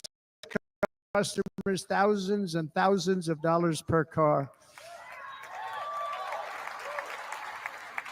And right now, as we speak, large factories just started, are being built across the border in Mexico. So with all the other things happening on our border, and they're being built by China to make cars and to sell them into our country.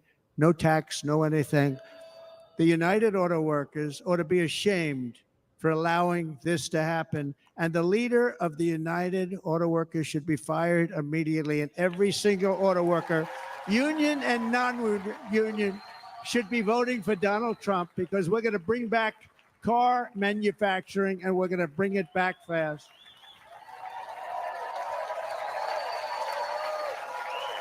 They're building some of the largest auto plants anywhere in the world. Think of it, in the world. We're going to bring it back. We're going to make them. We don't mind that happening, but those plants are going to be built in the United States, and our people are going to man those plants.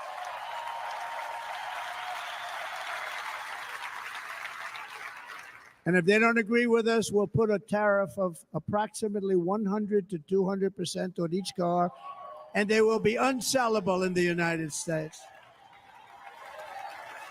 We have long been taken advantage of by other countries. And think of it, oftentimes these other countries are considered so-called allies. They've taken advantage of us for years. We lose jobs, we lose revenue, and they gain everything and wipe out our businesses, wipe out our people. I stopped it for 4 years. I stopped it. And we're really ready to make changes like nobody had seen before. And remember, USMCA, I got rid of NAFTA, the worst trade deal ever made, and replaced it with USMCA, which is, they say, the best trade deal ever made. Actually, probably the best trade deal was the deal I made with China, where they buy $50 billion worth of our product. They were buying nothing. They buy $50 billion worth. They had to. But I don't even talk about it because of COVID. I don't even mention it, frankly, because of what happened with the China virus.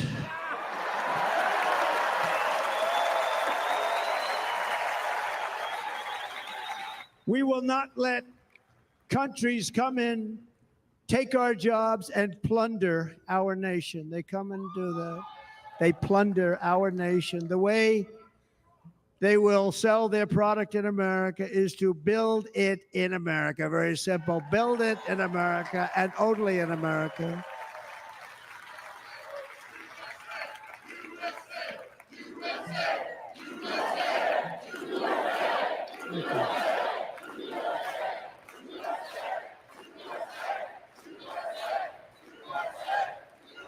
And this very simple formula, and Congress has to go along with us, and they will. This very simple formula will create massive numbers of jobs. We will take over the auto industry again, and many, many hundreds of thousands of jobs. We lost so many jobs over the years. If you go back 20, 25 years, they've stolen, going to China and Mexico, about 68% of our auto industry manufacturing jobs. We're going to get them all back. We're going to get them all back, every one of them. At the center of our plan for economic relief are massive tax cuts for workers that include something else that's turned out to be very popular, actually. Here it's very popular in this building and all those hotels that I saw that are so nice. I'm staying in a nice one. It's called no tax on tips. No tax on tips. No tax on tips.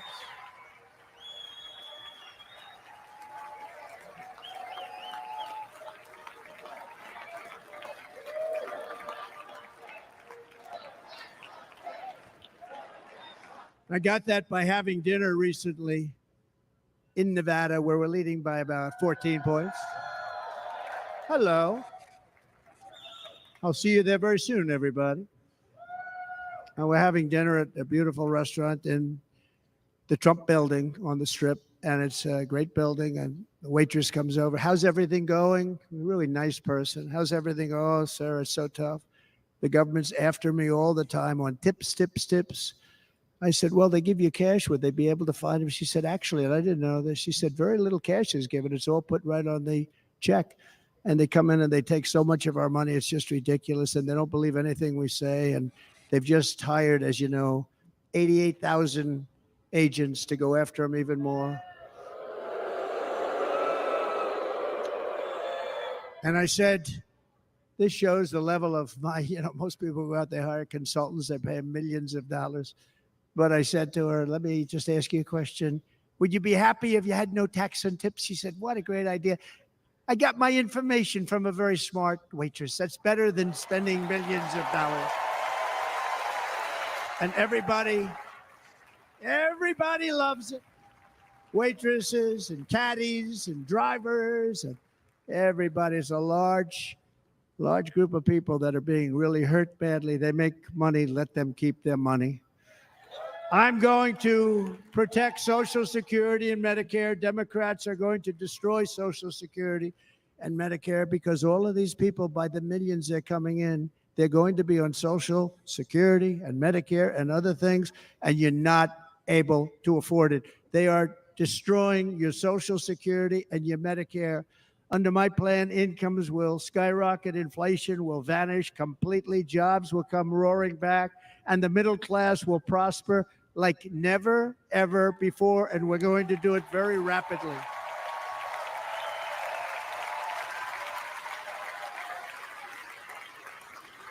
But no hope or dream we have for America can succeed unless we stop the illegal immigrant invasion, the worst that's ever been seen anywhere in the world. There's never been an invasion like this anywhere. Third world countries would fight with sticks and stones not to let this happen. The invasion at our southern border, we will stop it, and we will stop it quickly. You heard Tom Homan yesterday. Tom Homan, put him in charge and just sit back and watch. Brandon Judd, the Border Patrol, he's incredible. These guys, they really, their job is a lot easier if they don't have to do anything, but they want to. They're patriots. Brandon Judd, Border Patrol, ICE. ICE goes out. You have to see what ICE does with MS-13. You have these are probably the worst gang, and ICE goes in there. And I know a lot of people in these rows here, and they're very tough people, but they don't want to do this job. They'll go into a pack of MS-13 killers. They're the worst, probably the worst gangs in the world. We have thousands of them. I moved thousands and thousands out in my 4 years. We moved them out, and it was a pleasure. But ICE would go right into a pack of these killers, and you see fists flying, you see everything flying, and then they take them. They put them in a paddy wagon. They take them back, and they get them out of our country. And the other countries weren't accepting them back. And I called up, and I said, tell them that we're not giving them economic aid anymore. And the next day, I got calls from all of these countries that were terminated. Billions of dollars we spend on economic aid to countries that does us, frankly, no good. And the next day, I was called by everybody. I couldn't take all the calls. Sir, what's the problem? I said, you won't take your killers back that you sent in caravans into America. You won't take them back. Well, sir, if you'd like us to, we would give very serious consideration to doing that. And within 24 hours, they were being taken back. For years and years, when I first came in, they said President Obama tried to get him to go back, and they wouldn't accept him. They'd put planes on the runway so you couldn't lead the plane. They'd close the road so you couldn't take the buses. They'd all have to turn back. As soon as I said no more economic aid of any kind to any country that does that, they called back and they said, sir, it would be our great honor to take MS-13. We love them very much. We love them very much, sir. We'll take them back. At the heart of the Republican platform is our pledge to end this border nightmare and fully restore the sacred and sovereign borders of the United States of America. And we're going to do that on day one.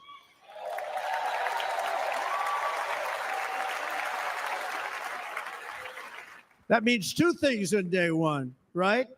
Drill, baby, drill, and close our borders.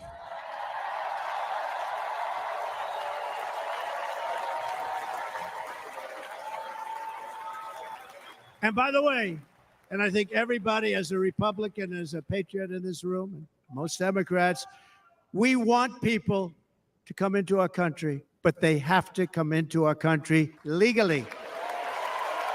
Legally. Less than 4 years ago, I handed this administration the strongest border in American history. But you can see on the chart that saved my life, that was the chart that saved my life. I said, look it, I'm so proud of it. I think it's one of the greatest. It was done by the Border Patrol, one of the greatest charts I've ever seen. It showed everything just like that. You know the chart. Oh, there it is. That's pretty good. Wow. Last time I put up that chart, I never really got to look at it. But without that chart, I would not be here today.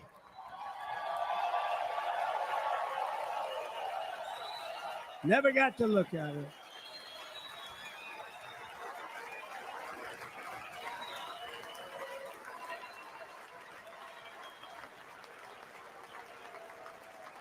I said, you got to see this chart. I was so proud of it. And by the time I got to there, I never got to see it that day.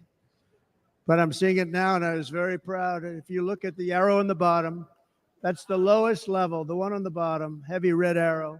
That's the lowest level of illegal immigrants ever to come into our country in recorded history, right there. Right there. And that was my last week in office. And then you see what happened after I left. Look at the rest. And if you go out a little bit further, it's getting to be a little bit old, but I love it anyway, right?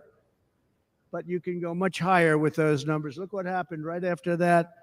The invasion began. We had the opposite. We stopped the invasion, but the invasion that we stopped was peanuts by comparison to what happened after I left. Look at what happened after I left. They took over our country. We ended all catch and release. We shut down asylum fraud. We stopped human trafficking and forged historic agreements to keep illegal aliens on foreign soil. We want them to stay on their soil. Under the Trump administration, if you came in illegally, you were apprehended immediately and you were deported. You went right back. The current administration terminated every single one of those great Trump policies that I put in place to seal the border. I wanted a sealed border. Again, come in, but come in legally. You know how unfair it is? So many people, hundreds of thousands of people, have been working for years to come into our country. And now they see these people pour into our country at levels that are unprecedented. It's so unfair. And we're not going to do it. We're not going to stand for it. They suspended wall construction, ended remain in Mexico. We had a policy, remain in Mexico. You think that was easy to get from the Mexican government? But I said, you must give it to us. If you don't give it to us, there will be repercussions. And they gave it to us, but not easy. Canceled our Safe Third agreements. Demolished Title 42, implemented nationwide catch and release. That's catch and release, where we catch them and release them into our country. We catch them and release them into Mexico. There's a slight difference. And took 93, this is the previous administration, 93 executive actions to throw open our border to the world. The entire world is pouring into our country because of this very foolish administration. The greatest invasion in history is taking place right here in our country. They are coming in from every corner of the earth, not just from South America, but from Africa, Asia, the Middle East. They're coming from everywhere. They're coming at levels that we've never seen before. It is an invasion indeed, and this administration does absolutely nothing to stop them. They're coming from prisons. They're coming from jails. They're coming from mental institutions and insane asylums. The press is always on me because I say this. Has anyone seen Silence of the Lambs? The late, great Hannibal Lecter. He'd love to have you for dinner. That's insane asylums. They're emptying out their insane asylums. And terrorists are coming in at numbers that we've never seen before. Bad things are going to happen. Meanwhile, our crime rate is going up while crime statistics all over the world are going down because they're taking their criminals and they're putting them into our country.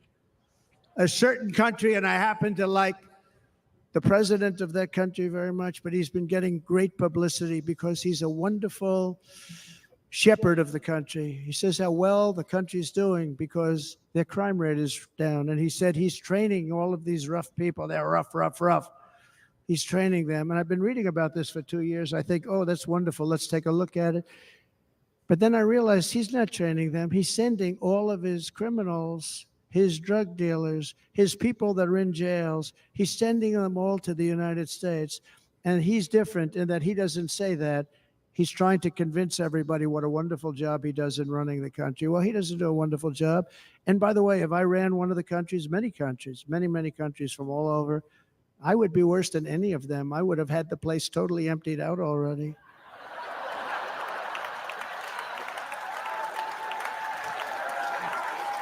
But we become a dumping ground for the rest of the world, which is laughing at us. They think we're stupid. And they can't believe that they're getting away with what they're getting away with, but they're not going to be getting away with it for long. That's what I can tell you.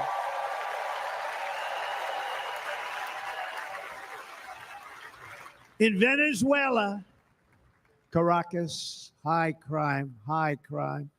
Caracas, Venezuela. Really a dangerous place, but not anymore. Because in Venezuela, crime is down 72%. In fact, if they would ever win this election, I hate to even say that, we will have our next Republican convention in Venezuela because it will be safe. Our cities will be so unsafe, we won't be able We will not be able to have it there in El Salvador. Murders are down by 70%. Why are they down? Now, he would have you convinced that because he's trained murderers to be wonderful people. No. They're down because they're sending their murderers to the United States of America. This is going to be very bad. And bad things are going to happen, and you're seeing it happen all the time. That's why, to keep our families safe, the Republican platform promises to launch the largest deportation operation in the history of our country. Even larger than that of President Dwight D. Eisenhower from many years ago. You know, he was a moderate, but he believed very strongly in borders. He had the largest deportation operation we've ever had. Just recently, I spoke to the grieving mother of Jocelyn Nungary, a wonderful woman, a precious 12-year-old girl from Houston who last month was tied up, assaulted, and strangled to death after walking to the convenience store just a block away from her house. Her body was dumped near the side of the road in a shallow creek, found by some onlookers who couldn't believe what they had witnessed. Charged with Jocelyn's heinous murder are 2 illegal aliens from Venezuela who came across our border, were in custody, and were then released into the country by this horrible, horrible administration that we have right now. I also met recently with the heartbroken mother and sister of Rachel Morin. Rachel was a 37-year-old mom of 5 beautiful children who was brutally raped and murdered while out on a run. She wanted to keep herself in good shape. It was very important to her. She was murdered. The monster responsible first killed another woman in El Salvador before he was led into America by the White House. This White House let them in. He then attacked a 9-year-old girl and her mother in a home invasion in Los Angeles before murdering Rachel in Maryland. Traveled all throughout the country, doing tremendous damage. Rachel's mother will never be the same. I spent time with her. She will never be the same. I've also met with the wonderful family of Laken Riley, the brilliant 22-year-old nursing student. She was so proud of being first in her class, who was out for a jog on the campus of the University of Georgia when she was assaulted, beaten, and horrifically killed. Yet another American life was stolen by a criminal alien set free by this administration. And these were incredible people we're talking about. These were incredible people who died. Tonight, America, this is my vow. I will not let these killers and criminals into our country.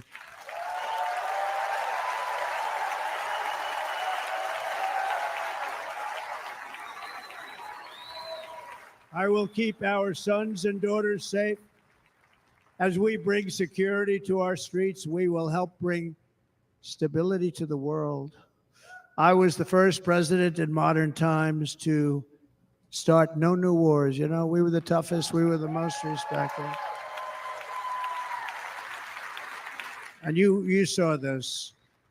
Hungry, strong country run by very powerful, tough leaders, tough guy. Press doesn't like him because he's tough.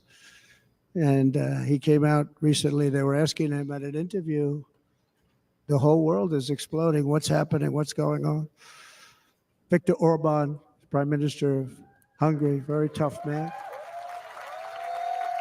He said, I don't want people coming into my country and blowing up our shopping centers and killing people. But they said to him, tell us what's going wrong, what's happening, what is it? He said, there's only one way you're going to solve it. You got to bring President Trump back to the United States because he kept everybody at bay. True. He used a word I wouldn't use because I can't use that word, because you'd say it was braggadocious. The press would say he was a braggart. I'm not a braggart. But Viktor Orban said it. He said Russia was afraid of him. China was afraid of him. Everybody was afraid of him. Nothing was going to happen. The whole world was at peace. And now the world is blowing up around us. All of these things that you read about were not going to happen. Under President Bush, Russia invaded Georgia. Under President Obama, Russia took Crimea.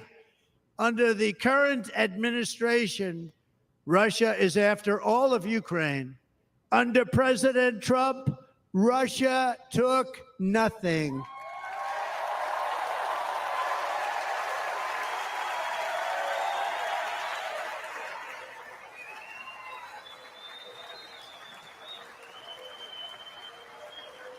We defeated 100% of ISIS in Syria and Iraq, something that was said to take 5 years, sir. It'll take 5 years, sir.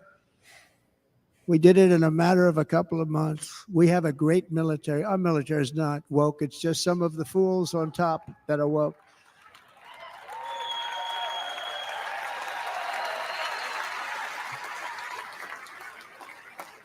I got along very well. North Korea, Kim Jong-un, I got along very well with him. The press hated when I said that. How could you get along with him? Well, you know, it's nice to get along with somebody who has a lot of nuclear weapons or otherwise, isn't it?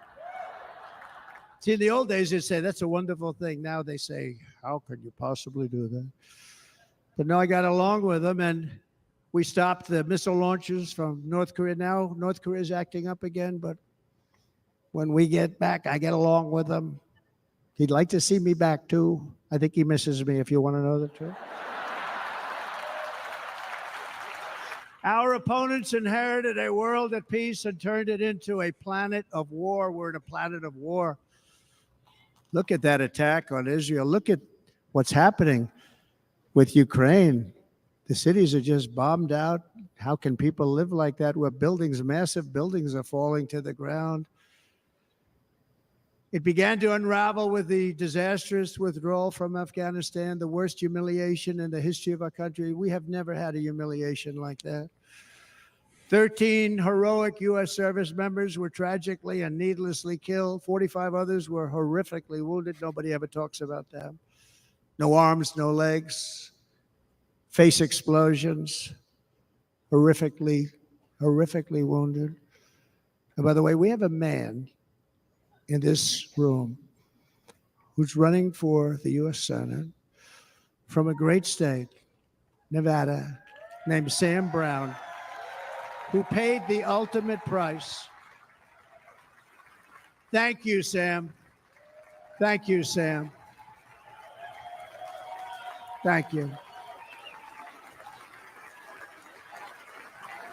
He paid the biggest price probably ever paid by anybody that is running for office, and I think he's going to do great. He's running against a person that is not good, not respected, a total lightweight. But Sam, I think, paid, really, we were talking about it with some of the senators that are working so hard for Sam, but he paid the biggest price of any senator ever to run for the Senate. I don't think anybody's ever what he did. He was a real hero, a really great person. And he's running, and I hope that everybody gets out and votes for Sam Brown.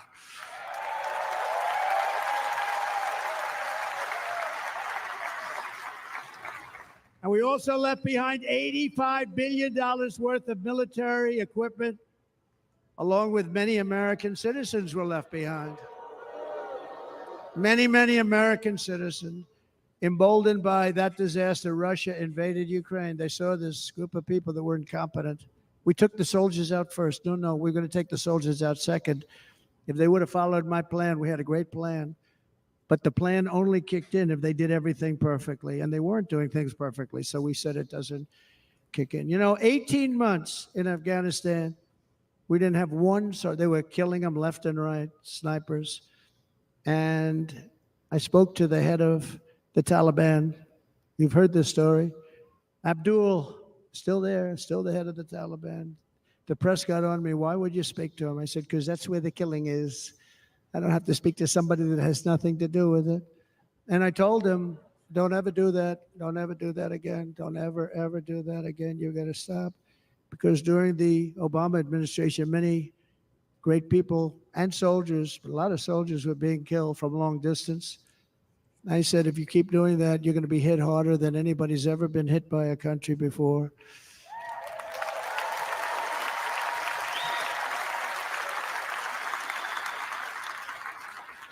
And he said, I understand, Your Excellency. He called me Your Excellency. I wonder if he calls the other guy Your Excellency. I doubt it.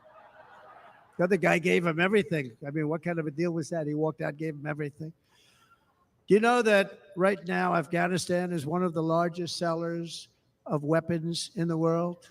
They're selling the brand new, beautiful weapons that we gave them. But think of it. He actually said to me, but why do you show me a picture of my home? I said, you'll have to ask your people or one of your wives. But he could figure it out. And for 18 months, we had not one attack on an American soldier by the Taliban. 18 months.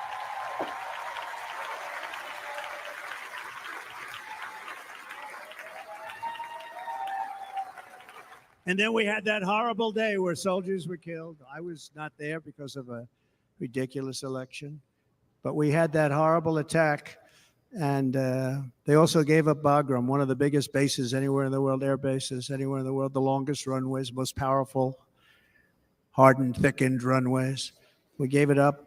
And I liked it not because of Afghanistan. I liked it because of China. It's 1 hour away from where China makes their nuclear weapons.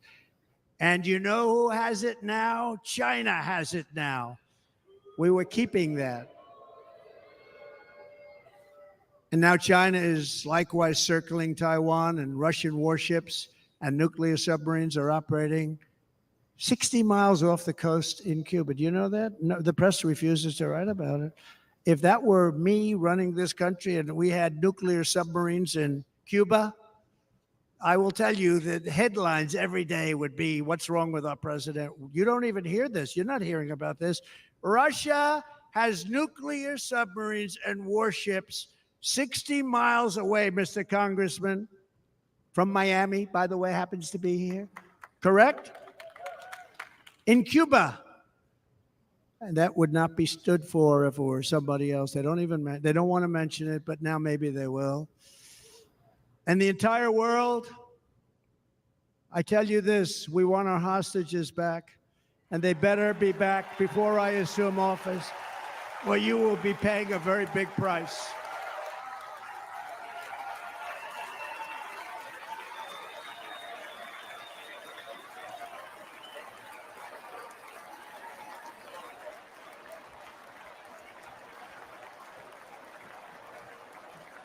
With our victory in November, the years of war, weakness, and chaos will be over. I don't have wars. I had no wars other than ISIS, which I defeated, but that was a war that was started. We had no wars. I could stop wars with a telephone call. I could stop wars with just a telephone call. If properly stated, it would never start. We will replenish our military and build an Iron Dome missile defense system to ensure that no enemy can strike our homeland. And this great Iron Dome will be built entirely in the USA. We're going to build it in the USA. And Wisconsin, just like I gave you that massive ship contract, and you're doing a very nice job, Governor, right? Thank you, Governor. And they're doing a great job. In fact, I had a little design change, and we gave them a tremendous for essentially what we used to call destroyers. These are now the most beautiful. They look like yachts. I said, we have to take the bow and we have to make it a little nicer and a little point at the top instead of a flat nose. And the people at the shipyard said, this guy sort of knows what he's doing. We have most beautiful ships, right, Governor? And everybody sitting over there. And it was a big contract that everybody wanted. I gave it to Wisconsin, but we're going to have a lot of that built right here in the state of Wisconsin and all other states. Israel has an Iron Dome. They have a missile defense system. 342 missiles were shot into Israel, and only one got through a little bit. It was badly wounded. It fell to the ground, but most of them are. And Ronald Reagan wanted this many years ago, but we really didn't have the technology many years ago. Remember, they called it Starship, spaceship, anything to mock him. But he was a very good president, very, very good. But now we have unbelievable technology.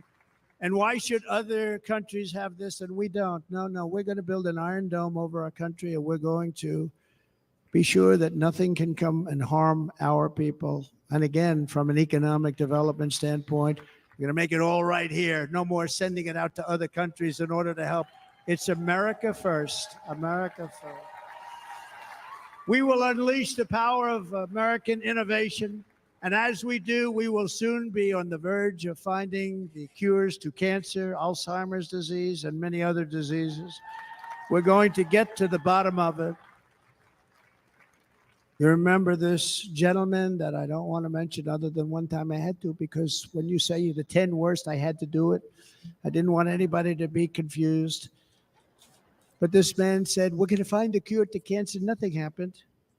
We're going to get to the cure for cancer and Alzheimer's and so many other things. We're so close to doing something great. But we need a leader that will let it be done. We will not have men playing in women's sports. That will end immediately.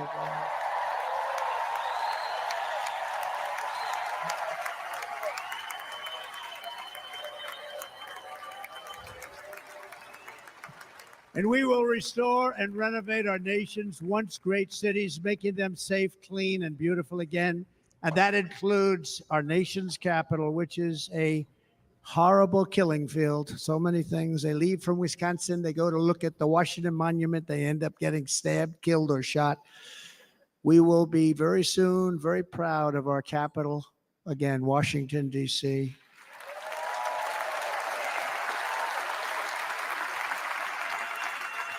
America is on the cusp of a new golden age, but we will have the courage to seize it. We're going to take it. We're going to make it a current. We're going to bring this into a golden age like never seen before. Remember this, China wants to do it. Japan wants to do it. All of these countries want to do it. We have to produce massive amounts of energy if we're going to produce the new. If you look at some of the things that have been done and some of the things that we're going to do, but AI needs literally twice the electricity that's available now in our country. Can you imagine? But instead, we're spending places where they recharge electric cars. They built 8 chargers at a certain location toward the Midwest. 8 chargers for $9 billion. Think of them as a tank for filling up your gas. Think of it. They spent $9 billion on 8 chargers, 3 of which didn't work. And if you were going to do this all over our country, this crazy electric mandate, if you're going to do this all, and by the way, I'm all for electric. They have their application. But if somebody wants to buy a gas-powered car, gasoline-powered car, or a hybrid, they're going to be able to do it. And we're going to make that change on day 1.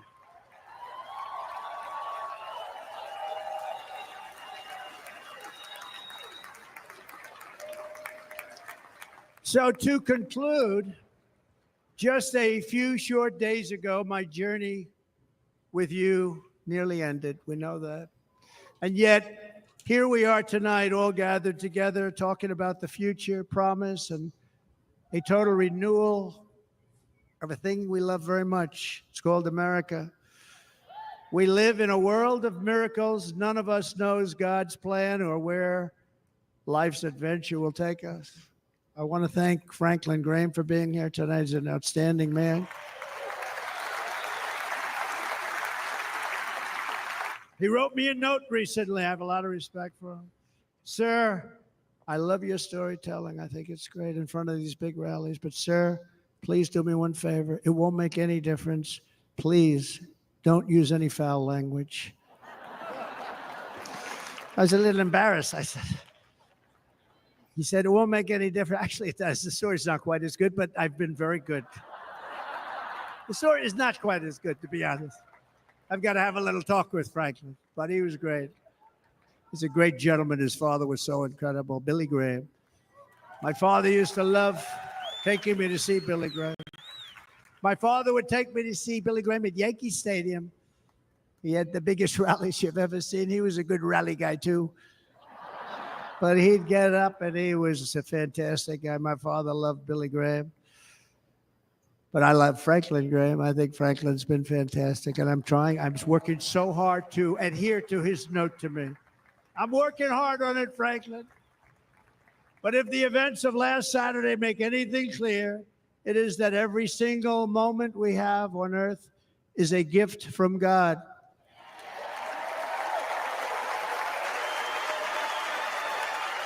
We have to make the most of every day for the people and for the country that we love.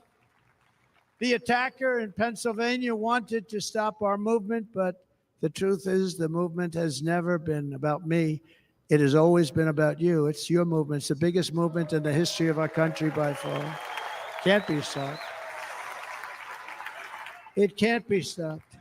It has always been about the hardworking, patriotic citizens of America. For too long, our nation has settled for too little. We settled for too little. We've given everything to other nations, to other people. You have been told to lower your expectations and to accept less for your families. I am here tonight with the opposite message. Your expectations are not big enough. They're not big enough. It is time to start expecting and demanding the best leadership in the world, leadership that is bold, dynamic, relentless, and fearless. We can do that. We are Americans. Ambition is our heritage. Greatness is our birthright. But as long as our energies are spent fighting each other, our destiny will remain out of reach, and that's not acceptable.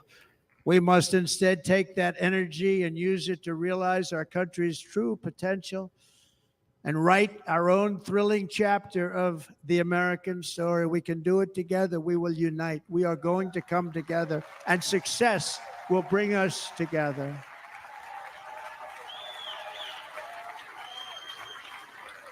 It is a story of love, sacrifice, and so many other things. And remember the word devotion. It's unmatched devotion. Our American ancestors crossed the Delaware, survived the icy winter at Valley Forge, and defeated a mighty empire to establish our cherished republic. They fought so hard, they lost so many. They pushed thousands and thousands of miles across a dangerous frontier, taming the wilderness to build a life and a magnificent home for their family. They packed their families into covered wagons, trekked across hazardous trails, scaled towering mountains, and braved rivers and rapids to stake their claim on the wide open, new, and very beautiful frontier. When our way of life was threatened, American patriots marched onto the battlefield, raced into enemy strongholds, and stared down death and stared down those enemies to keep alive the flame of freedom. At Yorktown, Gettysburg, and Midway, they joined the roll call of immortal heroes. So many heroes, so many great, great people. And we have to cherish those people. We can't forget those people. We have to cherish those people.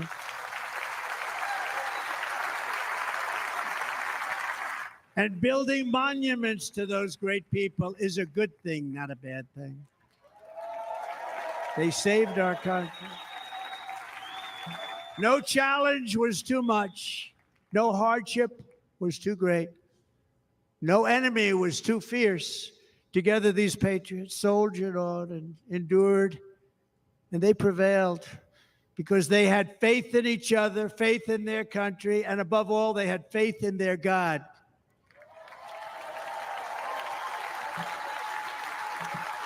Just like our ancestors, we must now come together, rise above past differences. Any disagreements have to be put aside and go forward, united as one people, one nation, pledging allegiance to one great, beautiful, I think it's so beautiful, American flag. Tonight I ask for your partnership, for your support, and I am humbly asking for your vote. I want your vote. It's going to make our country great again.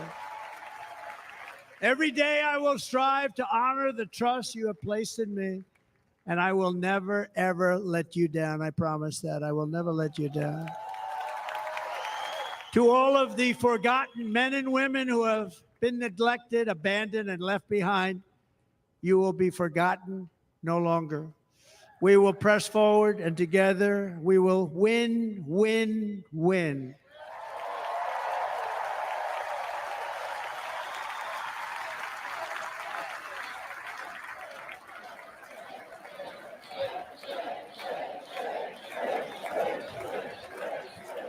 Win, win, win, win, win, win. Nothing will sway us, nothing will slow us, and no one will ever stop us. No matter what dangers come our way, no matter what obstacles lie in our path, we will keep striving toward our shared and glorious destiny, and we will not fail. We will not fail.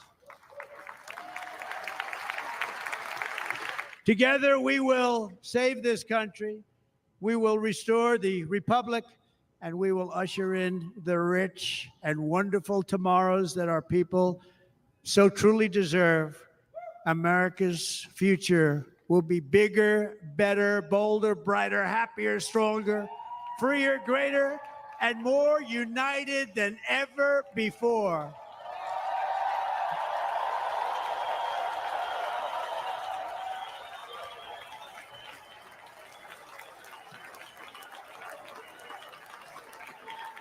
And quite simply put, we will very quickly make America great again. Thank you very much. Thank you very much, Wisconsin. God bless you. God bless you, Wisconsin, and God bless the United States of America, our great country. Thank you very much, everybody. Thank you.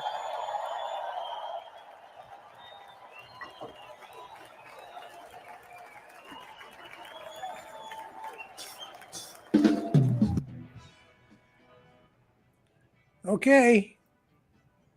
Who wants to go first?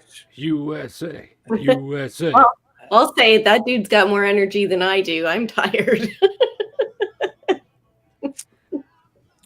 Wow. So that ends the RNC convention, and a big speech, barn burner of a speech, I would say. We should challenge Joe Biden to do such a speech. So the things that struck me were the no victory in winning for half of the country. So it's, right off the bat, he's trying to unify people. Mm-hmm. Do you think would you think that will resonate with people after 8 years of mainstream media and Democrats calling him divisive? Well, that blowing up in their faces right now.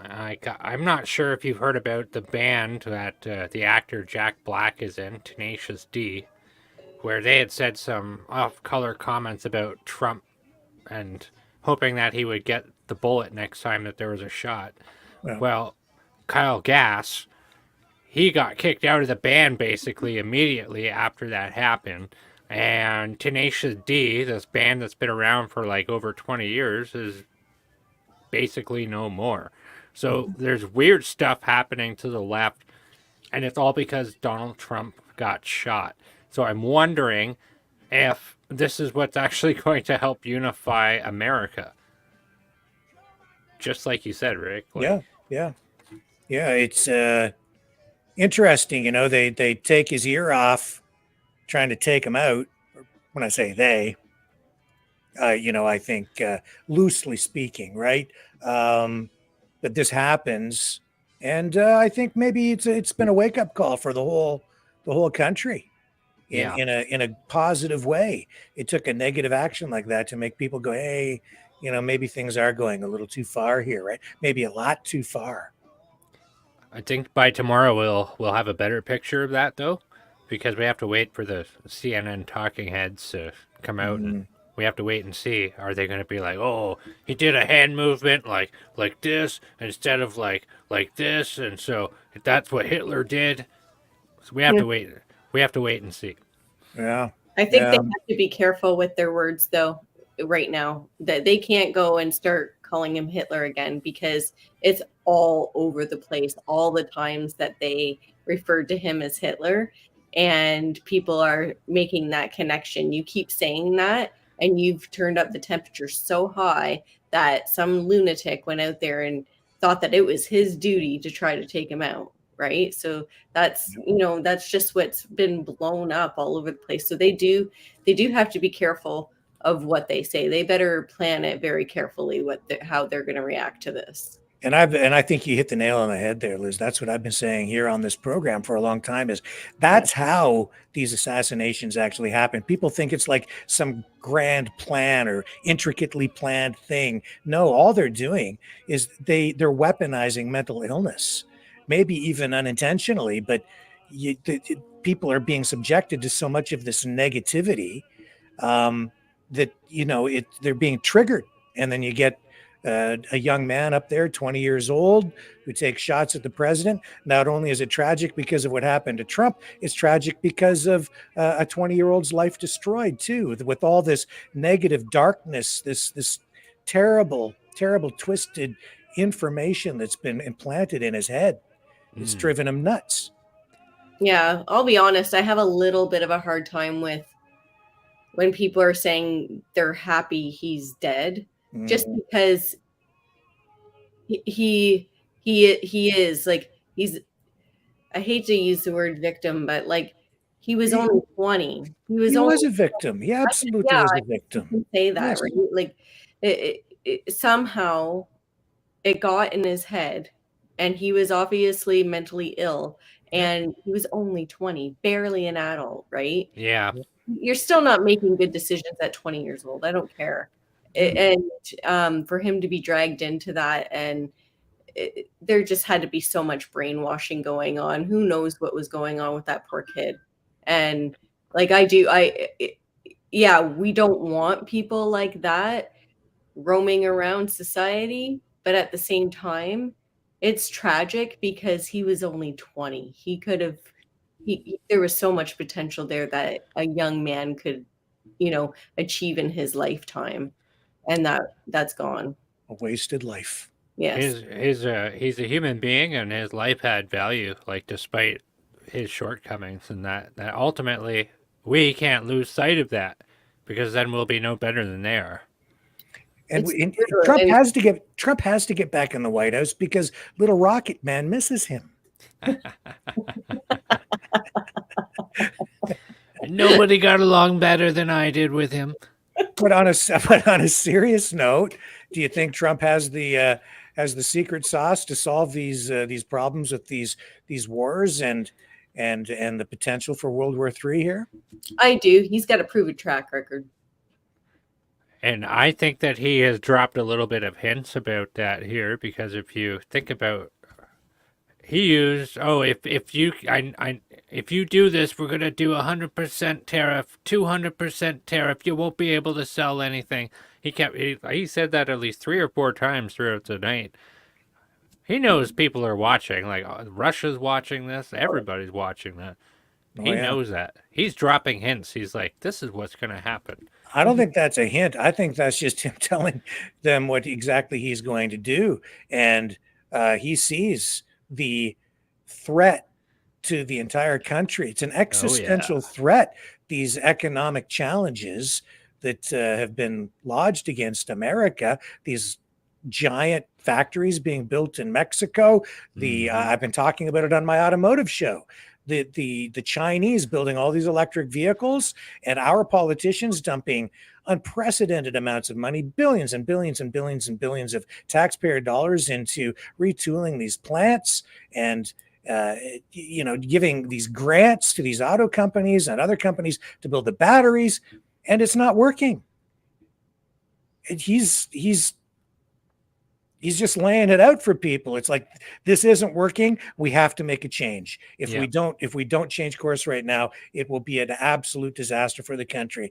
It will devastate the economy. And thoughts?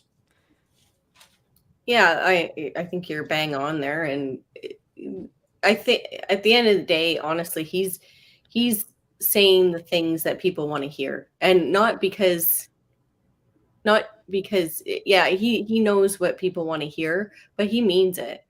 Mhm. He stands behind all of those things. You know, people are so tired of, well, like he said, the economy, the inflation, everything being sent to a different country instead of the USA. And along with that is all the woke bullshit, right? It's all of it. And it's, again, refreshing to hear a leader come up and say, in all honesty, the bullshit's over.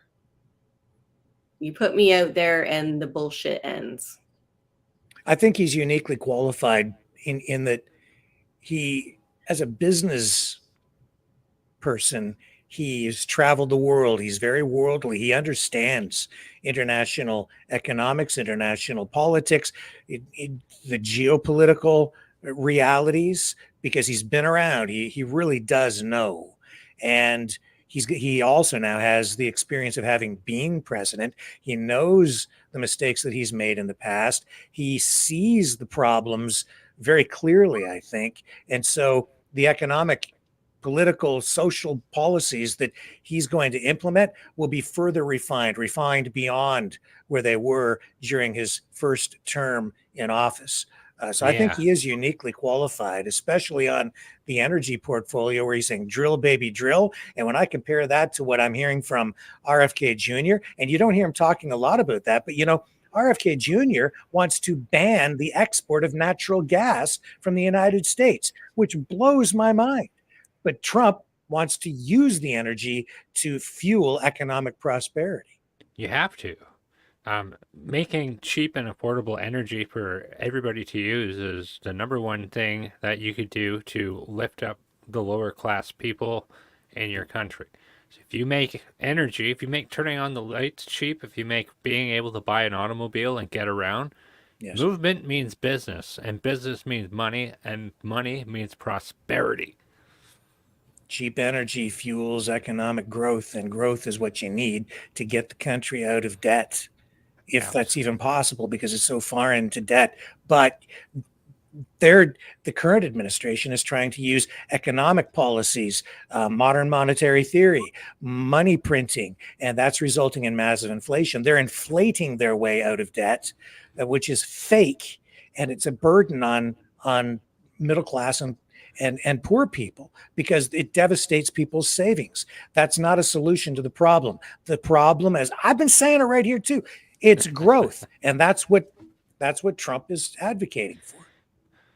Speaking of economic policy and humility coming out of Trump, for him to come up with the idea to say we're gonna no longer tax tips, I thought that was a genius idea right there. And if that doesn't speak to some blue-haired barista out there, I don't know what will. But if you think about the amount of people who are not tipping with cash anymore, like he said, oh, they take the tax off the check that they get. That's because everybody's paying with a debit card. We're already with the digital currency. I've been saying that for a while. That's just how it is. I mean, you could use cash, but the kids these days are all using the debit card. Like, that's it. End of story. What a smart idea. I think that is something that would help fuel prosperity for people who are kind of already being kicked down anyway. Like, if you're working as a waitress, why not give them that hand up? Because like we would prefer that they don't need a policy for that, but they need a policy for that because, you know, the IRS is going to go after them because it's documented. It's documented, you know, income coming in. So yeah, you're right. It's brilliant. And I used to be a waitress, so you know that really spoke to me as well. And it's really nobody's business when somebody is tipped. Like, leave them alone and let them keep their money. And I agree. That was brilliant. I love that. It is brilliant. It's powerful messaging. In Canada, Pierre Poilievre with the Conservatives going up against Trudeau saying, axe the tax, axe the tax. That resonates with people. And this no tax on tips, that's his version of this. And it speaks directly to the working class. Absolutely. Yeah. The other thing that I thought was very Reagan-esque very much like Ronald Reagan, was the language, the strength of the language he used, messaging directly to Hamas, telling them those hostages, those American hostages, better be released before I get back in the White House, or you guys are in big trouble. And I think that's absolutely the appropriate message, on October 7th. And I'm sorry, especially to Johnny, who's trying to tell me every day that October 7th never happened because he's listening to so much propaganda. I'm sorry, but 45 Americans were taken hostage on October 7th. 45 were killed, 12 were taken hostage, and 8 are still in captivity. That is very real. That's a very American issue, and that is a very Reagan-esque approach, and that is what is needed. You got to lay it on the line. And you know what? That war could end right now. All they have to do is release those darn hostages. Yeah, I loved that too. That made me happy when he said that, and that again takes balls. Sure does. Yes, Yeah. yes, but we all know that he's got the biggest of them all. If Reagan was in office, and I would absolutely support this, no negotiations, no talking until you release the damn hostages. You don't negotiate with terrorists. And if you're they took a baby hostage, they took elderly people hostage, children. Those are not combatants. Those are not soldiers. Those are just innocent civilians that they scooped up and held hostage. That's terrorism. You don't negotiate with that. That's the end of that. And so that's what you're getting from Trump right now. That I love, because that leads to peace through strength. And once you get there, then you can achieve, I would say, strength through peace.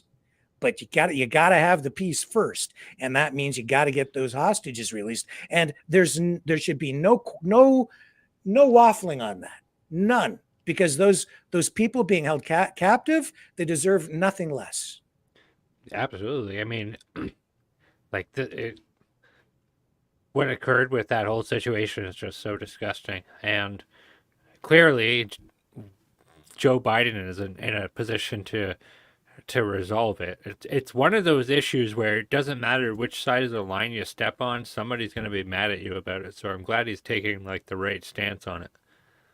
Yeah, and that's not about the Palestinian people. That's, none of that. Okay, this is about hostages that are being held who are just civilians, and they're Americans. People have forgotten about them because the media is so bent on supporting Biden and the Democrats that they just don't want to talk about it. Okay? Human trafficking. Unacceptable. Absolutely unacceptable. They're American citizens, and they need the support of the State Department. They need the support of the president, the White House, the government, and they're not getting any. They need the support of the media, frankly. I remember the Iranian hostage crisis under Carter. Every day, I don't know if you guys remember this, but every day, the news, the 6 p.m. news, the late news, the network news, they always started every newscast with how many days those hostages, American hostages, had been held. And is that the thing they made the movie about called Argo? Yes. And the CIA smuggled them out? Yeah, it wasn't the CIA. Do you know who actually got them out? The Canadians. The Canadians. Yeah. Yeah. It was the Canadians. That's why they got out. Fantastic movie. Loved it. It was. And people should look up the history on that. And why did they release those hostages? Because Carter lost the election. Reagan was coming into the White House, and he told them, you release those damn hostages. He made the deal, and he warned them. And as his plane was touching down and he was about to be inaugurated, those hostages were released while Reagan's plane was touching down for his inauguration. That's what leadership, that's what peace through strength is all about. He just laid it on the line. But Carter was the weakest president to date to that point. And I remember it vividly, even though I was very young at the time, back in the 1970s. Okay. Well, Reagan, he changed everything. Trump delivered the right message tonight, in my opinion. I agree. Was there anything that you guys thought that maybe he didn't do so well, or that he? I think I'm pretty fired up from what he said. Like, I think he's. I mean, there's a couple of things that he said that were kind of stupid. Like, I was talking to the doctors, and the doctors said that nobody bleeds like I do. It's like, come on. They're just kind of trivial. It's like, well, okay. I don't know. I thought his account of what happened to him. I thought it was okay. I thought that's what people probably wanted to hear. They wanted him to talk about it. You know, of course, it's like the elephant in the room. And what really impressed me in the beginning was the tribute that he had made for the victims who got shot in the crowd. Because at the end of the day, Trump had overshadowed this terrible thing that kind of happened to them. That, of course, he's taking up the headlines, but you had like these victims that fell prey to this that actually did die. And it's incredibly sad, but it's like the headlines aren't going to talk about that so much as they are Trump. And it's like, I'm glad that he did that. I thought it was necessary to do that. And it was kind of $6 million they've raised for those families. That's, I mean, for the gentleman who died, that's not gonna, ease their pain, but at least they don't have a financial burden to add on to what they're dealing with, right? And the man, obviously, that man, that's why it bothers me so much, is because that man already was a hero just in his regular life. And you know what? I'm willing to bet, just based on what has been said about him, that if he had to relive that moment, he'd do it again in a heartbeat, because that's just who he is. He threw his body on top of his family so that they were protected. There's nothing more heroic than that. And it's just a tragedy. Absolutely. And it needed that spotlight that Trump gave to him. It's like he kind of shared this moment with these people that he knows it's not all about him. Yeah. And an amazing show just overall. I mean, very entertaining. It is reality television that has come to life. I think we could expect ongoing from Trump. Like during the speech, he said inflation is a killer. And that's right. He needs to hammer this inflation business as hard as he possibly can. This is all Joe Biden's fault. And I mean, to mock the guy even further, like remember 2 years ago where Joe Biden was like, oh, we saved you 10 cents on your condiments for your 4th of July hot dogs.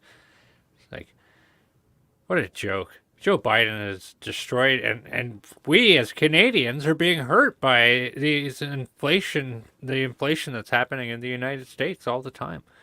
Like, this is leaking out onto us. Yeah, and I don't know how the Democrats and Biden will follow, a show like this. This was glitzy, glamorous, filled with energy. There's forward momentum here.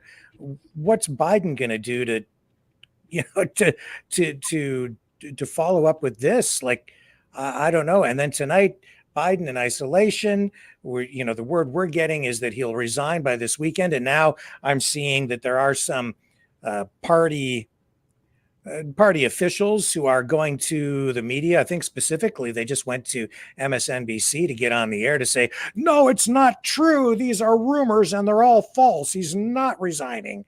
So I don't know, but I think he's gonzo.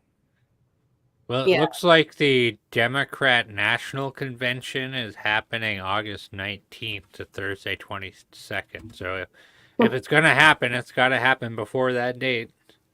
Yeah. Otherwise, chosen for the running.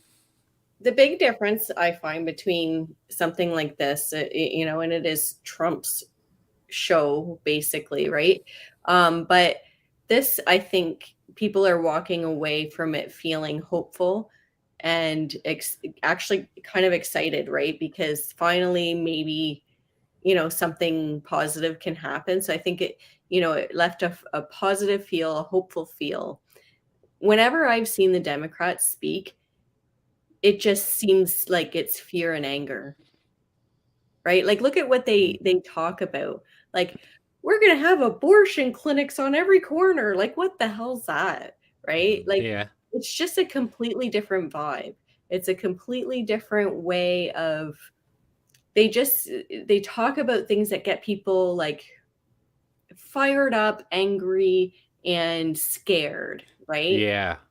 Like, so, and then on this side, it's more positive, hopeful. We're gonna make things in a way that you can thrive, you can succeed, the American dream. I love that. I love that they kept saying American dream, right? Because that's the way Americans envision true USA. And 100%, yeah. Yeah. He was talking about like expectations. It's like you haven't had it high enough expectations. We need to have high expectations and fulfill them. And I 100% I'm on board with that. And now I've been keeping an eye on what's been trending on Twitter throughout the whole thing. And Hulk Hogan has stolen the show. See, like he was trending number 1 on Twitter for like over an hour. Now he's number 2. And what was his theme song? His theme song? You don't remember his theme song that he walked out to? No, what was it? Real American. Oh. Real American. It's just perfect. It's awesome. It's awesome. It is. But you're right, because this about the positivity. This is a message of, pro-growth, pro-American, pro-patriotism, pride in your country. It's about restoring that pride, that love of country. And you look at what the Democrats talk about, and you're right, Liz. It's always about, it's climate change. We're all going to die. The sky is falling. We have to tax the crap out of you to save the world. And, it's always negative. And you're right. Even their talk about abortion clinics, that's a kind of a negative thing, Negative and dark to me. Yeah, very. Like to raise your hands up in celebration about that, like that's dark to me. Yeah, it's but this was a very positive message. And even as he talks about, the wars, he's offering people what he would say is a solution. He's got a path to peace. That's really what he's talking about. This is the Trump peace plan, really. Yeah, and who else talks like that? Even, go back to the Democrats. When do they ever say that? When do they ever say peace? Yeah, when do they ever promise that they're going to bring peace? I want more details. I kind of get where he's going in Israel. I'm not sure exactly what he has in mind for Ukraine, because it's complicated now. When he was president, Putin didn't go any further into Ukraine. They still had some issues going on there. It's kind of, I would characterize it as a civil war of sorts, but Putin didn't go all the way in when Trump was there. When Biden gets in, now we've got a much different scenario, and the Russian troops are in there. So I don't know exactly how Trump is going to solve that in a way that still preserves Ukraine as a nation state. I have my own views on it, but he's the guy who's going to end up in the White House. I want to know what he has planned there to not only bring that war to an end, but make sure that it's done in a way that preserves the integrity of Europe, the security of Europe, neighboring countries, and the integrity of NATO. Rick Walker, I don't think he even knows how he's going to do it yet, but Vladimir Putin and all these other dictators are probably they probably think that he thinks he knows what he's going to do. It's part of his charm. Like, oh, is he going to do this or is he going to do that? What's he going to do? Like that's just part of how he gets stuff done. You don't know what he's going to do. Yeah. Well, and he's probably thinking in terms of, I would imagine, what is it going to take to get Putin to back off, right? Because once upon a time, there were peace. He offered peace talks, right? Once upon a time.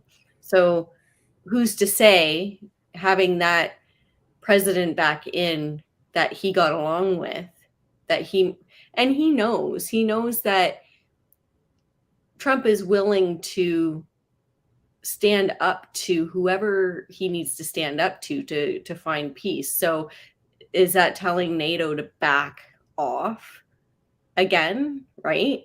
You need to back off and we're going to create peace here. So, I think he probably has some ideas as to maybe what that might take to get everybody to kind of come to somewhat of an agreement. But it kind of, maybe it has to go back to the way it was before, sort of, right? Where you can't have these guys on your doorstep. You got to back off. You got to stop. And you got to, and then on Putin's side, he's got to restore some of what Ukraine had, right? I don't know. That's just, that's, if it were me, that's how I would think, is like, what's the maximum he's going to ask for, and what's the minimum like I can offer to kind of get things going in that direction, and then just telling everybody else to basically piss off. Well, yeah, I think that it's very unpredictable now because, it is. There was that 6-month delay in getting the aid package to Ukraine. They didn't approve that on the U.S. side. It took a long time. That cost Ukraine ground, and now there's this wild card in there, like who's going to end up in the White House. And if it's Trump, obviously he's going to take a completely different approach to this. Does that mean that additional funding will be cut? You've already seen J.D. Vance say several times that he doesn't really care what happens to Ukraine. So there's no support there. But what does Trump really have in mind? My guess is he won't just abandon Ukraine or sacrifice the country. He will want to preserve the sovereignty of that nation in some way. But what will that look like? Does it mean that Russia gets to keep Crimea and these areas that they've already claimed? My guess, I can only guess, and not much sense in me sitting here speculating at this point. But I want more details. I want to know what that looks like. He'll probably give more details as it gets closer to, like, maybe not all, but just maybe some ideas, just because, he's going to want the people to know what kind of plan. Maybe, except that it's a difficult thing for him, though, because he's all about the art of the deal. And that means you don't tell the person you're negotiating with what you're willing to settle for. So he can't just come out and tell the people what he's willing to settle for, right? He needs to ask for the moon and then settle for something less in order to meet in the middle. But we'll see where it goes, I guess. If I were Zelensky, I'd be a little bit worried. Oh yeah. He's not going to have a say in what happens in America, though, I don't think. Especially when the current president calls him Putin. Yeah, yes, that's right. Oh my gosh, what a disaster! What a disaster! Like, you can't make that up. You can't. No. But I mean, he had some good news for Joe Biden in there too. He's talking about making cure for Alzheimer's, so like that's very important. Actually, I was working on that for a long time, but I just wanted to kind of ask, like, what was he getting at with that? Like, am I missing something, or is he going to be putting in some sort of research initiatives or something like that? Well, maybe he knows, because as far as I know, there are tons of research going on for all sorts of major illnesses. Because I'm in the health, field, I look at that stuff all the time. And Harvard has some really good programs, like research programs happening. I don't want to say cancer or Alzheimer's, but I've been looking at things like how nutrition affects mental illness, and they're talking like psychosis and that type of thing. And so if Harvard can do studies like that, what's not to say that an institution like that or something similar to that isn't already in the process of cancer and Alzheimer's? And if they are, he might already know that. And it is like he said, having a leader who's going to give them the green light. The other thing that that all comes with is screwing over big pharma. So that also takes balls, right? These guys, Biden and his administration, they're not going to go against big pharma. They're not going to do things that's going to make them less money or cripple them, right? Because really, if Harvard's right about the research that they're doing, imagine all of the medication, mental illness medication, if people can just fix their problems through diet. Oh, and Johnny, I'm seeing your comment about the 200,000 civilians in Gaza killed. I'm going to say right now that article in the Lancet is crap. Okay? It's absolute crap. Those numbers mean nothing. I read it, and the methodology is beyond flawed. That's just a bunch of guys sitting around who probably had way too much beer to drink, or they were dipping into the medicine cabinet back in their pharmacy because they're a bunch of doctors and they're making shit up. So the 200,000, that's bunk. Okay. That's computer modeling using data that has absolutely no empirical evidence behind it whatsoever.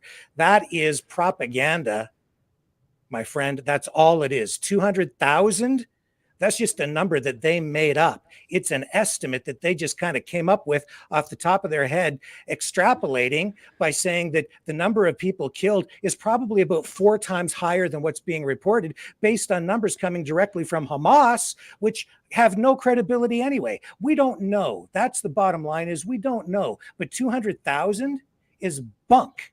That's all that is. And then that's just been laid out in the mainstream media for the anti-Israel, anti-Jew, anti-Zionist, which is just cloaked rhetoric for a bunch of anti-Semitic, prejudicial bigotry, my friend. That's all it is. And so just go on back to, John, I love you, man, but you're just down all these far left, communo-fascistic propaganda websites that you keep sending me every day, and it's crap. And the Lancet is the same medical journal that came out and told you that the vaccines were safe and effective. But now suddenly you want to believe it just because it just reinforces your prejudice, and you love it. It's crap. 200,000 is just a made-up number, and there's no basis in fact for that whatsoever. So get back to maybe the 30 or 40,000, maybe.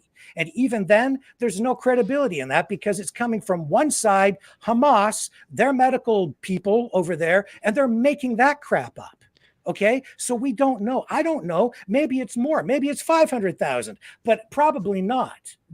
Probably not even close, because they're inflating the numbers. And you want to know why, John? I'll tell you why. I'm tired of this. I'm tired of all this propaganda. They're doing it because the more they can call this thing a genocide, it cancels out the Holocaust. And that's all that it is. It's propaganda, PR. It's a genocide. That way they get to say from now on, the Holocaust either didn't happen or it just cancels it out. The Holocaust doesn't count because they committed genocide over here. And that's all it is, man. Call me tomorrow. We'll have a discussion on the phone again because I love talking to you and I love you. But you got to get your head out of all these websites and fake news sites and all this propaganda that is twisting your mind and filling your heart with hate. How about the hostages? You never want to talk about those. Okay. And I love you. I really do, man. But I'm so saddened because your mind is being twisted with all this conspiracy, anti-Zionist crapola. It's just recycled hatred from the past. Sorry. I gotta do it. I just can't. It's too much. Sorry, guys. My family doesn't like to wear shirts. That's okay. When he came in earlier, I was like, it's Hulk Hogan. That was one this time. Oh my God. Anyway. So John, I love you, man. No, 200,000. No, it's not true. Yeah. I agree, Rick. Like I hate all the death on both sides. Yep. It's both sides. And I cannot stand the anti-Semitic talk. I just can't stand it. It's like, really, we're gonna talk this way about Jews again. Like, yeah, it's just terrible.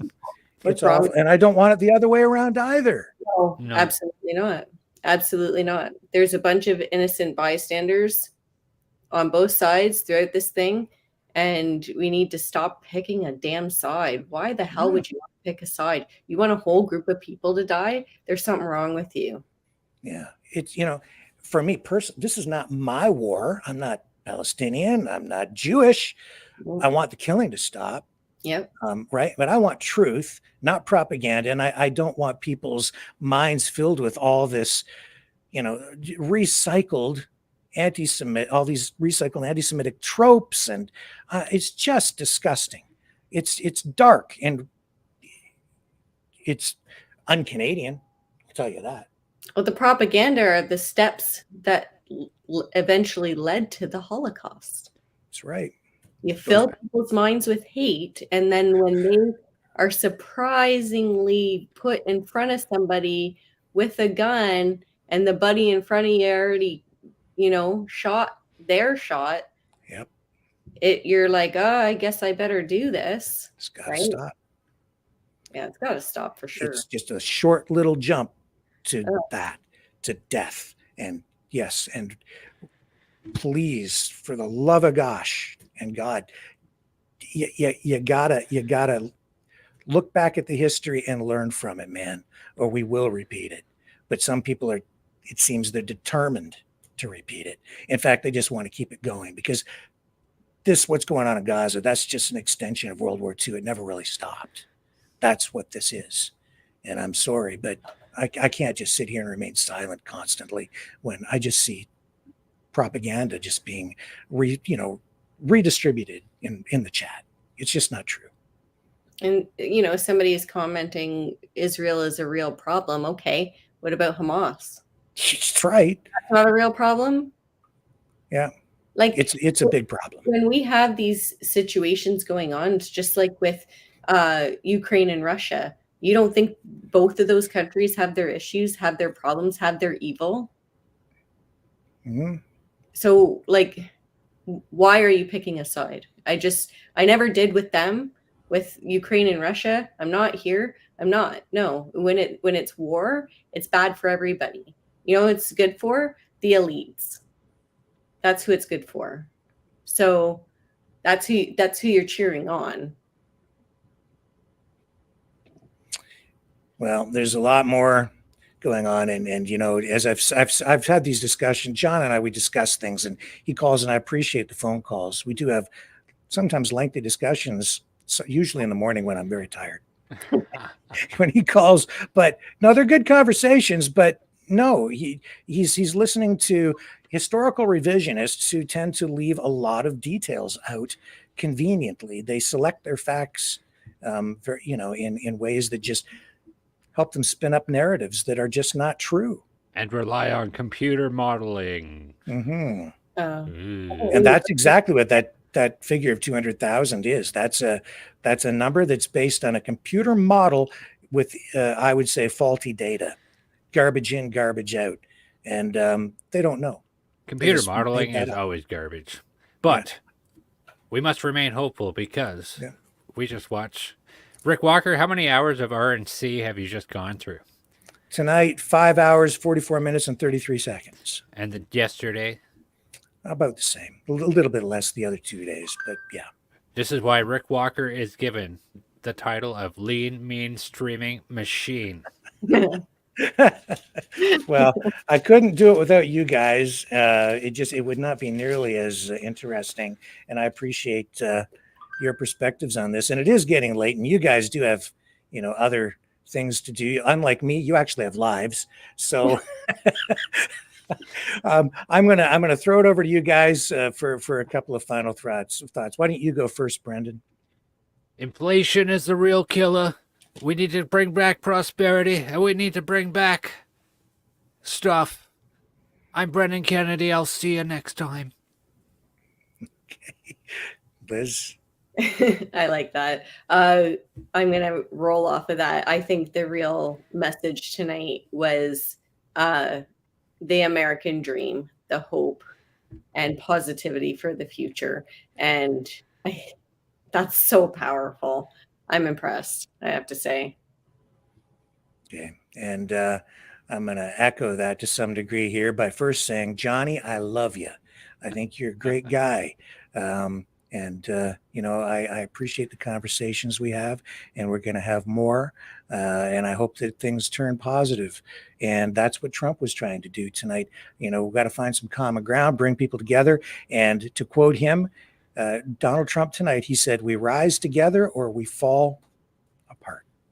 And with that, folks, I will return tomorrow night, 7 p.m. Eastern Standard Time, right here on the Maverick News Channel. Love all you guys. Catch you on the flip side.